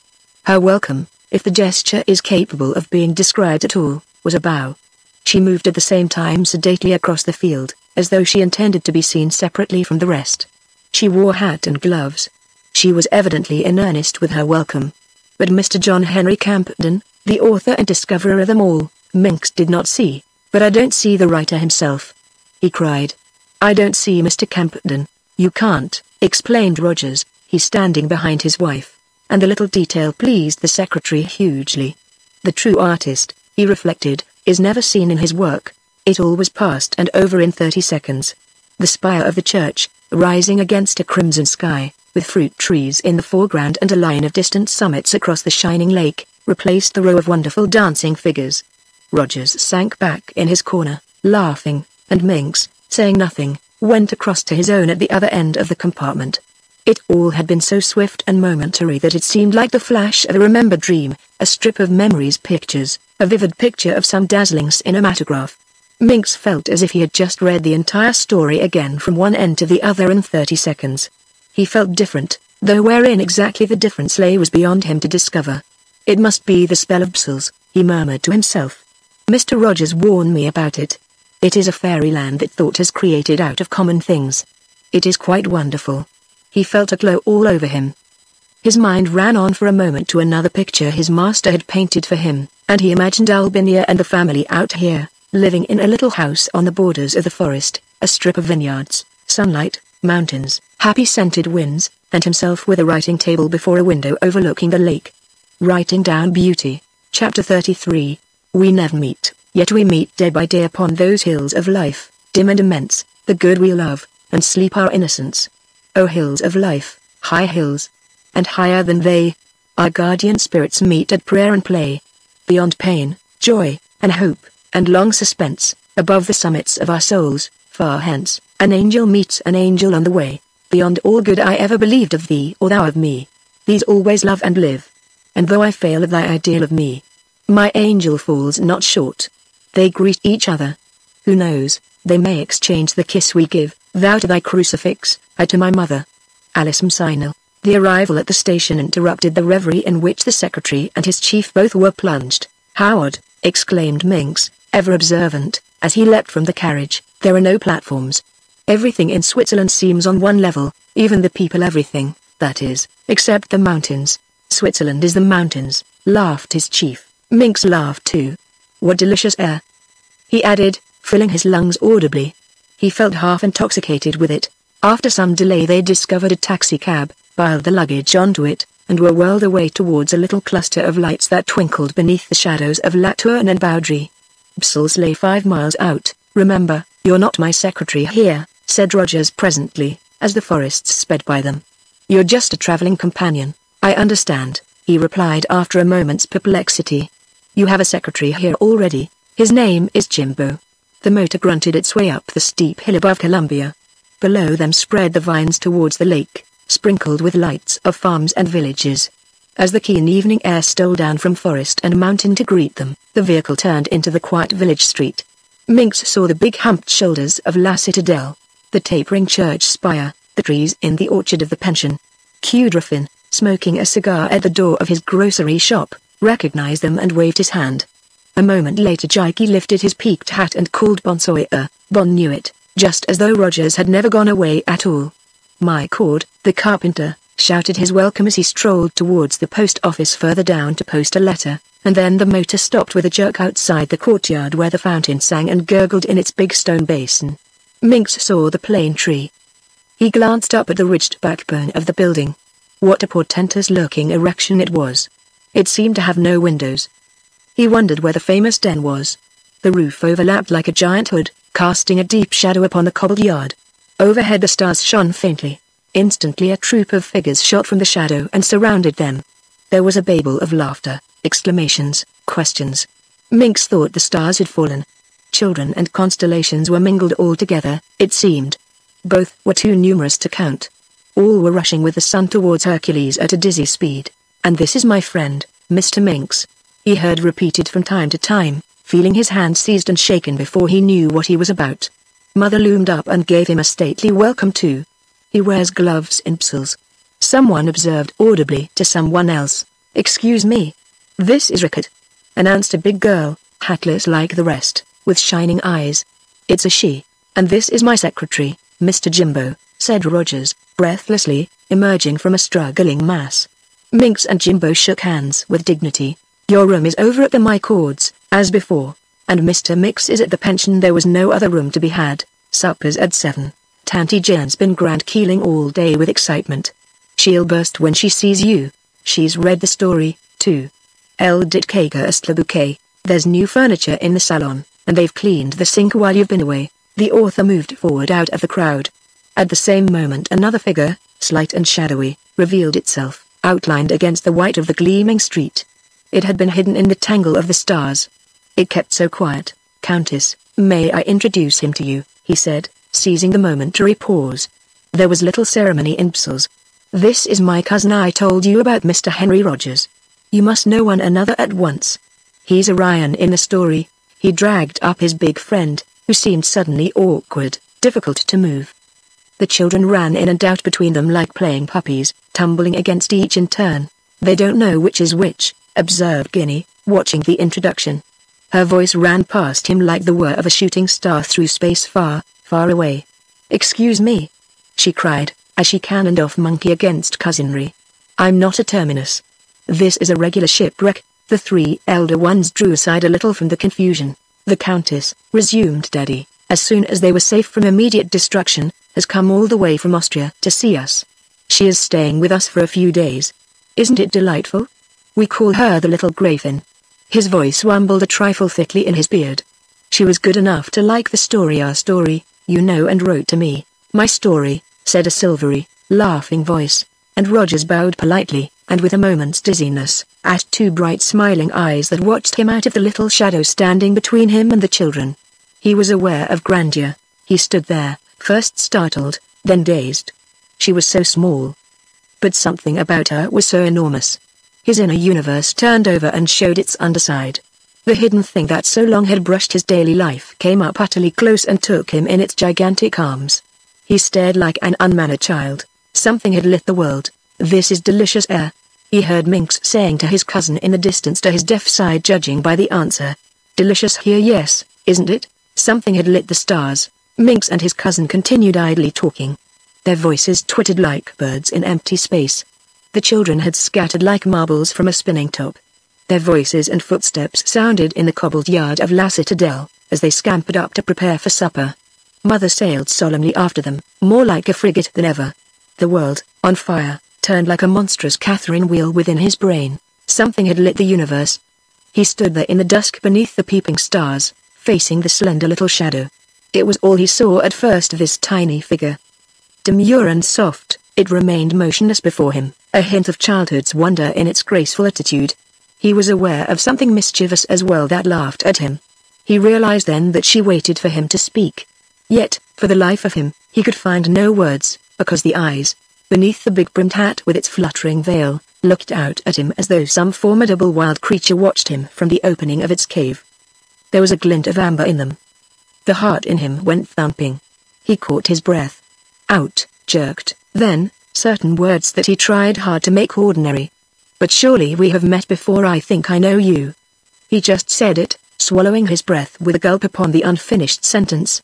But he said it somewhere else, and not here in the twilight street of Little Brussels.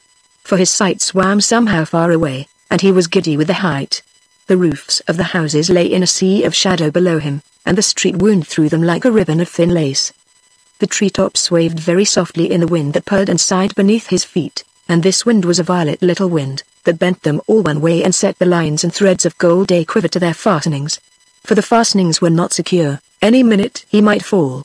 And the threads, he saw, all issued like rays from two central shining points of delicate, transparent amber, radiating forth into an exquisite design that caught the stars. Yet the stars were not reflected in them. It was they who lit the stars. He was dizzy. He tried speech again. I told you I should, but it was not said aloud apparently. Two little twinkling feet were folded. Two hands, he saw, stretched down to draw him close. These very stars ran loose about him in a cloud of fiery sand. Their pattern danced in flame. He picked out Sirius, Aldebaran and the Pleiades. There was tumult in his blood, a wild and exquisite confusion. What in the world had happened to him that he should behave in this ridiculous fashion? Yet he was doing nothing. It was only that, for a passing instant, the enormous thing his life had been dimly conscious of so long, rose at last from its subterranean hiding place and overwhelmed him. This picture that came with it was like some far-off dream he suddenly recovered. A glorious excitement caught him. He felt utterly bewildered. "Have we?" he heard close in front of him. "I do not think I have had the pleasure." It was with a slightly foreign accent. "But it is so dim here, and one cannot see very well, perhaps," and a ripple of laughter passed round some gigantic whispering gallery in the sky. It set the trellis work of golden threads all trembling. He felt himself perched dizzily in this shaking web that swung through space. And with him was someone whom he knew. He heard the words of a song. Light desire with their fire, something had lit his heart. He lost himself again, disgracefully. A mist obscured his sight, though with the eyes of his mind he still saw crystal clear. Across this mist fled droves and droves of stars. They carried him out of himself, out. His upper mind then made a vehement effort to recover equilibrium. An idea was in him that someone would presently turn a somersault and disappear. The effort had a result, it seemed, for the enormous thing passed slowly away again into the caverns of his underself. And he realized that he was conducting himself in a foolish and irresponsible manner, which Minx, in particular, would disapprove. He was staring rudely at a shadow, or rather, at two eyes in a shadow. With another effort, "Oh, how it hurt!" he focused sight again upon surface things. It seemed his turn to say something. "I beg your pardon," he stammered. "But I thought it seemed to me for a moment that I remembered." The face came close as he said it. He saw it clear a moment. The figure grew defined against the big stone fountain, the little hands in summer cotton gloves, the eyes beneath the big brimmed hat, the streaming veil. Then he went lost again more gloriously than before. Instead of the human outline in the dusky street of pixels, he stared at the host of stars, at the shimmering design of gold, at the Pleiades, whose fingers of spun luster swung the net loose across the world, flung from huge Orion's hand. He caught in a golden whisper, sweetly linking all our thinking. His cousin and Minx, he was aware vaguely, had left him. He was alone with her. A little way down the hill they turned and called to him. He made a frantic effort that seemed just time to plunge away into space and seize the cluster of lovely stars with both his hands. Headlong, he dived off recklessly, driving at a fearful speed. When the whole thing vanished into a gulf of empty blue, and he found himself running, not through the sky to clutch the Pleiades, but heavily downhill towards his cousin and Minx. It was a most abrupt departure. There was a curious choking in his throat. His heart ran all over his body. Something white and sparkling danced madly through his brain. What must she think of him? "We've just time to wash ourselves and hurry over to supper," his cousin said, as he overtook them, flustered and very breathless. Minx looked at him, regarded him, rather astonishment, almost disapproval, in one eye, and in the other, apparently observing the vineyards, a mild rebuke. He walked beside them in a dream. The sound of Columbia's bells across Plain East, men's voices singing fragments of a Dalcroze song floated to him, and with them all the dear familiar smells: liqueur de marmiest Betty, tout petit petit, jne I lame ravy. It was Minx, drawing the keen air noisily into his lungs in great draughts, who recalled him to himself. "I could find my way here without a guide, Mr. Campden," he was saying diffidently, burning to tell how the story had moved him. "It's all so vivid, I can almost see the net. I feel in it," and he waved one hand towards the sky. The other thanked him modestly. "That's your power of visualizing then," he added. "My idea was, of course, that every mind in the world is related with every other mind, and that there's no escape. We are all prisoners. The responsibility is vast, perfectly. I've always believed it. Ah, if only one could live it." Rogers heard this clearly. But it seemed that another heard it with him. Someone very close beside him shared the hearing. He had recovered from his temporary shock. Only the wonder remained. Life was sheer dazzling glory. The talk continued as they hurried along the road together. Rogers became aware then that his cousin was giving information meant for himself. Apostrophe. "A most charming little lady, indeed. She comes from over there," and he pointed to where the Pleiades were climbing the sky towards the east, in Austria somewhere. "She owns a big estate among the mountains. She wrote to me. I've had such encouraging letters, you know, from all sorts of folk, and when I replied, she telegraphed to ask if she might come and see me. She seems fond of telegraphing, rather." And he laughed as though he were speaking of an ordinary acquaintance. "Charming little lady." The phrase was like the flick of a lash. Rogers had known it applied to such commonplace women. A most intelligent face. He heard Minx saying, "Quite beautiful, I thought, the beauty of mind and soul." Apostrophe. Mother and the children took to her at once. His cousin's voice went on. "She and her maid have got rooms over at the Biggins. And, do you know, a most singular coincidence," he added with some excitement. "She tells me that ever since childhood she's had an idea like this, like the story, I mean an idea of her own she always wanted to write but couldn't." Of course," interrupted Rogers impatiently, and then he added quickly, "but how very extraordinary. The idea that thought makes a network everywhere about the world in which we all are caught, and that it's a positive duty, therefore, to think beauty as much a duty as washing one's face and hands, because what you think touches others all day long, and all night long too in sleep." "Only she couldn't write it?" asked Rogers. His tongue was like a thick wedge of unmanageable wood in his mouth. He felt like a man who hears another spoil an old beautiful story that he knows himself with intimate accuracy. "She can telegraph, she says, but she can't write. An expensive talent," thought the practical Minx. "Oh, she's very rich, apparently. But isn't it odd? You see," she thought it vividly, "played it, lived it. Why, she tells me she even had a cave in her mountains where lost thoughts and lost starlight collected, and that she made a kind of pattern with them to represent the net. She showed me a drawing of it, for though she can't write, she paints quite well. But the odd thing is that she claims to have thought out the main idea of my own story years and years ago, with the feeling that someday her idea was bound to reach someone who would write it. Almost a case of transference," put in Minx. "A fairy tale, yes, isn't it?" "Married?" asked Rogers, with a gulp, as they reached the door. But apparently he had not said it out loud, for there was no reply. He tried again less abruptly. It required almost a physical effort to drive his tongue and frame the tremendous question. What a fairy story for her children. How they must love it. This time he spoke so loud that Minx started and looked up at him. "Ah, but she has no children," his cousin said. They went upstairs, and the introductions to Monsieur and Madame Mycord began, with talk about rooms and luggage. The mist was over him once more. He heard Minx saying je comprends un peu, and the clatter of heavy boots up and down the stairs. And then found himself washing his hands in stinging hot water in his cousin's room. The children simply adore her already, he heard, and she won Mother's confidence at the very start. They can't manage her long name. They just call her the little Countess Dickley-Gräfin. She's doing a most astonishing work in Austria, it seems, with children. The Montessori method, and all that. By George, now, is it possible? Bsils accepted her at once then? She accepted Bsils, rather took it bodily into herself, our poverty, our magic boxes, our democratic intimacy, and all the rest. It was just as though she had lived here with us always. And she kept asking you, Orion, was that you, of course, and why you weren't here, and the den too? Asked Rogers, with a sudden trembling in his heart, yet knowing well the answer. Simply appropriated, it came in naturally without being asked. Jimbo opened the door and Monkey pushed her in. She said it was her star cave. Oh, she's a remarkable being, you know, rather, he went on more gravely, with unusual powers of sympathy. She seems to feel at once what you are feeling. Takes everything for granted as though she knew. I think she does know, if you ask me. Lives the story, in fact, the other interrupted, hiding his face rather in the towel. Lives her belief instead of dreaming it, eh? And, fancy this. His voice had a glow and softness in it as he said it, coming closer, and almost whispering, she wants to take Ginny and Monkey for a bit and educate them. He stood away to watch the effect of the announcement. She even talks of sending Edward to Oxford, too.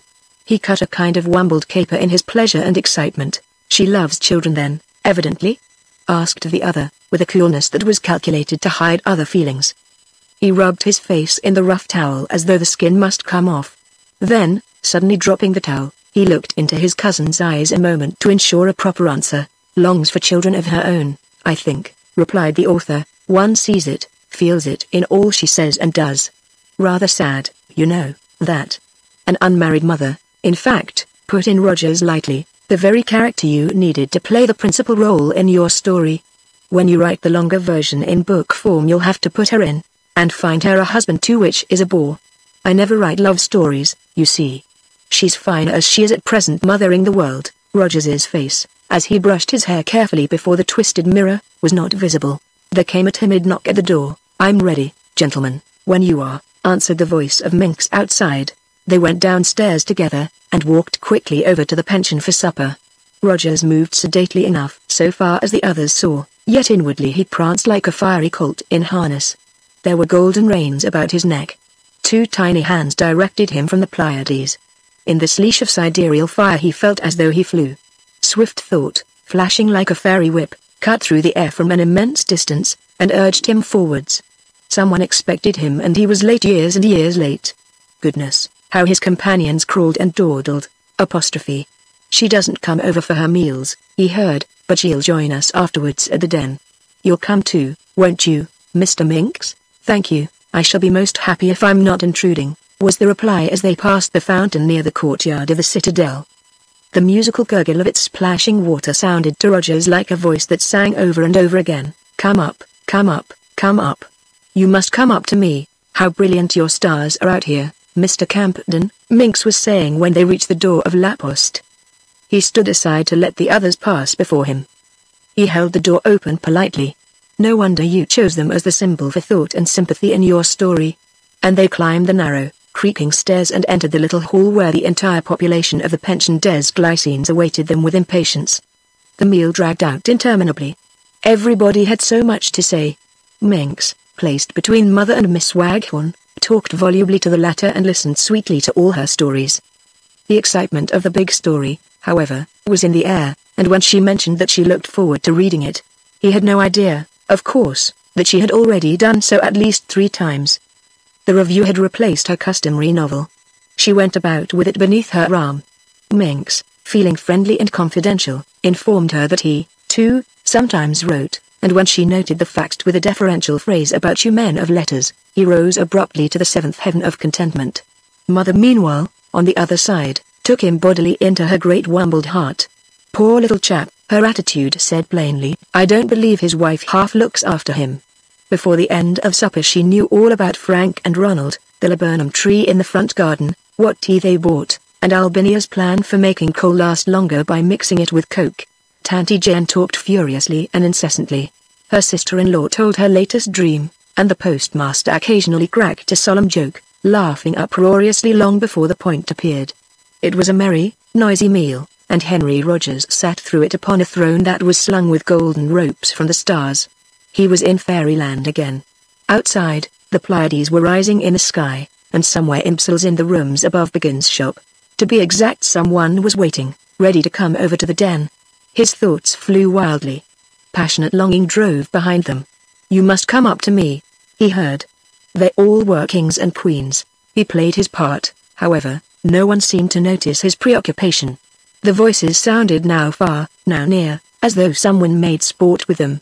The faces round him vanished and reappeared, but he contrived cleverly, so that none remarked upon his absent-mindedness. Constellations do not stare at one another much. "Does your mother know you're out?" asked Monkey once beside him. It was the great joke now, since the story had been read, and as soon as she was temporarily disposed of, Jimbo had serious information to impart from the other side. "She's a real countess," he said, speaking as man to man. "I suppose if she went to London she'd know the king visit him, like that? Bless his little heart." Jimbo always knew the important things to talk about. There were bursts of laughter sometimes, due usually to statements made abruptly by Jane Ann, as when Mother, discussing the garden with Minx, reviled the mischievous birds. "They want thinning badly," she said. "Why don't they take more exercise, then?" inquired Ginny gravely. And in these gusts of laughter Rogers joined heartily, as though he knew exactly what the fun was all about. In this way he deceived everybody and protected himself from discovery. And yet it seemed to him that he shouted his secret aloud, not with his lips indeed, but with his entire person. Surely everybody knew it. He was self-conscious as a schoolgirl. "You must come up to me," rang continuously through his head like bells. "You must come up to me." Chapter 34. How many times do I love thee, dear? Tell me how many thoughts there be in the atmosphere of a new-fallen year, whose white and sable hours appear the latest flake of eternity. So many times do I love thee, dear. How many times do I love again? Tell me how many beads there are in a silver chain of evening rain, unraveled from the tumbling mane, and threading the eye of a yellow star. So many times do I love again. Thomas Lovell Beddoes. A curious deep shyness settled upon Henry Rogers as they all trooped over to the den. The others gabbled noisily, but to him words came with difficulty. He felt like a boy going up for some great test, examination, almost for judgment. There was an idea in him that he must run and hide somewhere. He saw the huge outline of Orion tilting up above the Alps, slanting with the speed of his eternal hunt to seize the Pleiades who sailed ever calmly just beyond his giant arms. Yet what that old hunter sought was at last within his reach. He knew it, and felt the awe of capture rise upon him. "You've eaten so much supper you can't speak," said Monkey, whose hand was in his coat pocket for loose chicken feed, as she called Centime. "The little Countess will regret an affair all right. Just wait till she gets at you. You love her?" he asked gently, feeling little disposed to play. The child's reply was cryptic, yet uncommonly revealing: "She's just like a relation. It's so funny she didn't know us long ago. Find us out, I mean. Mother likes her awfully," added Jimbo, as though that established the matter of her charm forever. "It's a pity she's not a man, just to show that Cousin Rie's position was not endangered." They chatted on. Rogers hardly remembers how he climbed the long stone steps. He found himself in the den. It came about with a sudden jump as in dreams. She was among them before the courtyard was crossed. She had gone up the steps immediately in front of him. Ginny was bringing in the lamp, while Daddy struggled with a load of peat for the fire, getting in everybody's way. Rickett stood silhouetted against the sky upon the windowsill. Jimbo used the bellows. A glow spread softly through the room. He caught sight of Minx standing rather helplessly beside the sofa talking to Jane Ann, and picking at his ear as he always did when nervous or slightly ill at ease. He wondered vaguely what she was saying to him. He looked everywhere but at the one person for whose comfort the others were so energetic. His eyes did not once turn in her direction, yet he knew exactly how she was dressed, what movements she made, where she stood, the very words, indeed, she used, and in particular the expression of her face to each in turn. For he was guilty of a searching inner scrutiny he could not control. And, above all, he was aware, with a divine, tumultuous thrill, that she, for her part, also neither looked at him nor uttered one sentence that he could take as intended for himself, because, of course, all she said and did and looked were meant for him, and her scrutiny was even closer and more searching than his own. In the den that evening there was one world within another, though only these two, and probably the intuitive and diabolically observant Minx, perceived it. The deep furnaces of this man's inner being, banked now so long that mere little flames had forgotten their way out, lay open at last to that mighty draught before whose fusing power the molten, fluid state becomes inevitable. "You must come up to me," rang on in his head like a chime of bells. "Oh, think beauty, it's your duty." The chairs were already round the open fireplace, when Monkey pushed him into the big one with the broken springs he always used, and established herself upon his knee. Jimbo was on the other in a twinkling. Jane Ann plumped down upon the floor against him. Her hair was up, and grown-ups might sit as they pleased. Minx in a hard, straight-backed chair, firmly assured everybody that he was exceedingly comfortable and really preferred stiff chairs. He found safety next to Mother who, pleased and contented, filled one corner of the sofa and looked as though she occupied a pedestal.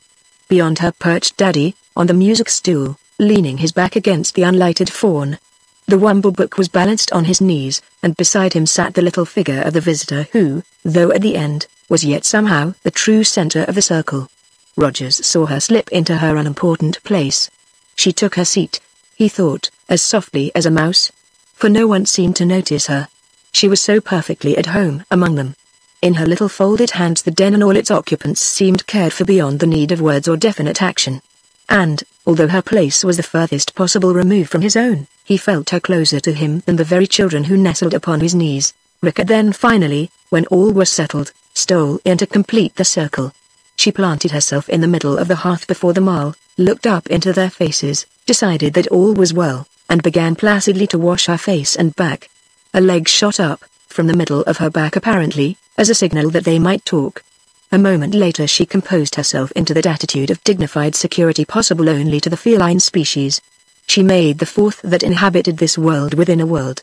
Rogers, glancing up suddenly from observing her, caught for the merest fraction of an instant a flash of starfire in the air. It darted across to him from the opposite end of the horseshoe.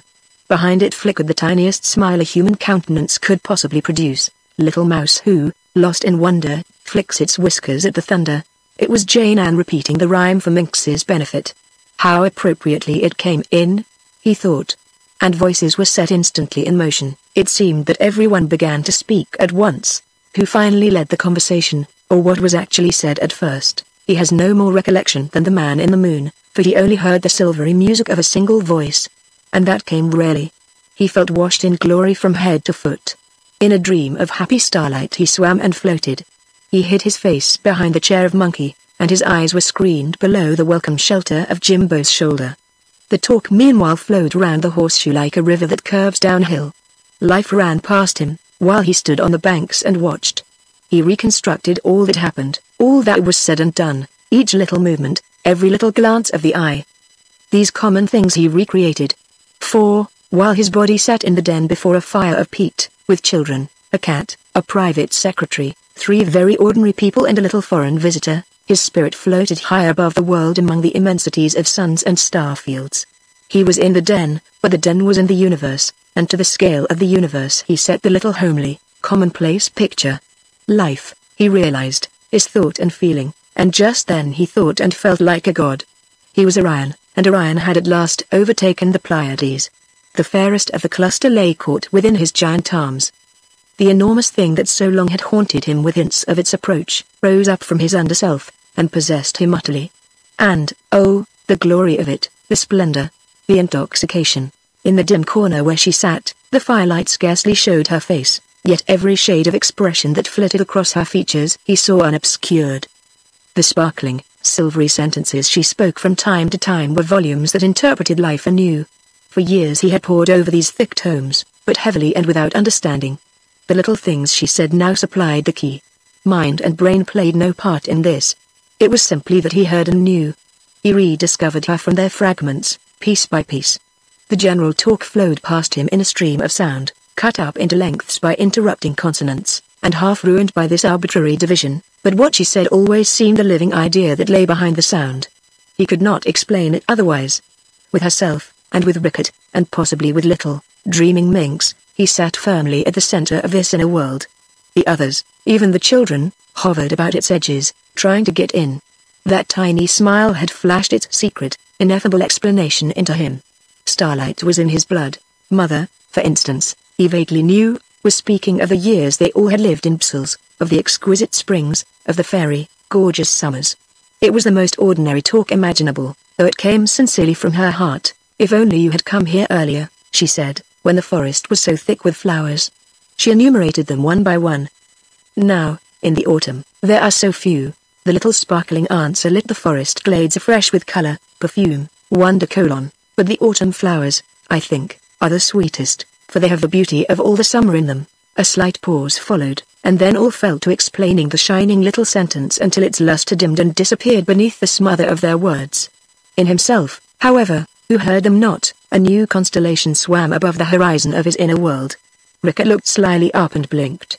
She purred more deeply, but she made no stupid sign, and Daddy mentioned then the forest spell that captured the entire village with its peace and softness, all so rough and big and tumbled, and yet every detail so exquisitely finished and thought out, you know. Out slipped the softest little fairy phrase imaginable from her dim corner then : yes, like handmade things, you can almost see the hand that made them. And Rogers started so perceptibly that Jimbo shifted his weight a little, thinking he must be uncomfortable. He had surely used that very phrase himself. It was familiar. Even when using it he remembered wondering whence its sweetness had dropped into his clumsier mind. Minx uncrossed his legs, glanced up at him a moment, then crossed them again. He made this sign, but, like Rickett, he said nothing. The stream flowed on and on. Someone told a story. There was hushed attentive listening, followed suddenly by bursts of laughter and delight. Who told it, or what it was about, Rogers had no notion. Monkey dug him in the ribs once because apparently he grunted at the wrong moment, and Jimbo chided her beneath his breath, let him have a nap if he wants to, a man's always tired after a long journey like that.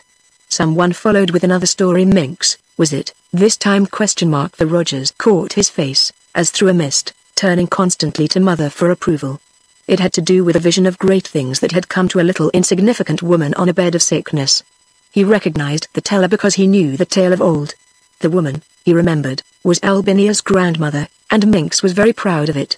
"That's a very nice story," rippled from the dim corner when it was over. "For I like everything so tiny that you can find it inside a shell. That's the way to understand big things and to do them."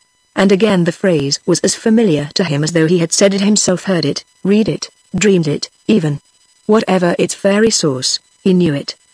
His bewilderment increased absurdly. The things she said were so ordinary, yet so illuminating, though never quite betraying their secret source. Where had he heard them? Where had he met this little foreign visitor? Whence came the singular certainty that she shared this knowledge with him, and might presently explain it, all clear as daylight and as simple? He had the odd impression that she played with him, delayed purposely the moment of revelation, even expected that he would be the first to make it known. The disclosure was to come from himself. She provided him with opportunities, these little sparkling sentences. But he hid in his corner, silent and magically excited, afraid to take the lead. These sentences were addressed to him. There was conversation thus between the two of them, but his replies remained inaudible. Thought makes no sound, its complete delivery is ever wordless. He felt very big, and absurdly shy. It was gesture, however, that infallible shorthand of the mind, which seemed the surest medium of this mute delightful intercourse. For each little gesture that she made unconsciously, of course expressed more than the swiftest language could have compassed in an hour. And he noted every one, the occasional flourish of the little hands, the bending of the graceful neck, the shadowy head turned sideways, the lift of one shoulder, almost imperceptible, and sometimes the attitude of the entire body. To him they were, one and all, eloquently revealing. Behind each little gesture loomed a yet larger one, the scale increasing strangely, till his thoughts climbed up them as up a ladder into the region where her ideas lay naked before casual interpretation clothed them. Those, he reflected, who are rich in ideas, but find words difficult, may reveal themselves prodigally in gesture. Expression of one kind or another there must be, yet lavish action, the language of big souls, seems a man's expression rather than a woman's. He built up swiftly, surely, solidly his interpretation of this little foreign visitor who came to him thus suddenly from the stars, whispering to his inmost thought, "You must come up to me." The whole experience dazed him. He sat in utter dumbness, shyer than a boy, but happier than a singing star. The joy in his heart was marvelous, yet how could he know all this? In the intervals that came to him like breathing spaces he asked himself this childish question. How could he tell that this little soft being with the quiet unobtrusive manners had noble and great beauty of action in her anywhere? A few pretty phrases, a few significant gestures, these were surely a slight foundation to build so much upon. Was there, then, some absolute communion of thought between the two of them such as his cousin's story tried to show? And had their intercourse been running on for years, neither of them aware of it in the daytime? Was this intimate knowledge due to long acquaintance? Had her thought been feeding him perhaps since childhood even? In the pause of his temporary lunacy he asked himself a dozen similar questions, but before the sign of any answer came he was off again, sweeping on outstretched wings among the stars. He drank her in. He knew. What was the good of questions? A thirsty man does not stop midway in his draught to ask when his thirst began, its cause, or why the rush of liquid down his throat is satisfying. He knows, and drinks. It seemed to Henry Rogers, ordinary man of business and practical affairs, that some deep river which so long had flowed deep out of sight, hidden below his daily existence, rose now grandly at the flood. He had heard its subterranean murmurs often. Here, in the den, it had reached his lips at last. And he quenched his thirst. His thought played round her without ceasing, like flowing water. This idea of flux grew everywhere about him. There was fluid movement in this world within a world. All life was a flowing past of ceaseless beauty, wonder, splendor. It was doubt and question that dammed the rush, causing that stoppage which is ugly, petty, rigid. His being flowed out to mingle with her own. It was all inevitable, and he never really doubted once. Only before long he would be compelled to act, to speak, to tell her what he felt, and hear her dear answer. The excitement in him became more and more difficult to control. Already there was strain and tension below his apparent outer calmness. Life in him burst forward to a yet greater life than he had ever known. The others, it was his cousin's voice this time, were speaking of the story, and of his proposed treatment of it in its larger version, as a book. Daddy was saying, apparently, that it must fail because he saw no climax for it.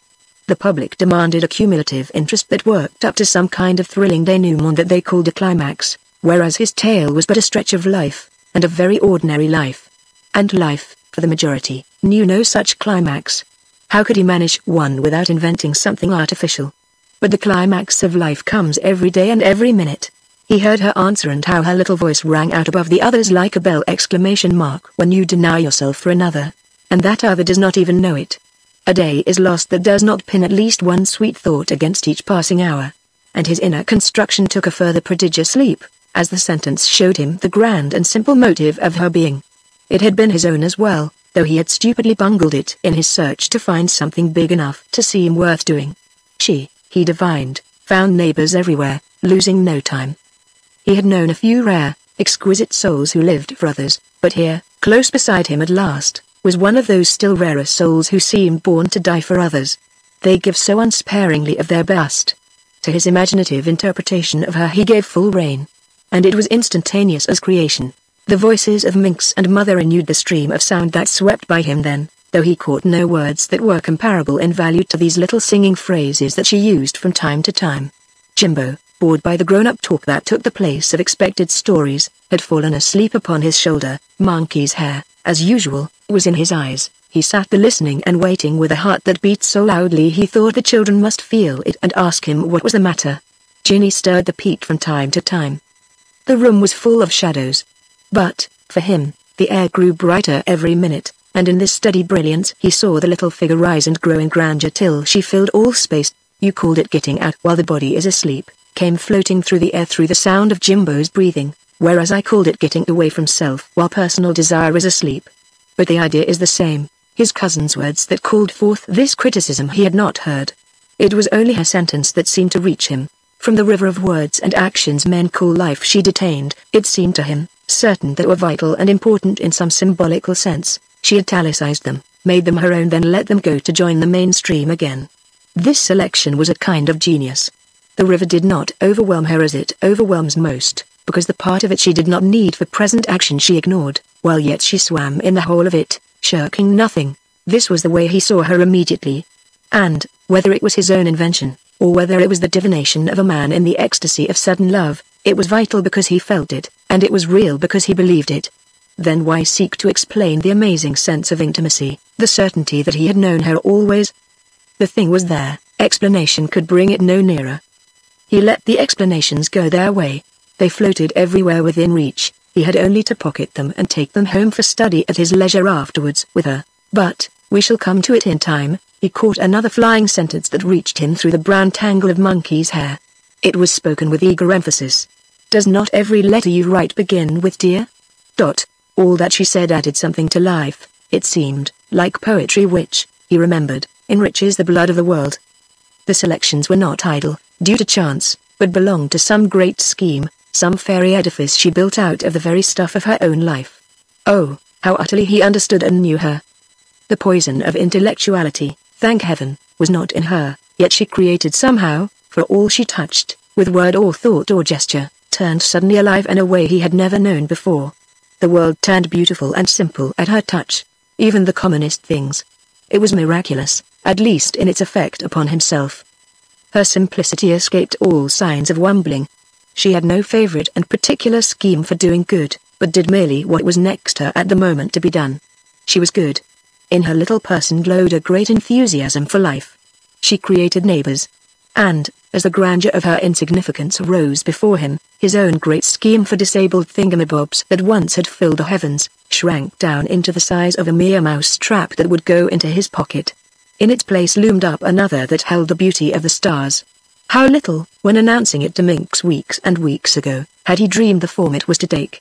And so, wrapped in this glory of the stars, he dreamed on in his corner, fashioning this marvelous interpretation of a woman he had never seen before, and never spoken with.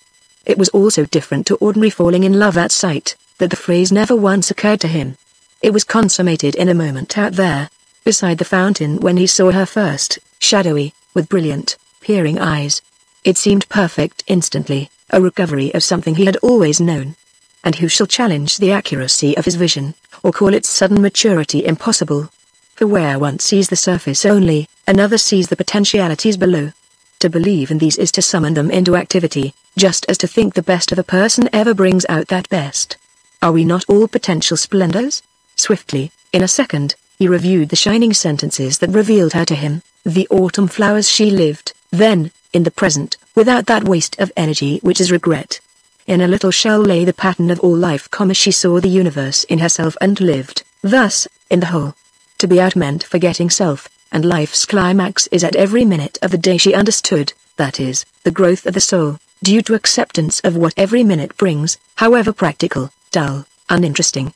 By recreating the commonest things, she found a star in each.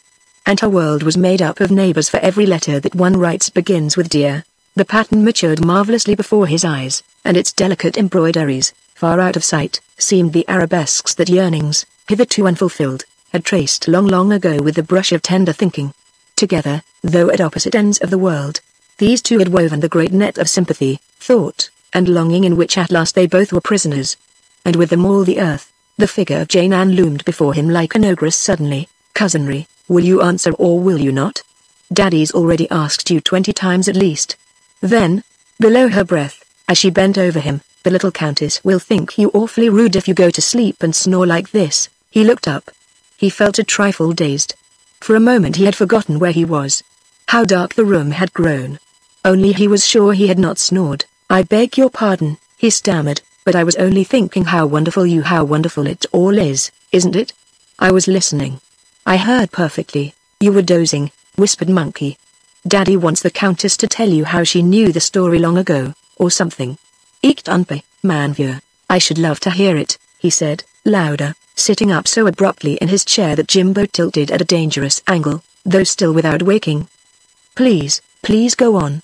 And he listened then to the quiet, silvery language in which the little visitor described the scenery of her childhood, when, without brothers or sisters, she was forced to play alone, and had amused herself by imagining a net of constellations which she nailed by shooting stars to 4 enormous pine trees that grew across the torrent.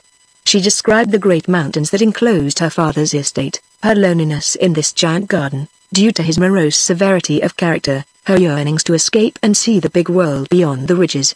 All her thought and longing went to the fashioning of this net, and every night she flung it far across the peaks and valleys to catch companions with whom she might play. The characters in her fairy books came out of the pages to help her, and sometimes when they drew it in, it was so heavy with the people entangled in its meshes that they could scarcely move it. But the moment all were out, the giant net, relieved of their weight, flew back into the sky. The Pleiades were its center, because she loved the Pleiades best of all, and Orion pursued its bright shape with passion, yet could never quite come up with it. And these people whom you caught, whispered Rogers from his corner, listening to a tale he knew as well as she did, you kept them prisoners? I first put into them all the things I longed to do myself in the big world, and then flung them back again into their homes and towns and villages, excepting one, he murmured, who was so big and clumsy that he broke the meshes and so never got away. She laughed, while the children stared at their cousin, wondering how he knew as much as she did. He stayed with me, and showed me how to make our prisoners useful afterwards by painting them all over with starlight which we collected in a cave. Then they went back and dazzled others everywhere by their strange, alluring brilliance. We made the whole world over in this way, until you lost him. One cloudy night he disappeared, yes, and I never found him again. There was a big gap between the Pleiades and Orion where he had tumbled through. I named him Orion after that, and I would stand at night beneath the 4 great pine trees and call, but in vain. You must come up to me. You must come up to me. I called, but got no answer, though you knew quite well where he had fallen to, and that he was only hiding. Excuse me, but how did she know? Inquired Ginny abruptly. The little countess laughed. I suppose because the threads of the net were so sensitive that they went on quivering long after he tumbled out, and so betrayed the direction. And afterwards, when you got older, Grafin, interrupted Daddy, who wished his cousin to hear the details of the extraordinary coincidence, you elaborated your idea. Yes, that thought and yearning always fulfill themselves somewhere, somehow, sooner or later, she continued. But I kept the imagery of my star net in which all the world lies caught, and I used starlight as the symbol of that sympathy which binds every heart to every other heart. At my father's death, you see, I inherited his property. I escaped from the garden which had been so long my prison, and I tried to carry out in practical life what I had dreamed there as a child. I got people together, where I could, and formed thinkers' guilds, people, that is, who agreed to think's beauty, love, and tolerance at given hours in the day, until the habit, once formed, would run through all their lives. and they should go about as centers of light, sweetening the world. Few have riches, fewer still have talent, but all can think. At least, one would think so, wouldn't one? With a smile and a fling of her little hands. She paused a moment, and then went on to describe her failure. She told it to them with laughter between her sentences, but among her listeners was one at least who caught the undertone of sadness in the voice. For, you see, that was where I made my mistake. People would do anything in the world rather than think. They would work, give money, build schools and hospitals, make all manner of sacrifices, only they would not think, because, they said, there was no visible result. She burst out laughing, and the children all laughed too. I should think not indeed, ventured Monkey, but so low that no one heard her. And so you went on thinking it all alone, said Rogers in a low voice. I tried to write it first as a story, she answered softly, but found that was beyond me, so I went on thinking it all alone, as you say, until the pattern of your thought floated across the world to me, said Daddy proudly. I imagined I was inspired, instead I was a common, unoriginal plagiarist. Like all the rest of us, she laughed. Mummy, what is a plagiarist? Asked Ginny instantly, and as Rogers, her husband, and even Minx came hurriedly to her aid, the spell of the strange recital was broken, and out of the turmoil of voices the only thing distinctly heard was Mother exclaiming with shocked surprise: Why, it's 10 o'clock. Jimbo, Monkey, please plagiarize off to bed at once! In a tone that admitted of no rejoinder or excuses. A most singular thing, isn't it, Henry? Remarked the author, coming across to his side when the lamp was lit and the children had said their goodnights. I really think we ought to report it to the Psychical Society as a genuine case of thought transference. You see, what people never properly realize is, but Henry Rogers lost the remainder of the sentence even if he heard the beginning, for his world was in a state of indescribable turmoil, one emotion tumbling wildly upon the heels of another. He was elated to intoxication. The room spun round him. The next second his heart sank down into his boots. He only caught the end of the words she was saying to Mother across the room: apostrophe. But I must positively go tomorrow, I've already stayed too long. So many things are waiting at home for me to do. I must send a telegram, and his cousin's wumbling drowned the rest. He was quite aware that Rogers was not listening to him. Apostrophe. Your great kindness in writing to him, and then coming yourself, Mother was saying. It's such an encouragement. I can't tell you how much and you'll let me write to you about the children, she interrupted. The plans we discussed, you know. Rogers broke away from his cousin with a leap. It felt at least like a leap. But he knew not where to go or what to say. He saw Minx standing with Jane Ann again by the fawn, picking at his ear. By the open window with Mother stood the little visitor. She was leaving tomorrow. A torturing pain like twisting knives went through him. The universe was going out. He saw the starry sky behind her. Daddy went up and joined them, and he was aware that the three of them talked all at once for what seemed an interminable time, though all he heard was his cousin's voice repeating at intervals. But you can't send a telegram before 8 o'clock tomorrow morning in any case. The post is closed, and then, suddenly, the puzzle reeled and danced before his eyes. It dissolved into a new and startling shape that brought him to his senses with a shock. There had been a swift shuffling of the figures. Minx and his cousin were helping her into her cloak. She was going. One of them, he knew not which, was offering politely to escort her through the village. It sounded like his own sentence of exile, almost of death. Was he 40 years of age, or only 15? He felt awkward, tongue-tied, terrified. They were already in the passage. Mother had opened the door into the yard. But your way home lies down the hill, he heard the silver voice, and to go with me you must come up. I can easily. Above the leaves of the plane tree he saw the stars. He saw Orion and the Pleiades. The fairy net flung in and caught him. He found his voice. In a single stride he was beside her. Minx started at his sudden vehemence and stepped aside. I will take you home, Countess, if I may, and his tone was so unnecessarily loud and commanding that Mother turned and stared. Our direction lies together. I will come up with you. She did not even look at him.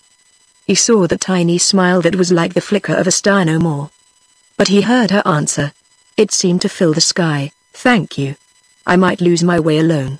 And, before he realized how she managed it, they had crossed the cobbled yard. Daddy was swinging away downhill towards the carpenters, and Minx behind them, at the top of the stone steps, was saying his last good night to Mother.